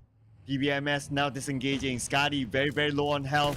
Cannot survive his spray, and the spray will come from WTC to knock him back down to the ground. Way too slow for PBMS to recover. And now it's only going to be Monboy, and now going to be sprayed down by WTC. Ooh, a damage dealt by WTC, but good thing Monboy was able to heal a little bit. The explosion of the vehicle now happens, and now they realize that this is PBMS is what they're dealing with, and only with one player left standing for them, they can all together just push Monboy. And now I think Godspeed now sees Monboy. Godspeed will probably just circle around him, and now WTC gets closer as well. Monboy is in big, big trouble, but again, he's a solo artist like we've seen him do before. And he's just doing it with just bandages. How many lives does a cat have? I'm 9. sure Monboy wouldn't mind borrowing some of those. Like, yeah, you got 9, you know, like give me like 2 of them right now because he needs it. I mean, it's 1v2, like what you said, no healing utilities, only 50% of health. He does have an SLK though, so one of the weapons that are good when it comes to coming up with the clutch, but Godspeed will not give him the opportunity to continue to heal. And that is the end for PBE. Yeah, that's Playbook Esports X MSI. Collaboration is what they have done this season. MSI is what we call here in the Philippines Misfits International. If you don't know. Yeah, it's a I did got a jersey from them, so shout out to Misfits International for the jersey. I hope that you also get Sir Cloud one. Yes, size M, thank you. Just putting it out there, you know. Oh, just you know putting it what? out there. I just remembered. I still Oh. do have your Sin Esports jersey with me. Oh, okay. All I don't know right. how to ship it out to you. Well, it's either we meet up or we use transportation.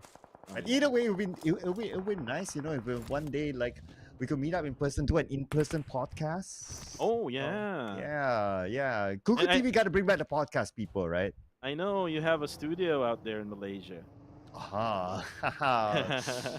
It's reserved for guests like you, so Oh, waiting for the yeah. opportunity. Maybe I can come with the other casters too. Aha. That'll be fun. That'll be fun. Yep. Then I'll just bring all of your jerseys. I've only managed to record a podcast with one Filipino caster so far. And that's back. Yeah, that's back. So I'm hoping to record more. Hopefully so.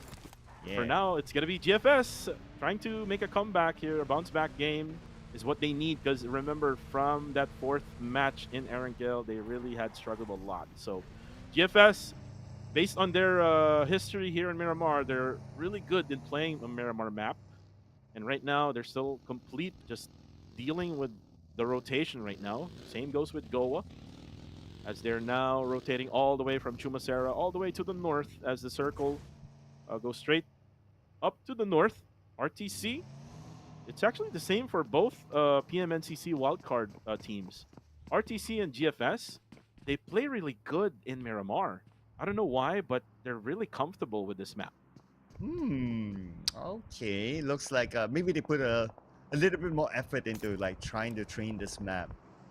I guess to a certain extent, it does make sense because it's the last map. But anyway, we're gonna check out the fight here with Goat coming in onto Sin. They managed to get FV. Chill guy was the one to chill his way through, and Ranke is on the other side all alone. The other members of Sin quite spread out from what we see on the map here. They have to come in to give him backup. Unfortunately for FV, he was way out in the open, and he was eliminated early here between them and GOAT Esports. Now for Rankid, he will have to provide much needed defense for the squad, as Wako and Cool is split it up with him on a 2-1 split.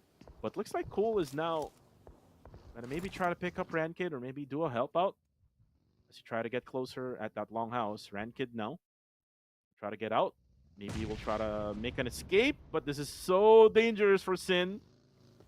Looks like GOAT is not fully aware of what's happening, so Sin Esports will survive for now. They will try to relocate themselves, but you can see on the minimap there's another team, which is Burmese Skulls, just nearby. Yeah, and on screen right now we switch over to RTC versus SX and Nish again. Want to find a few players for RTC, and he needs to win this fight alone. What I noticed is that he's always caught alone for some reason, and he has to fend for himself. Ooh, and Nish able to drop Godspeed together with Noti. Ooh, another nade though coming from SX, though unfortunately will steal the kill away from Nish, as Nish right now uses the smoke. Try to back out, try to hide inside the corner. And now we'll try to heal up as 9E-Boy be the ones firing from afar. We'll try to protect Nish as much as possible, as Super X Gaming, together with all the rest of the other teams, will be sharing the areas of San Martin. And now for Nexus Vanguard, they will have to back out, go for the revives, and still, look at this. Nish is able to sustain with all members of Super X, and now the nade though, however, he knocks himself down as well. That's unfortunate for you. And that's what they call the cuckoo curse, ladies and gentlemen. But right now, look at this. Everyone wants to take over this warehouse here. A Trezi with the nade onto the other side, hoping to land onto anyone. But it's going to be WTZ taken down by Over, and Over knocked down now, leaving only Trezi left. Right now, Trezier. Ooh. able to get those. Oh, and actually, no, it's 9E-Boy who was able to get Zai. And now with Trazier coming in. And also at the same time, with those random shots by APG through the smoke, takes damage with just 1 HP. Godspeed, though, will try to push in, and he actually didn't know. He actually didn't know that he was fully damaged already. But now, looks up a nade. Now cancels it. Trazier hasn't really healed up yet, so Trazier, you have to heal up. Unless you're gonna die, and there you go. That's it. Godspeed. 2-in-1 with a 1 frag grenade. 6 eliminations now for Nexus Vanguard. And that is from the alumni of Genesis Esports, ladies and gentlemen, securing more points for his team. Godspeed still has part of the circle, so he can still hold on to this compound for now in the area of Hacienda, where it's really, really crowded. Right now for APG, they did manage to third party. Unfortunately, I think they did not get any from that exchange between Nexus Vanguard and SX. But look at Dale right now for Hive International. Just came in from the bottom side now of this circle. The circle is still going straight up north. So they will have to rotate again eventually if this ever happens. But APG now, we will try to go for the rotation. Really dangerous play. What they're doing right now. Oh, Dale, I think he was stuck for a little bit. Good thing he was able to adjust right away. Red, unfortunately, won't be able to just straight spray down because of Nang X from up above. Shaco on the kill feed will be knocked down by the blue. And now for Hive, and like what I just said, Sir Cloud, they will have to eventually get away from this area because this circle will eventually shift away from them if this is the circle. But look at this now. GFS passing by. Goat Esports. Really dangerous play from GFS because it's not only them. There's also Sin Esports, if I'm not mistaken. Oh, trying to pass by all these teams to get into the circle. Still surviving, holding the red button. Oh, Fearless Esports support coming by. And support, also another target. Look at the amount of shots onto them, and support somehow survives it. Oh my goodness. 2-man down, by the way, for the side of GFS. Only 1 player remaining for them, and it's just Mazzy, who's now in front of 7 support. So still a 1v1 at this scenario. I'm not sure where the rest of Fearless is at.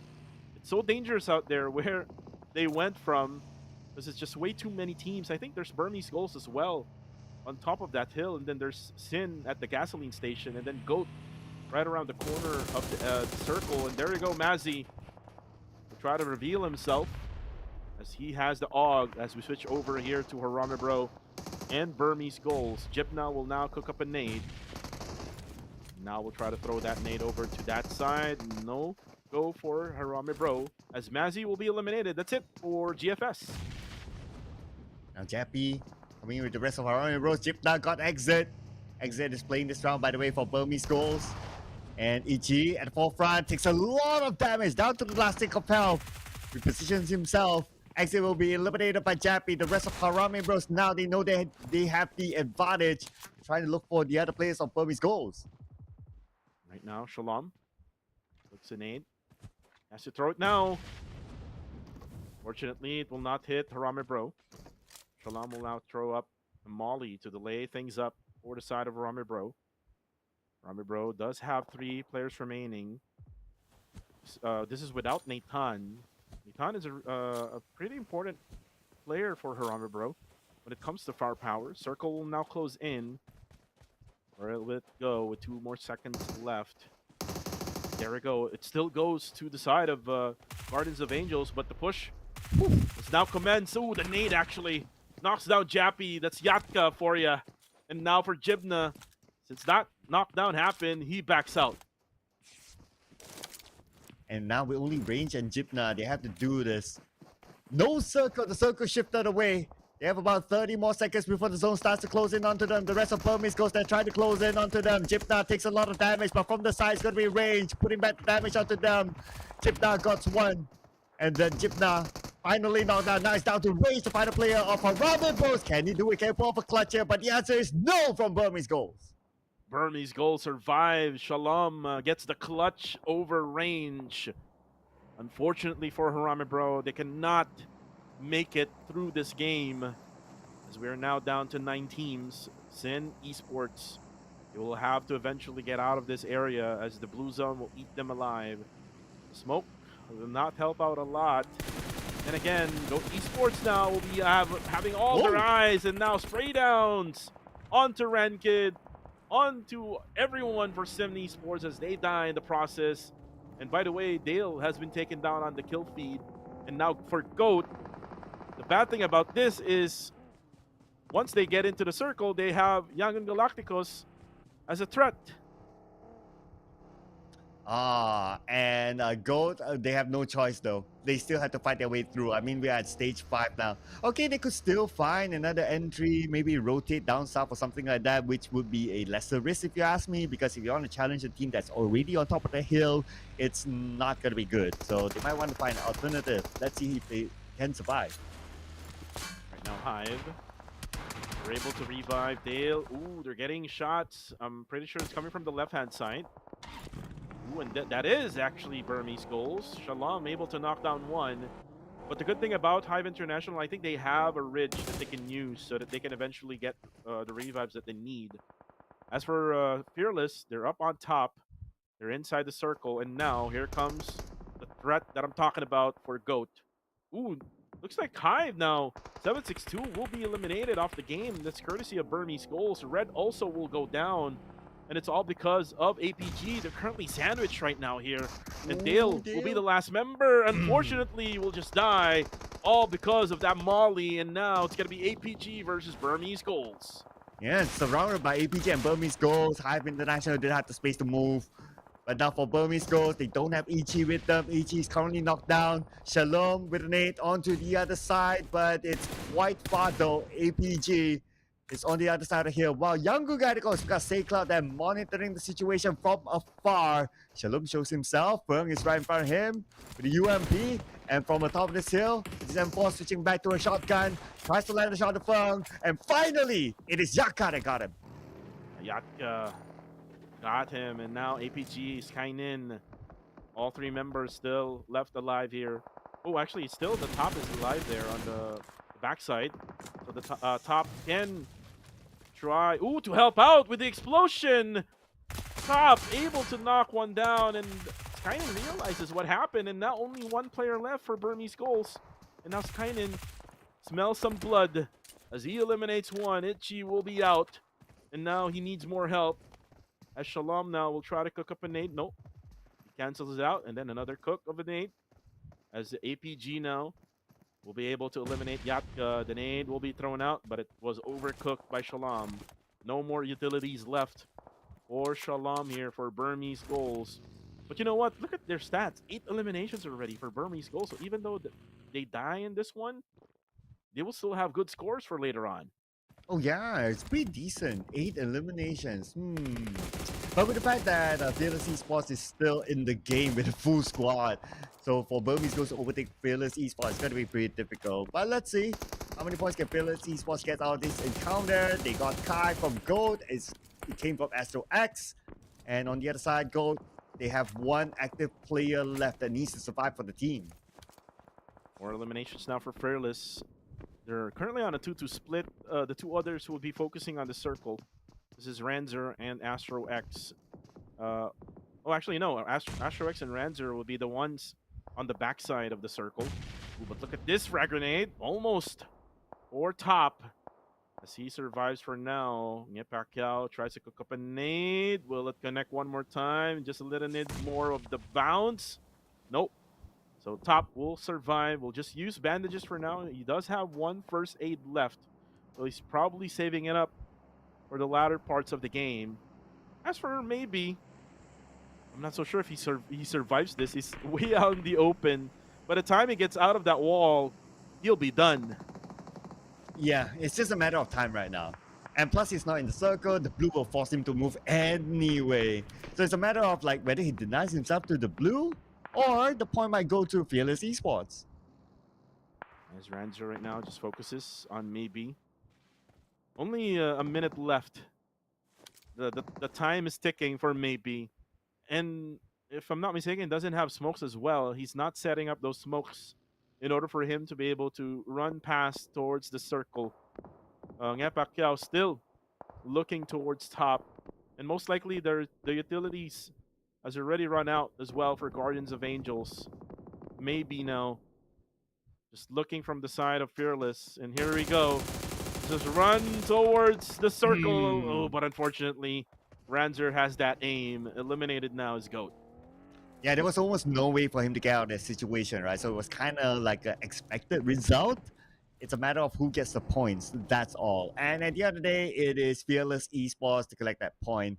Now for top, pretty similar situation. Out in the open, the moment he steps out, that's going to be it. Yep, there you go. Unfortunate for top. Doesn't have any heals anymore. I think he got like one first aid left. Just the bandages is what is healing himself. And also at the same time being gate kept by Guardians of Angels. Now Shalom is hiding behind that rock. Yeah, Pacquiao knows where he is. So he's just waiting. So it's kind of like what happened to Maybe earlier on. Same goes with top. So this is going to be another elimination for GOA. But it might be taken by APG because if you see, there's like one APG down below and it's Kainin. So most likely he will try his luck as well on getting Shalom Burmese goals. Yeah, you can see it right now.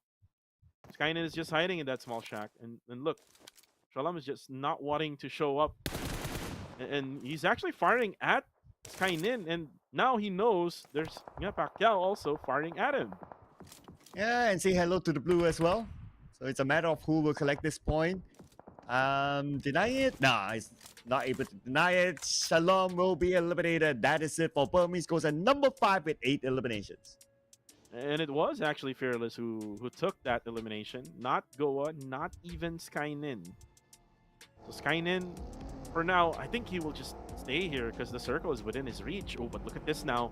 Fearless Esports versus YG. Nades are coming out from the compounds of YG. Nades also will be cooked. Ooh, utilities used by Ranzer. Nice use of utility there. With that Molotov, it will just give less of the ground that they have for YG. So they will have to back out. And looks like Romeo Boy got hit by the Molly and now will have to heal up. And all at the same time, Sir Cloud. Look at this. Yeah, YG will be sandwiched by GOA and Fearless. Yeah, who sent out the RSVP? Now everyone wants to have a party. Who will be the victors here in this compound? Okay, here we go. Who's going to make the first move? Now everyone's within the circle, so there's a little bit more time for all these teams to decide on what they're going to do next. Everyone's taking their own corner right now, but we're going to see stage 8 really, really soon. But since this compound is somewhere in the middle of the circle, stage 8 might still be on top of it. But we get a confirmation right now, and the circle is still at the compound. Astro X, Fearless. They'll be the ones on the backside. You'll be the ones protecting if ever all things goes to hell for the rest of Fearless. For YG, all they need to do is just be patient for now. Because they're pretty much sandwiched by all the rest of the other teams. APG will not join in the fun here, but eventually they will, because look at the minimap. Skynin is not within the circle anymore. So he has to be careful. By the time he goes out, he'll be spotted by one of the players of GOA. Still a slow ending here where the 4 teams remain. APG, YG, Fearless, GOA. Who takes this win? Could be any one of these teams right now. But for APG, it's going to be pretty difficult. They only have 1 player left. But anyway, a nade by Astrorax from the lower ground. Sent up to the first floor. He managed to get a knockdown to Mana. That could be a signal for them to move in. Support will be knocked down as well. Pop-Off in trouble. Pop-Off knocked down within the fire. Oh my goodness. Oh, the fire though will be taking Cloud. Take Cloud down. And Master Smile, he will most likely say sorry to his teammate. But look at that Molotov. It did give a ton of damage for Fearless. And that is it for Murnat. Oh, knocks down one more. No, he won't knock down one more. But there will be one knockdown for the side of Fearless. And it's going to be 7 support. And that's all because of the player of YG, Romeo Boy, who went down. Astro X will save the day for their side. And that is it for APG, by the way. as Say Cloud right now, together with Master Smile, as Master Smile right now goes down. Really dangerous play Wow. here for him. Oh, and did not went down is actually Say Cloud, but Say Cloud now went down. Oh! Unfortunately, Ranzer gets the win against YG. Oh, wait. There's still GOA here. There's still GOA, ladies and gentlemen. The round is not over yet. Ranzer will need to pick up his teammates as quickly as possible before the rest of GOA comes in. Pekao is coming in as well. Together with Junior, Jeffrey is in the compound. They heard the gunshots. They know that FRL. They are now licking their wounds. GOA, unfortunately, they did not go for the third party. They just let Fearless and YG go at it. And now they gave a lot of time for Fearless to also reset. It is now a 3v3.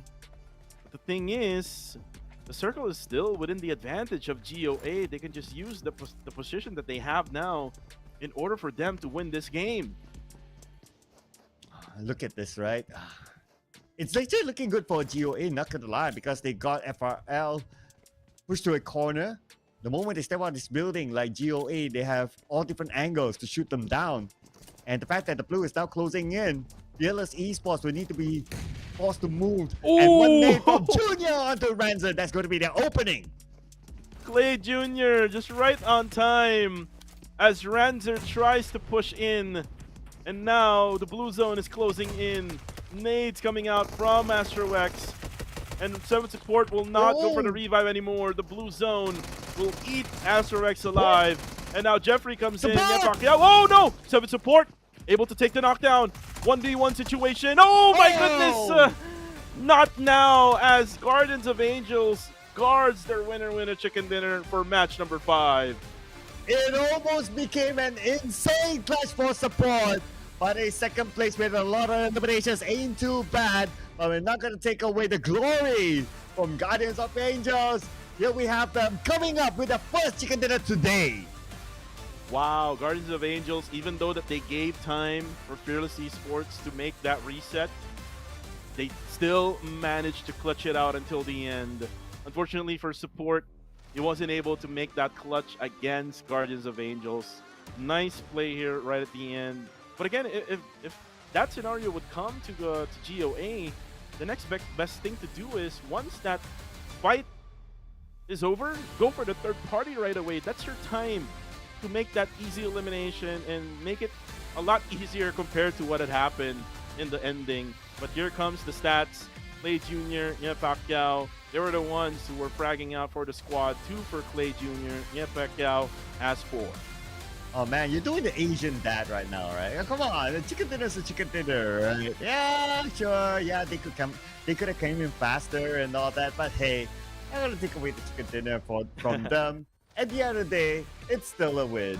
Still a win, yeah. You're right with that, Sir Cloud. But anyways, let's watch the highlights.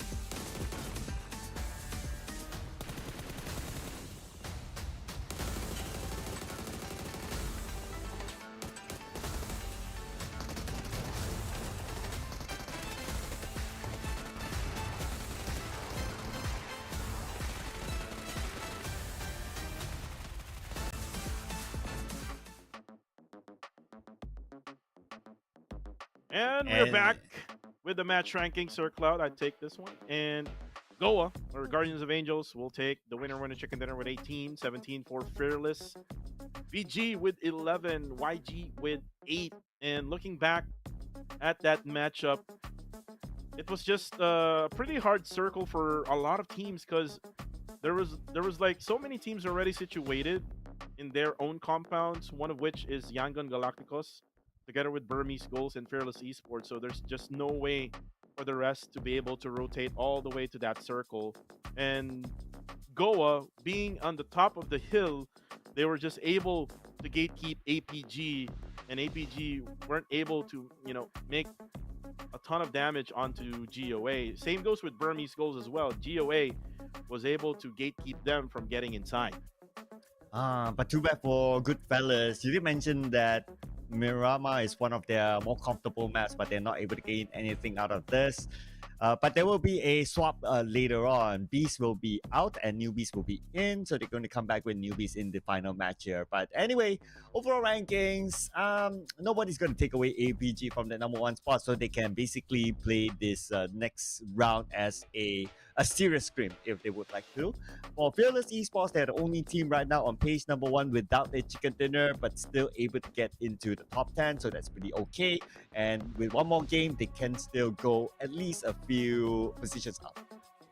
Now with that GOA chicken dinner, now they move up to 12 spot. Arame Bro, though, an unfamiliar territory right now in the overall rankings. This is not the Arame Bro that we know. And again, it is probably due to the fact that they have made some changes with their lineup, with Federalis moving on to PMSL, now with Nathan and Jibna joining in. They're probably having some sort of synergy problem with their lineup. But here comes the top four teams here for match number 5. GOA, Fearless, Burmese Gold, and YG. 3 out of the top 4 here are coming from Myanmar. So Myanmar going all in this last day of the group stage for week number 1. Yeah, overall doing well for the Myanmar teams. And in our top 4 teams, every team scored more than 1,000 damage. So they did a lot of work in this round. Our MVP, who did the most work for his team, is going to be Ngape Cow from GOA with 4 eliminations and 580 damage. Wow, 4 eliminations. And this is all because of the height advantage that they had against, if I'm not mistaken, it was Hive or probably Burmese Goals and APG. So they did manage to just gatekeep a lot of teams. And then eventually, right at the end, they were able to clutch their way through against Fearless Esports. I almost thought Fearless got it in the latter stages because Support was able to clutch his way through. But again, with the advantage that they had with the circle, I think the Blue Zone also came into the factor with the ending. But here comes the matches that we just had for today. Again, just a recap. Hive International got 2 chicken dinners for today. RTC getting 1 on the second on match 3. APG got it. And then on the recent match number 5, GOA got their winner chicken dinner. The big question now is who will get that final match of the week chicken dinner? Will it be team from the Philippines, or will it be from Brunei? Will it be from Cambodia? Or will it be again from the land of Myanmar? Oh yeah, final game here. Okay, how much will this impact this round? Okay, it definitely won't impact APG. They are on the clear right now. So if we were to impact other teams, let's see. It'll probably impact like Hive, since they're still in. They're playing today, obviously. Hive, Goodfellas, and with this one more game to go, either one of these teams could go on the podium spot, because 214, they are too far away in terms of points. So I would say that it's either going to be Hive or Goodfellas, or maybe even Yangon Galacticos can come up with a surprise. So 3 nominees here for the final podium spot. I would say APG. APG, I think they got good momentum from the last game. It's just that the circle was just going away from them, and it's a pretty much hard circle for them to be able to rotate in, because there's a lot of teams already who came in first on the upper side hills. Circle will be totally different here in match number 6. APG, they've already won in Miramar before. So, and just a history, on day number 3, they won on match number 6. So APG, that's my pick for match number 6. If not APG, I would go with whatever you said, Sir Cloud, YG, because YG is also playing good in the map of Miramar. There's a lot of teams playing good in the map of Miramar. I did mention the Goodfellas and also RTC, but they haven't really won that chicken there. I mean, for RTC, but for Goodfellas, they did won before on day number 2 when they first played here in PMCL. So I'll find out, or we'll find out whatever team who will get that final match. Again, this is the final game of week number 1 of the group stage. And again, special shout outs to everyone still watching right now from the very beginning until the end. I hope that you're still alive. I hope that you're still rooting for your teams. And there's a lot of fans out here, Sir Cloud, from Myanmar here on our Facebook live comment section. So shout outs to everyone from Myanmar right now. Oh, shout out to fans from Myanmar. I wish I would have taken my Myanmar language lessons more seriously. But Do you know a word from Myanmar? Who?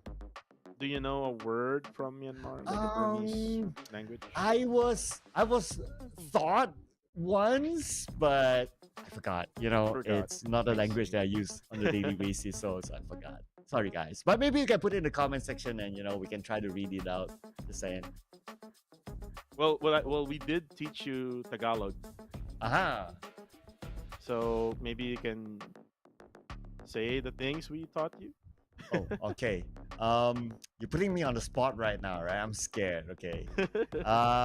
Just don't say those words that are not safe for work. Right. I am hungry now. I could use a very masarap dinner. Ah, masarap. There you go. That means delicious, guys. Yeah, not bad, right? Not bad. And when you say salamat, that's thank you. Yeah, and salamat in where I am is a little bit different. Yeah, but yeah, it's also something of a positive note, so that's fine. But yeah, I'd still like to hear it from you guys, right? Like, give me a greeting in Myanmar. We'll try to read it. Okay. Yeah, there is actually someone from YouTube. Oh, it's BB. He said that he is missing you. Oh. The energy is never the same when you're casting. Wow. Wow. Unfortunately, there's no more GE, but it's great to have you back, Sir Cloud. But anyways, Oh. we are back for match number 6. Ladies and gentlemen, this is the final map for this week. And after this week, we're going to go on a 2-day break so that the teams can rest up for a little bit. But flight path looks like it's coming from north. Yeah, it is coming from north, from Torre Ahumada, going straight down to prison. Right, here we go. Let's see who is going to get a good clear drop.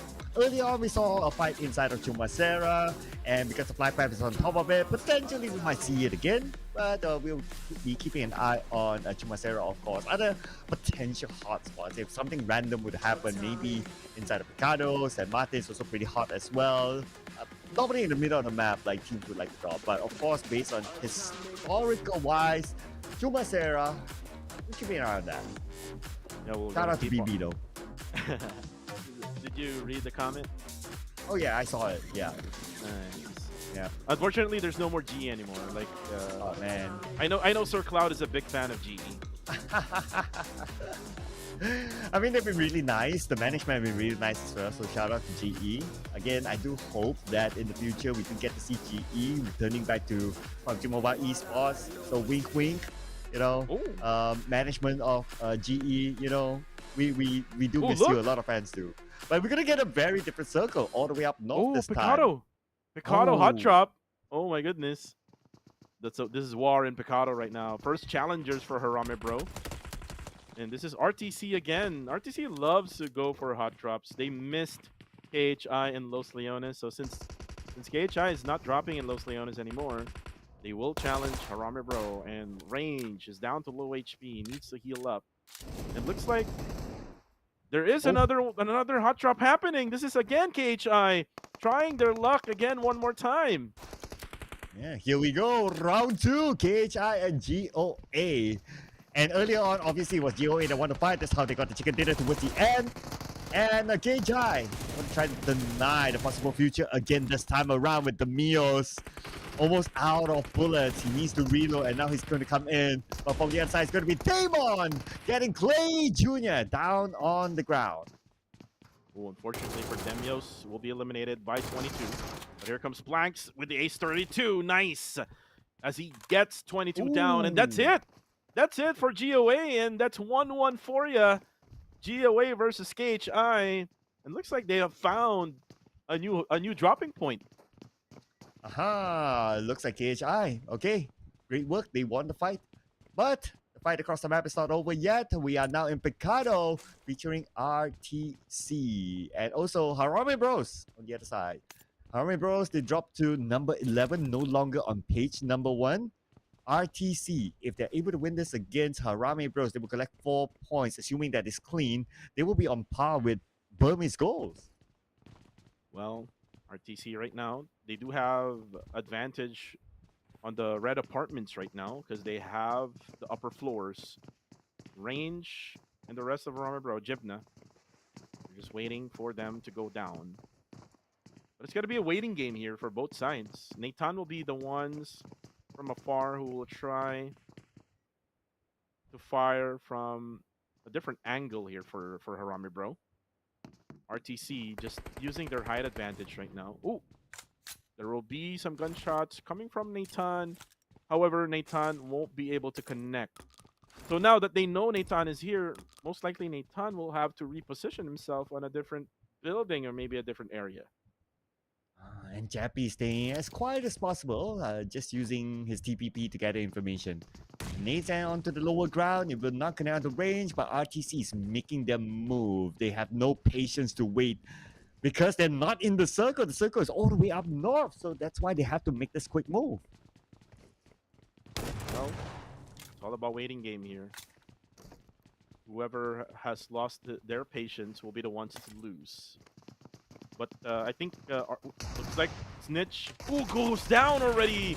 And with that long barrel shotgun, now it's gonna be Chappy. Only one member left all of a sudden, and now it's Labo who is at the stadium, and now we will have to back out. And now Jibna does hear the footsteps already. Jibna now reloads. 1v4. This is the home of Harame Bro. Now Labo, unfortunately did not connect onto range. And now Labo will try to get out. As Jibna right now will try to go for some pre-fire. As Jappy now will try to go for a 1v1 outside. Jappy goes down. But this is just way too many for Harame Bro. And no one is challenging Labo. And now Jappy will get a revive. Oh, that's it. That's Jibna who actually jumped. And that's an emote for ya, for Jibna. And now they try to carry Jappy, maybe make it a little bit more safe because there might be someone who would lurk around the area to go for a third party. And again, the kings of Picado will still be Harame Bro. Well. And again for Jibna, like what you mentioned before, like Jibna is probably the future Filipino Terminator. Well, at least he's showing a little bit of that based on what you commented earlier today. So good for that Jibna. And with that, Harame Bros clean. They almost lost one, but at the end of the day, it did not happen. 4 points in the bag, and now they are chasing at least the number 8. Yeah, at least the number 8. What they're chasing right now. Next is Vanguard with 1 chicken dinner for Harame Bro. That would, give them a little bit of those league points for later on. But look at that. Exit is back, by the way. He hasn't really played a lot of games here for Burmese goals, but if you remember Exit before from MFG, he did play pretty well in that team. Yeah, he did. I'm surprised to see him not playing as often this season. But if he's able to prove himself in this final game, then maybe we might see him more next week when all the points refresh. For Burmese goals, now that they have Exit in the lineup, now they see Hive International. rotating from the bottom side again. And looks like they're still all complete for Hive. For Hive, they're just trying to protect their fourth spot right now. If you look at the overall rankings, GFS is very close, only with a 3-point gap. Same goes with YG, so it's kind of like a battle here for the fourth spot here between Hive, GFS, and YG. It's just a matter of this game right now is what we're seeing for these three teams. For the rest, HI, if they can manage to get a chicken dinner, they can probably get at least, I would say, top 17 or maybe top 16. So that's the best score or ranking that they can get. Yeah, and though they are playing with 3 players, right? But Snitch did it by himself, so who am I to say at this point? So KHI 3 players, not all hope is lost. They can still potentially do it, but ideally, if their closest contenders, so like going up a few notches, right? Like Team Max, SX, and also Sin, if they were are able to be eliminated before a KHI, they would stand a better chance of overtaking them. Circle right now is within the reach of Sin Esports. This is good for them. All they need to do is just be careful with, teams that would crash to their location. Same goes with another squad up on north. Nexus Vanguard going from the bottom now. You can see them just going through the blue zone. They will eventually take over of the southern side of the circle. KHI still at Los Leones. This is a late rotation is what KHI is doing. And remember, they came from Chumacera. So I think they're doing some sort of hard rotation, maybe from the bottom, going to the western side. And by the time that they get in, most likely, Sir Cloud, that there will be a team already waiting for them. And look, there's Team Max all of a sudden. It's kind of like watching movies. Eventually, there's someone right there. Damon knocks one down, but he goes down as well. But here comes the cavalry for KHI, but look at that, easy with that beautiful spray down. And now for Team Max, the battle for 19 and 20 is now up. KHI and Max. KHI now has only one. And where's the last guy? He's missing. Oh, yeah. Okay, where is he? Okay, there you go. We got Barney here. He's spending time in the blue, and all he can do is just escape. Okay, that's 3 first aids, 1 medkit, and probably a couple of bandages, so he'll be able to survive the blue. But it's not the ideal situation for a KHI. I mean, yes, probably the Team Max potentially eliminating them is great, but if they lose so much to Team Max, then it's a Team Max advantage. Well, look at Exit. I think he's pretty cold. Look at the spray. It's just all over the place. First time he's playing for today. This is the last match and the last day as well. Nang will be eliminated. Skynin also will be eliminated as Pop. Oh, look at that spray from Exit. Ooh. Red goes down, but unfortunately, there's a ridge that will protect Red. But there is going to be a push coming from his teammates. Shalom now gets closer. There is going to be someone closer as well for the side of Hive. But look at Claude. He just left out Red, and that's it for Red. Hive International will be now down to only 3. Hive International playing the rest of the round without Jared.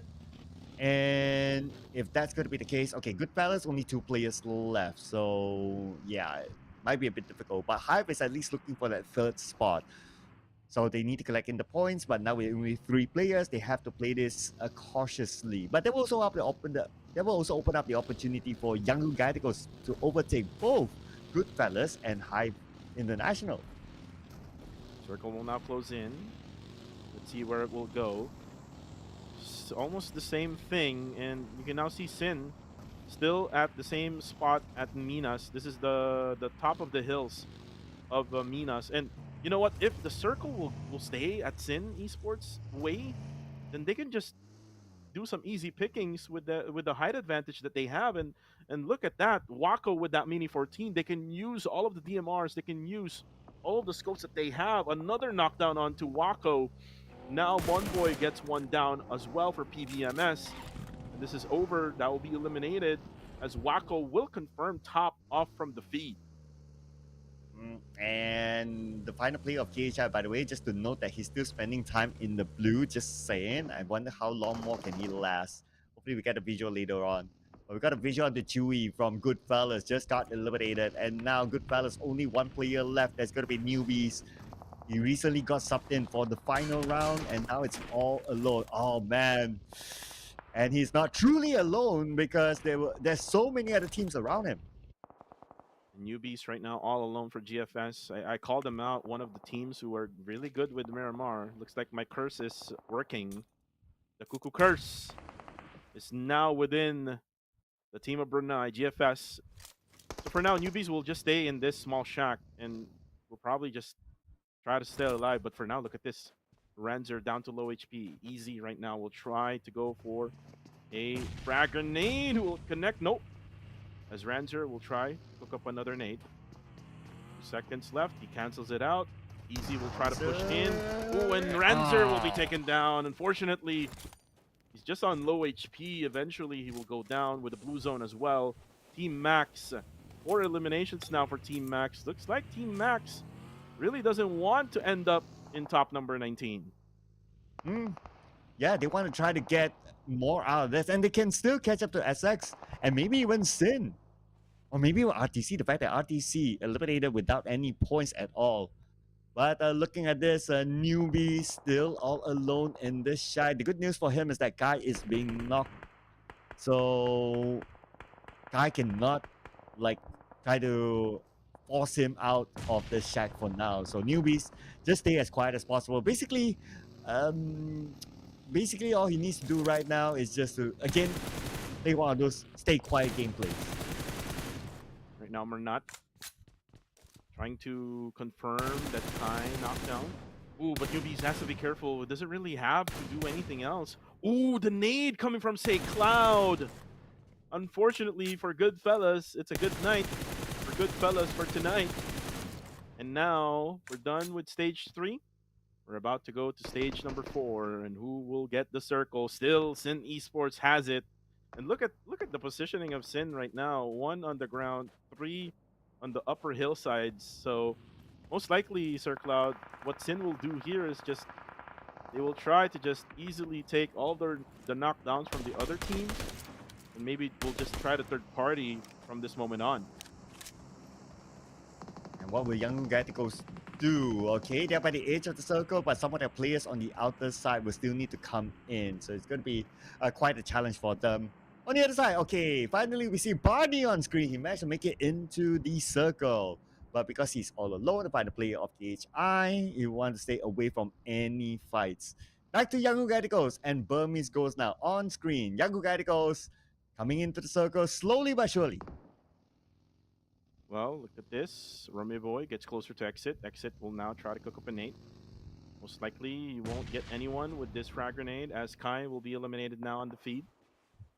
And like what I said, Sin Esports will just stay on these heels as they are able to get the circle as well. But look at FV. I think he went down now in order for him to be able to get the care package just right nearby. For YG, they will have to be careful.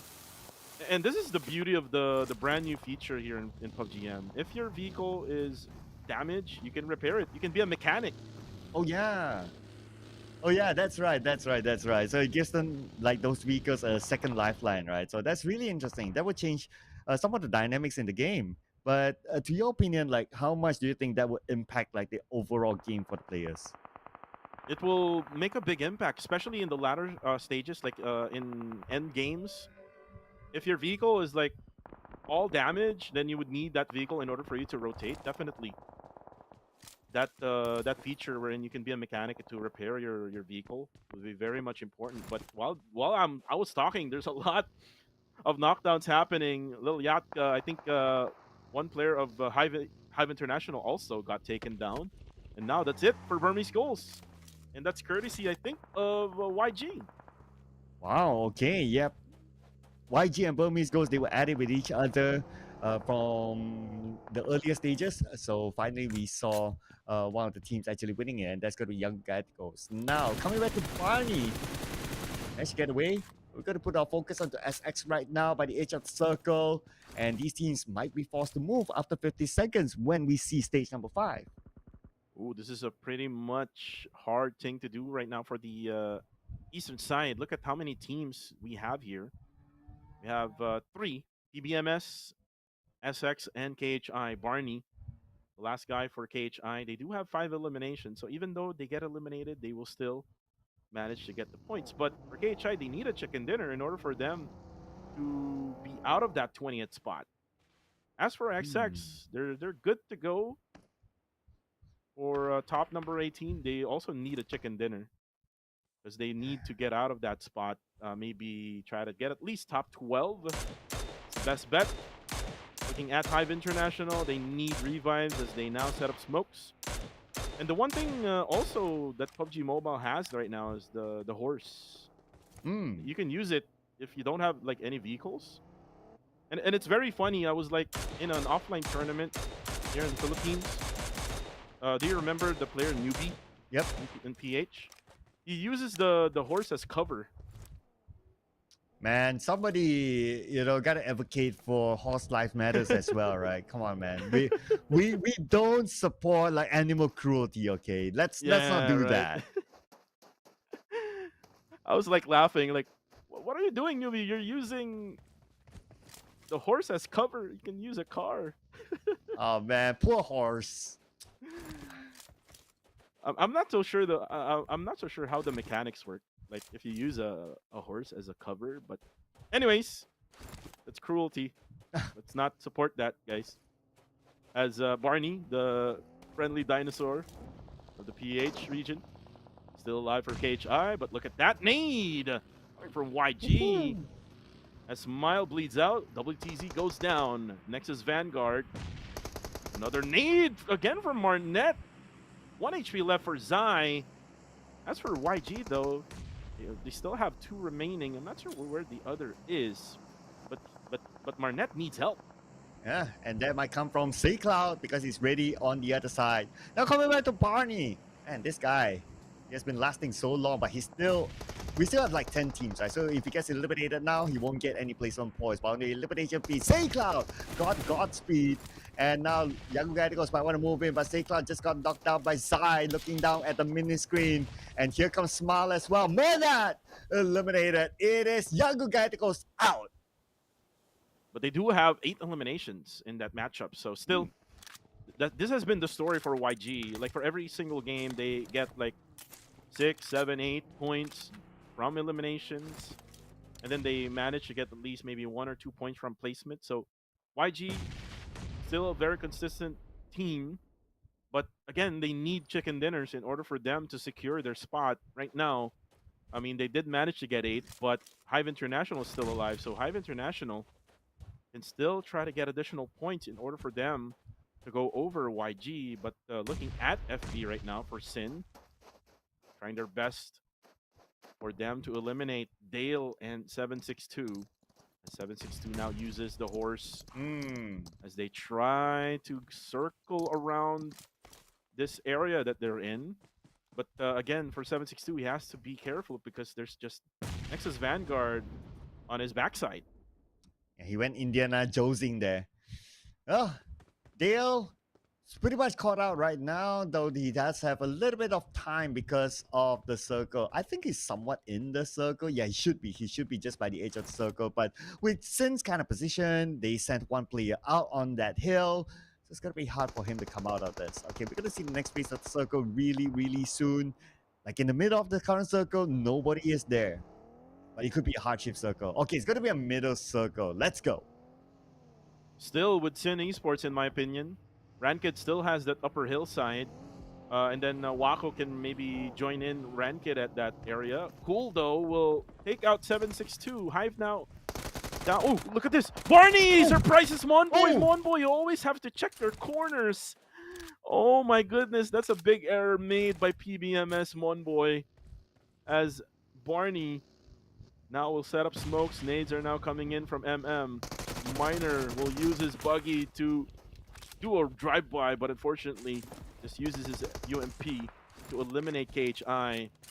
That's a big loss for PBMS. Monboy is a very important man for them. Oh, well, Bonnie almost did the snitch. But hey, you know what? Like what you said, always don't trust your back. So you gotta always check it. But now, we're gonna check out what's gonna happen here. Fung and support fighting it out 1v1 with the Molly still active there. And he cannot move forward. But AstroX came from behind to make sure that APG will not move forward.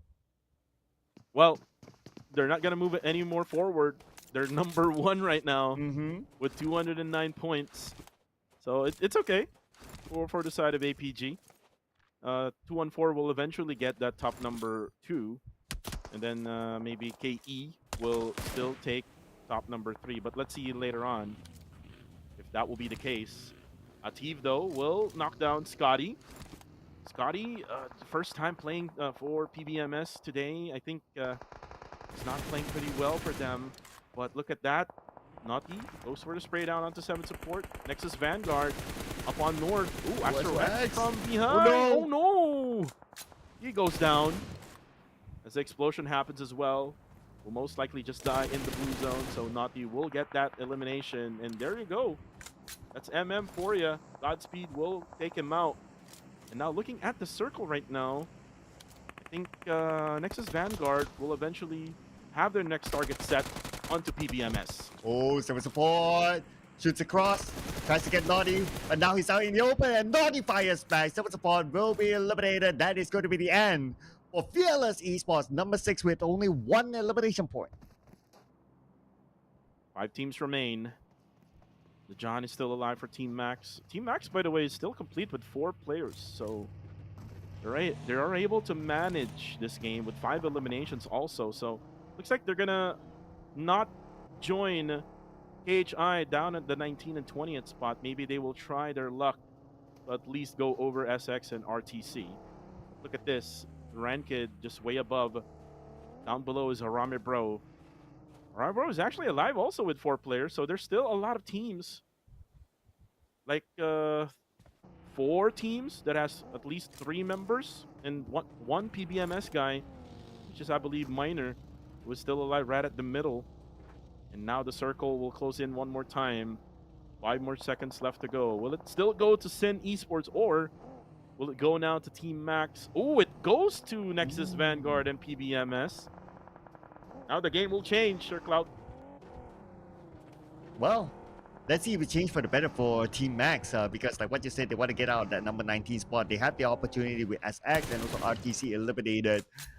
So, and they have a full squad, 5 eliminations so far. They are on track. They just need to be able to wrap things up and ideally to eliminate Sin as quickly as possible. Now, speaking about Sin, we have them on screen right now, but they have company around the area in the name of Harame Bros.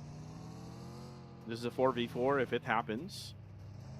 And Harame Bro has been struggling with having a complete set of members every each game, because sometimes Range will be eliminated early, sometimes Jappy will be the ones early out. But this time around, they're all complete. And when you talk about Harame Bro having 4 players strong left remaining, they are pretty much a strong team. But right now, they're currently sandwiched between Team Max and Sin Esports. And at the same time, Sin Esports is already within the circle, so most likely Harame Bro will be gatekept by Sin, and Team Max will just go for the third party for later on. And here comes Range.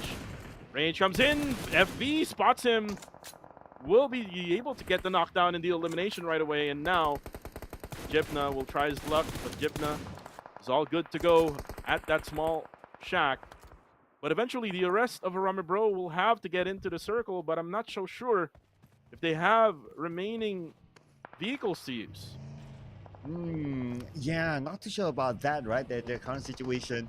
But they'll probably think about that later after they deal with Sin. And Nathan gets knocked down by FB with DBS gameplay. Speaking about DBS, FB is now still in the fight, but he lost it against this opponent from Sin. And Rank is going to go in onto Harame Bros now, sending Nix down to the ground. Jappy survived the first nade, survived the second, survived the third. So far, so good. So far, so good for Jappy. It's just way too short for the utilities from Sin Esports. And now Team Max, they also have to be careful, but the nade also, my goodness, drive-by by Sin. Just pinning down the players of Harame Bro. Now they have to think about Team Max. 4 teams remain, by the way. Ativ now goes for the spray. And now spots Rankid. Rankid will have to go down that hill. Cool will be stuck. Oh, Cool got spotted by Easy. Now Easy will have to go for the confirmation, but no. He won't be able to for now. Just so many vehicles stacked up. Oh, then Joseph drives by Wako. He goes down. And now it's going to be just Rankid for Sin Esports. And that's it. Oh, Rankid did not survive. He got taken out by Atif from Team Max. Team Max now, they're in the driver's seat. They have still 4 players. One of them knocked down on the outside of the circle, but he should be able to be picked up. Miner still surviving for PBMS, the final player for PBMS. And he's on the lower ground. It seems like their opponents, they don't really know that Miner is there. Well, Miner is just concealing himself, not really providing much of any information to the other teams. But he's now moving. They might hear the footsteps. But the next focus for Team Max would be Nexus Vanguard. It's gotta be a 4v3 situation. Miner would just go for a snitch play, a la Snitch Boy of RTC. But the thing is, he might get spotted by Naughty or maybe Godspeed already. So he just needs to, like, prone down, maybe set up smokes maybe for him to, you know, not be seen, because this is so dangerous for Miner. Dude, if it does a snitch play, it will be insane. It will be absolutely insane right now. They still don't know that Miner is behind them. It's going to be either NX or a Team Max, the rep of Miner. But for now, Miner will stay put and chill. We're at stage 9. This is going to be the final stage before we wrap up the final game for the first week. The John now just waiting for the right timing. Oh, it's already stage 9. Blue zone is closing. Miner will have to move eventually. He needs to set up smokes now. Naughty will probably be able to spot him now if he tries to overextend. There's nothing much on that area. Godspeed got damage. Nade's coming in from Joseph. Easy is now cooking up Nade as well. The John also cooking up Nade. Now the Nade will be thrown out to Zai. Zai will not get hit, as the nades is not connecting from Team Max. So the utilities are just wasted. Okay, but this one is not wasted by Naughty to take out Atif. So right now they have the advantage. In fact, that Team Max, all the players currently knocked down, calling up for help. While NX, the smoke is blinding them and also buying them a little bit more time to try to reposition themselves. But they still have to be careful. They still have to be careful of the fact that Miner is still in the game. Miner will be the poison for both squads. Naughty will confirm that knockdown. Ativ will be out. And here comes the nade from Miner. And Miner just hiding right just beside the buggy. And Godspeed doesn't know. He doesn't know. My goodness, Godspeed goes down. And now Max is getting a little bit of help coming from Miner. And Naughty will try to fight as Nexus Vanguard will be eliminated. And now it's next one. Will Miner gets the first knocks. Oh my goodness, he can go for another knock. Unfortunately, Team Max gets it done here in the final match of week number 1. Ooh, that was a close one. All right, the snitch did not happen, ladies and gentlemen. And the fact that Team Max, they scored the final chicken dinner for today. They are surely going to be out of that number 19. What's going to be the final placement? You got to stay tuned, ladies and gentlemen. But Team Max is showing that they will not go out without a fight. A very important match here for Team Max, and a very important thing, because especially now with the format that we have, Sir Cloud, remember the league points, they have changed already from 20 points to the top one. It's now down to only 15 points. So big change in our format for this season or for this year. But before we talk about that, let's talk about first the stats here for Team Max. 3, 4, 2, and 3 for Joseph, EZK, the John, and Ativ. An all-out performance from all members of Team Max. Oof. What a good round for Team Max. And they were caught on the outside of the circle at some point, going up against KHI. And they won their fight against KHI. If KHI won it, then it would have been a totally different timeline. But let's check out the highlights before we go on to the scores.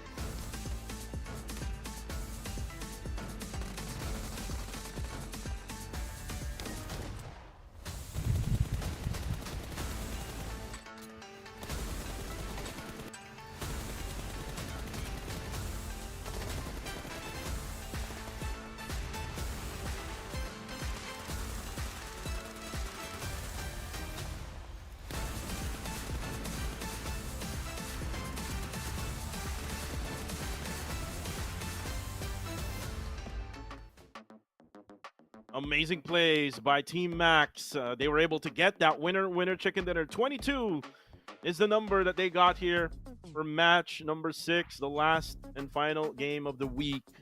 Then again, there's also a big push coming from Nexus Vanguard with 14 points.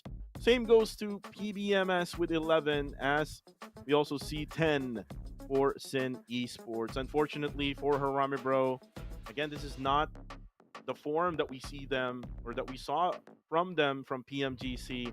They need to make a lot of improvements, Sir Cloud, coming in week number 2. Yeah, and looking over at page number 2, 3 teams unfortunately did not gain any points. So let's see the overall. So we're gonna congratulate APJ as the winner of week number 1 here, taking the top spot, followed by 214 and KE at number 3. Young Gaticos, they came really close to secure the number 3 spot, just away by 2 points. And you can also see the improvement coming from Hive International. Hive International was like around top 12 before this game or this day even started. Now they're top 5. Good game, well played for Hive International. As for the rest, here on the second page, HI will still be at the same spot. Again, the struggle continues for HI. Esports will be top 19. The rest actually did go up, especially Team Max. As the top 4 teams now for match number 6 will be Max, Nexus Vanguard, PBMS, and Sin. Yeah, what's the significant jump for Team Max, right? To put them up there at the closer to page number 1 at least. That's 12. Number 12. Thanks for that. And if we were to look at like the MVP this time, of course, it had to come from somebody from Team Max, and it is EZK, showing how easy it is for him to get the MVP with 4 eliminations and 508 damage. Yeah, much needed push from EZK, able to contribute a lot here with 4 eliminations with a ton of damage as well for this man. And again, like what we said, from top 19 up to top 12, there's a big difference when it comes to the league points. Later on, we're going to talk about that. But here are now the updated participating teams. The groups now has changed. As you can now see, Group A, Group B, Group C, Group D, and E. And you can see now, look at Group A. APG, Harame Bro, Fearless, and KHI. Who do you think is the group of death now with this lineup? Ooh, okay. Just a quick look here. I think maybe I'm leaning towards either Group D or E. I think these 2 groups might be the toughest groups. Oh yeah, I would say that as well. Group D maybe, because they do have a lot of really good teams out there. And here comes the league rankings now. And like what I said, the format has changed already. The league points is not 20 points anymore. It now goes down to 15. And you can see now the difference of Team Max. If they were stuck at the 19th, then they won't be able to get getting like a lot more points. So they got 3 points in the league points here now in the league rankings. 214 though will get 12 as Kill Enemy, who did not play as well for today, will get 9. So they still secure top 2 and top 3, the 2 teams that did not play today. Yeah, which is not too bad, right? We kind of think about it. Still, 12 points, 9 points. It's okay. It's okay. There's still 1 more week to go before we determine who will be in the grand finals later on. So with the 2 days break, all these teams can reset. They can look back at their games, and then they can come up with better preparation in the coming week. And that's going to be really important for these teams, because this season we only have 2 weeks of games. Yeah, 2 more weeks of games. Last week for them for next week, and then eventually they will have 2 weeks of rest. So that's a big rest for a lot of teams, and with that big of rest, they will have to do a lot of scrims, a lot of practice, and then the finals will be coming in March 21st until March 23rd. But for the meantime, this event is proudly brought to you by Techno, a brand that understands the needs of hardcore gamers with a common 30S powered by a fast gaming processor and a 120Hz ultra smooth AMOLED curved screen. Also exclusive, support Dolby Atmos in-game. Your gaming experience is now more responsive and lag-free. Yes, 120 FPS, ladies and gentlemen. If you have not tried 120 FPS, this is the best reason for you to get this phone. Techno here. Try 120 FPS in the game and you play like the pros, like how you see on screen. Yeah, that's a lot of difference is what you're gonna see if you did play it with the common 30s. But again, coming soon, PUBG Mobile 7th anniversary music collaboration is on its way, and I believe so. They have posted already about this. It's Alan Walker back to PUBG Mobile, and On My Way is also gonna be back, which is the OG song, and then also PUBG Mobile version 3.7, 7th anniversary version is coming on March. The golden moon is about to rise, and the memories of flowing sand will once again begin to drift. Yes, prepare to update your game within this month, ladies and gentlemen, to enjoy those new features. And who knows, there could be a new event inside the game, so you don't want to miss out on all of that. And whether it will be translated into the esports mode, well, we need to wait and see as well. Much more surprises from PUBG Mobile esports coming up soon. Well, for right now, Sir Cloud, I would love to get those interviews up and running. But again, those interviews are exclusive to the local broadcasts. So if you want to watch those interviews, go ahead and come to their local broadcast. In the Tagalog broadcast, we do have Paolo B and Quintoya. And then for the rest, we also have the Burmese cast together with the Khmer broadcast together with them. So you can, check them out and see who will be interviewed. But for the English broadcast, we can just interview each other, Sir Cloud. You know what? How's your day today? What song would you pick if you were to sing on broadcast? I'm fine, thank you.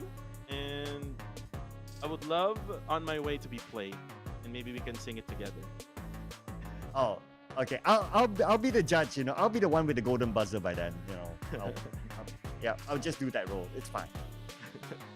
But anyways, guys, again, we would love to thank everyone watching from both YouTube and on Facebook. Guys, don't forget to click on the follow button to be updated with any PUBG Mobile news, any PUBG Mobile Esports news on PUBG Mobile Esports page. But on YouTube, you can also click that subscribe button. So whenever any live stream by PUBG Mobile Esports would happen, like today, we just had PMSL Super Weekend Southeast Asia, and then now we have here PMCL or PUBG Mobile Challengers League here in Southeast Asia. You can be up to date as well. There's a lot of tournaments going on here for PUBG Mobile Esports, so please do so. Yes, and don't forget as well to follow the social medias of PUBG Mobile Esports so you don't miss out on the results, the highlights, the clips, and maybe even some of the content from some of the players as well. So yeah, do keep an eye, check on that as well. And ladies and gentlemen, that will be all from us today at the English broadcast. That's for this season's PMCL. We'll be taking a 2-day break, and when we resume, it will be week number 2. My name is Sir Cloud, together with my buddy here, Cuckoo TV. We'll be seeing you again. Good night. Bye.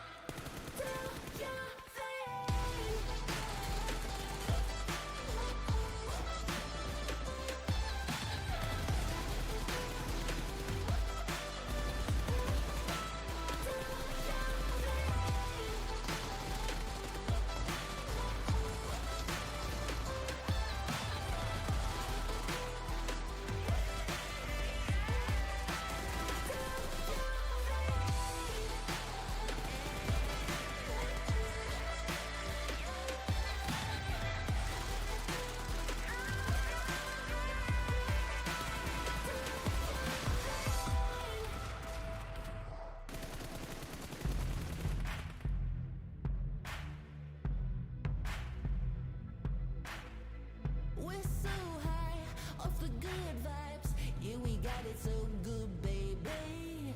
This good life, yeah, it's all mine. Ain't nobody gonna take